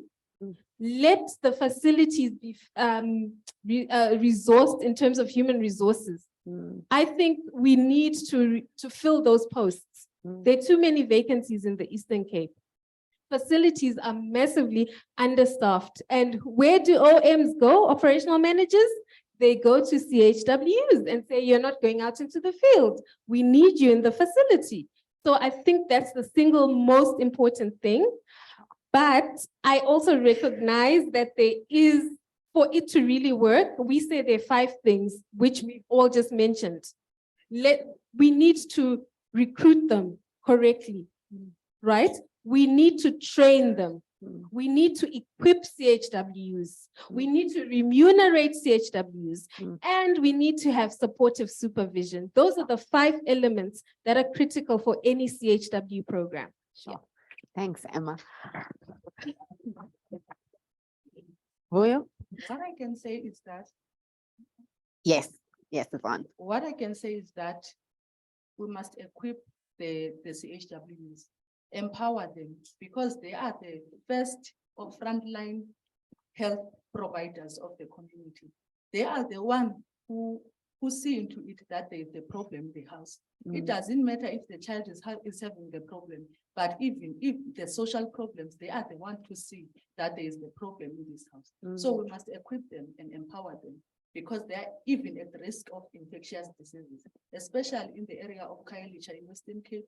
You will find that in one shack, there's 10 people that are staying in that house. And from them, there are people that are not adhering to the treatment. And the CHWs are the one that educate those households before referring to the clinic. Thanks, Well. Len? I mean, sure, yeah. I don't think I can say it better than the three people before me, and Emma's got the 5 points, which I'm not going to say as well. But I hope I can just summarize it by saying we need to value the community health workers. And that value comes not only from the health system, but also from the communities in which they work. And that means they have to be working for specific communities who they know, who know them, and that there's a relationship of trust between the community they serve and a respect from that community, which also provides dignity and motivation to do your job every day. Sure. Thank you so much to our panel. That was amazing. So that brings us to the second last segment of the day. And I'd like to call on Nicola for this segment. And this is where we'll be announcing the Grow Great Journalist of the Year. I think we've spoken today around the work that Grow Great has been leading in this space. But I think what's really critical and what we all have been calling for is really framing the public conversation, shifting the narrative, ensuring that there is a multi-sectoral approach to this, but also ensuring that people are driving this message from the ground up. And a big part of that is the journalists who share the stories that emerge from communities that are far-flung, the stories that emerge from mothers around the experiences that they are having and what needs to shift and change in the system. So we really want to utilize this Grow Great Journalist of the Year award to really highlight the importance of storytelling, which I think a number of us illustrated today, but also to highlight the need of why it's important to tell these stories so that we have a general public shift in narrative. And as we demand a shift in how we talk about stunting, that it happens in every space, in every sector. So I want to hand over to Nicola, who can maybe just share a little bit about the Grow Great Journalist Award. How did we get to this particular point? And why is Grow Great so deeply invested in recognizing journalists who are working in this space? Thanks so much. I mean, I think you've summed it up so beautifully as well. But I mean, this is the third time we're awarding this award. It's an annual award, and we really wanted to create an opportunity to honor and recognize journalists who've worked really tirelessly and shone a spotlight on one of South Africa's most pressing challenges, and that is malnutrition and stunting. And through this award, the Grow Great campaign seeks to encourage and support other journalists to continue the pursuit of researching and writing pieces that help society grapple with some of our most urgent social ills. And so helping me hand over the award is our new executive director at Grow Great. If you could maybe just take over there. So we're pleased to announce that the 2022 winner of the Grow Great Journalist Award is Refilwe Mochari for her article in Spotlight, What's Behind the Increase in Malnutrition Deaths Amongst Infants in the Free State. If you could please come up to accept your award.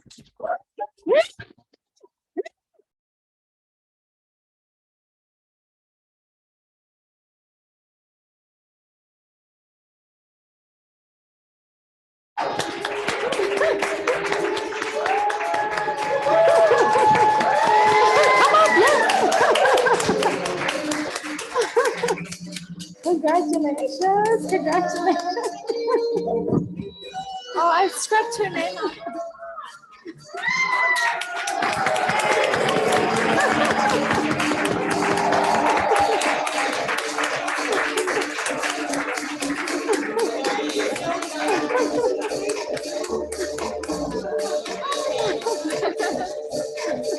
Congratulations. Oh, that's my article. You really brought me to tears. Oh, thank you so much. No. Are you sure? Yeah. Okay, so well done. A journalist that is more comfortable sharing her words through or her thoughts through pen than orally. So we won't be hearing from Refilwe, but congratulations. And we actually have two other previous journalists of the year in the audience today. And so for other journalists who are interested in writing more stories, we really do hope that you continue to share not only the heartbreaking stories, but the positive stories that we hope start emerging as we continue the conversations that we've started today. So thank you very much.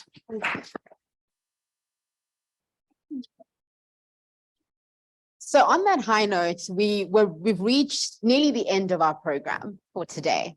And I'd like to call on Thulani Masilela from the Office of the Presidency to join us in the closing address.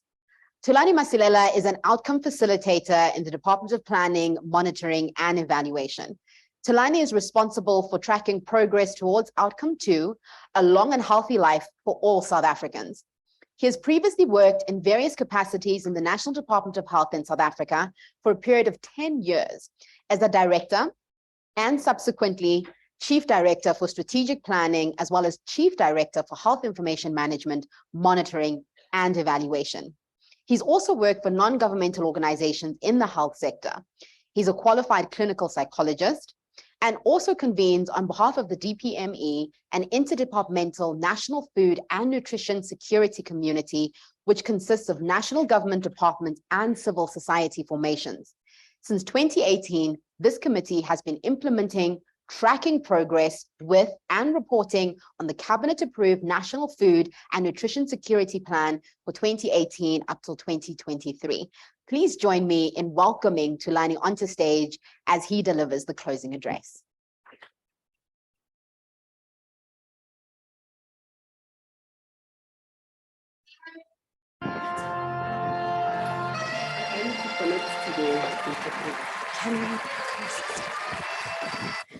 Can you just give us a minute? We're just going to connect the laptop.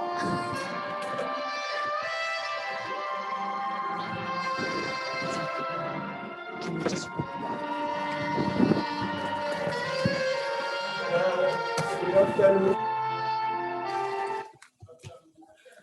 While you are dealing with the technology, my resume doesn't, or my resume forgot to mention that I worked for David Harrison as well.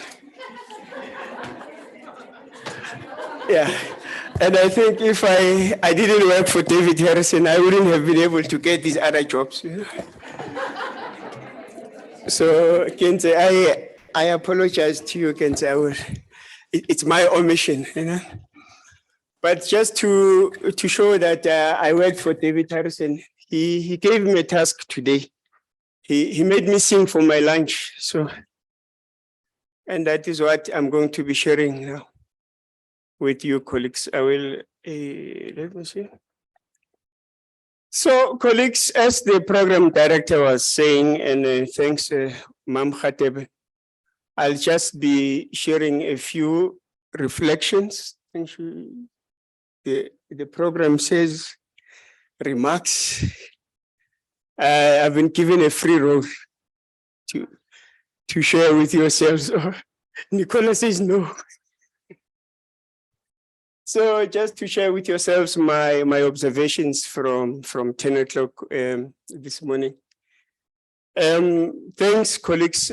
Just to mention that as the presidency and the Department of Planning, Monitoring and Evaluation in the presidency and all other departments that constitute the Food and Nutrition Security Task Team that Auskinto was talking about. We've had a long working relationship with Growth, and we appreciate that. So let's get to the reflections. First, I think colleagues would agree that has been a very productive, a very vibrant and informative summit for 2022. From where we sit, we see the summit as an important forum for bringing diverse stakeholders together to address key challenges of malnutrition in all its manifestations, particularly stunting. So we do look at a broader range of indicators, but we are pleased that there's a structure that is really interested in stunting. We also believe that Growth does amazing work at the coalface, and that we as government have a role of taking up and scaling up this work nationally. So later, I will talk for just 5 minutes about the plan that we're implementing nationally, and then invite stakeholders to join a council that is being formed. But for now, let's first do the reflections. So I have compiled a few slides on the takeaway messages. The first part focuses on the scene setting address that was delivered by Dr. David Harrison. And I think therein, there were messages for both government and social partners or civil society broadly.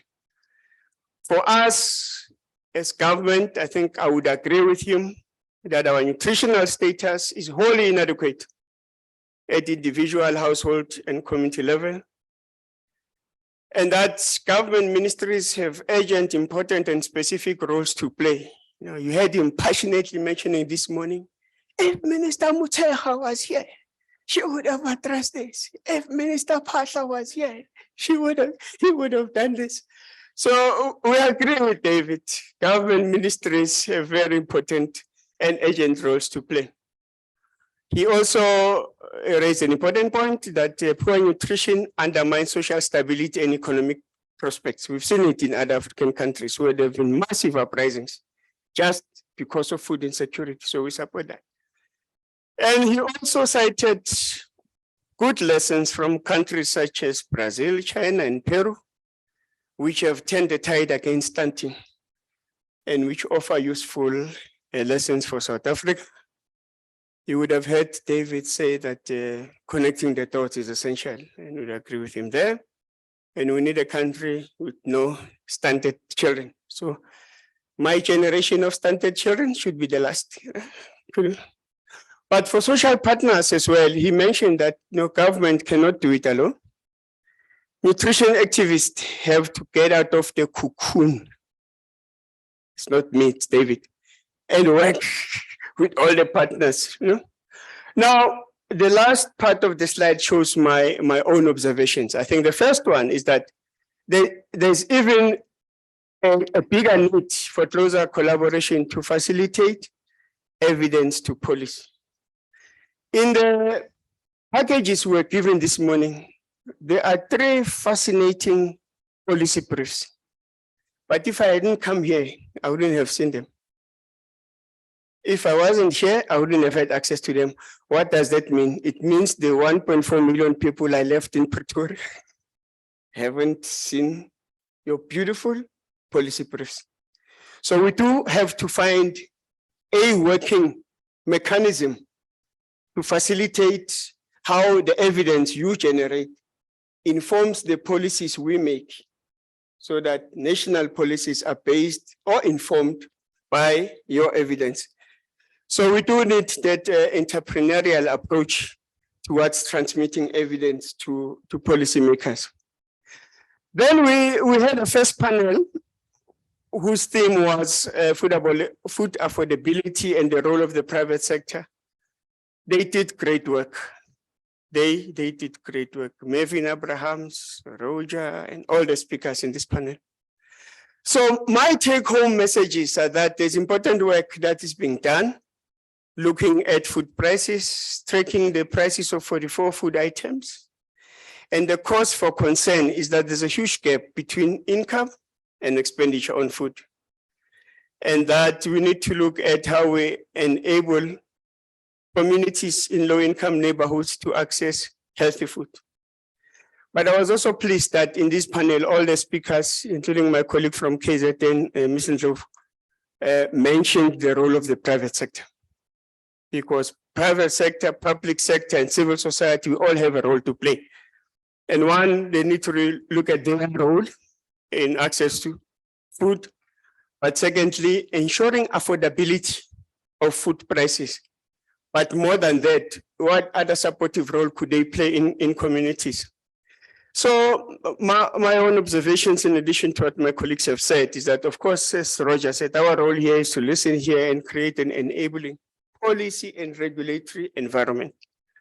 So there's a structure called NEDLEC, where labor, business, and government meet. So the work that was discussed here today has to be transported to NEDLEC so that it can be debated at the level of policymakers. And the last point on this one is the message that Roger left, and I fully agree with him, is the principle of our food and nutrition security. We need to break the conceptual link between poverty and food insecurity. We have many examples of poor communities that are not food insecure. But anyway, we have to eradicate poverty. Then there was a second panel on improving social security, focusing on the maternal support grant.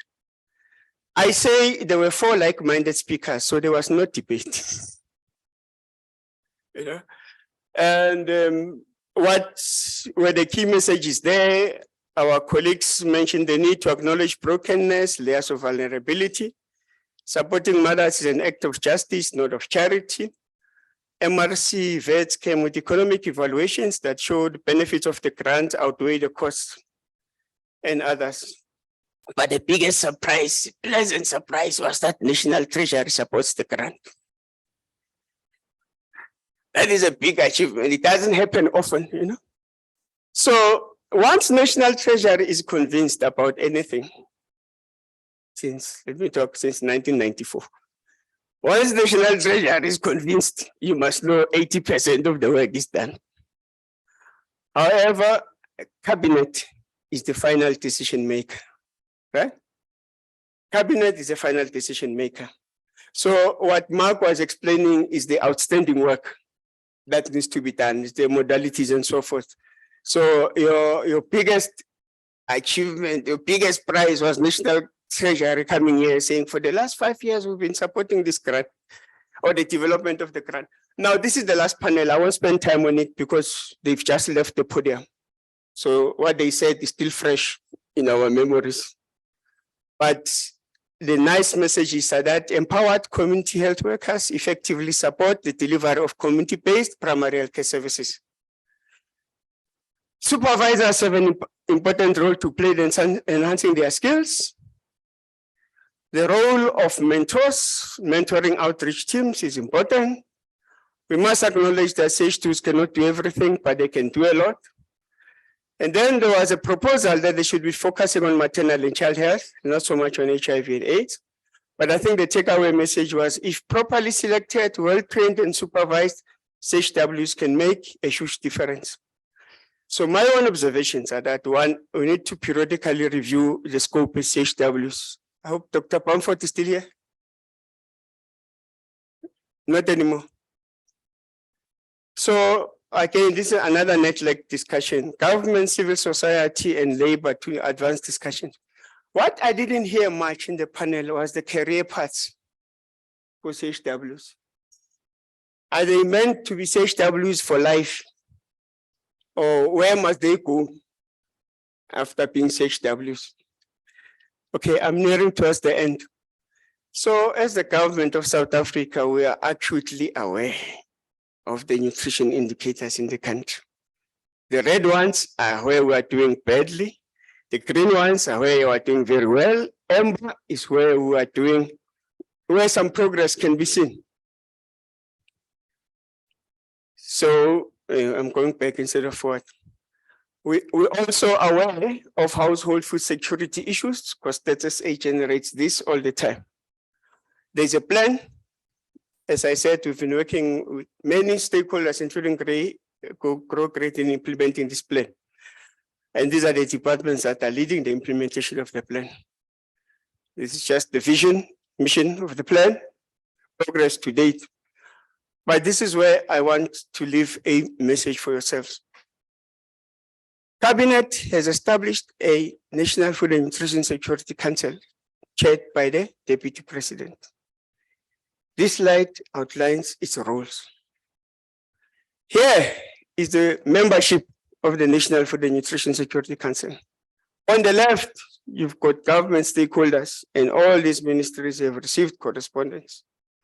On the right, government is going to follow a process of public nominations, a call for nominations, directed at schools of agriculture, land, rural development, and land reform, research organizations, schools of public health, independent researchers, organized farmers associations, statutory councils, smallholder producers, small business development, civil society formations, NGOs, CBO's committee members. So my parting shot is the one in red. It says Grow Great and other social partners present today are requested to express an interest in joining the FNS Council when the call for nominations is made. The reason I'm making this appeal is that we've been talking amongst each other. Né? We've been talking to each other a lot. The time has arrived for us to talk to the decision makers. The time has come for us to talk to the political leadership. And it's only through your participation in the council that you'll be able to talk directly to the political leadership. Thank you very much.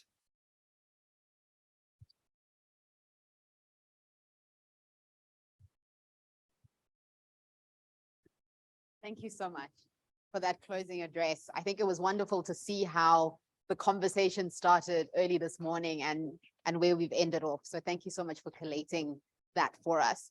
So we have come to the end of the summit for this afternoon, but we really started off with David challenging us around how do we end stunting?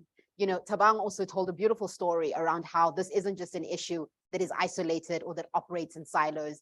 It impacts each and every one of us. So I guess for me, what I'd like to see where this conversation ends today is really thinking about, after listening, after hearing, after sharing, after being moved, after being inspired, what are we going to do tomorrow? At the end of today, having heard everything that we've heard, and I think Tulani's call as well to action around what are some of the pieces of work that we can really congregate around and really pull together on. And there's a couple that have come out today. So the one is the Coalition for Nutrition. The other is around really addressing how do we get an affordable food basket? How do we bring the private sector to the table? I mean, they were a big part of our conversation today. How do we support the maternity support grant? What do we need to do, even though there clearly seems to be so much consensus around how we do that, but how do we get that across the line? How do we strengthen the role of community health workers? I think that the last question that the panel answered around what are some of the key things that we need to shift are critical. So there's clear points of action where we can coalesce and converge and really pull together. So I think for me, that's where I'd like to end off today, is really thinking about, and now what? So when we convene again in the next 2 years, when Grow Great pulls us together, where's the conversation going to be? What would we have shifted? What are we holding ourselves accountable to? Because the conversation is bigger than those of us who are in the room today. So finally, I'd just like to thank the participants who've joined us today, virtually and face-to-face. We really appreciate that you've come out and you're part of this community that's really thinking about transforming the narrative around stunting in South Africa. All of the sessions have been recorded, so please look out for those to be shared on Grow Great platforms. I would like to take an opportunity to thank our speakers and our panelists who joined us today. There was a lot of preparation that went into pulling all of this together, so we really appreciate the time and effort that went into this. I'd also just like to thank our funders and our partners who have also been instrumental in making today happen. I'd also like to thank the team that took care of us today whilst we were at Southern Sun. I'd like to thank our tech team as well, who were supportive yesterday. There was a lot of things going on to make all of this happen.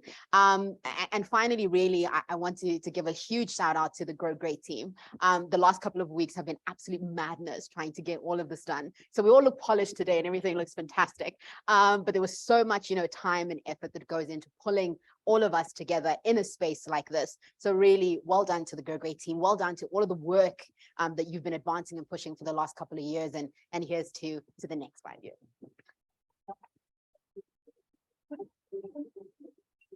So there isn't any more housekeeping, but just to say that thank you so much. There is tea, Nicola, outside.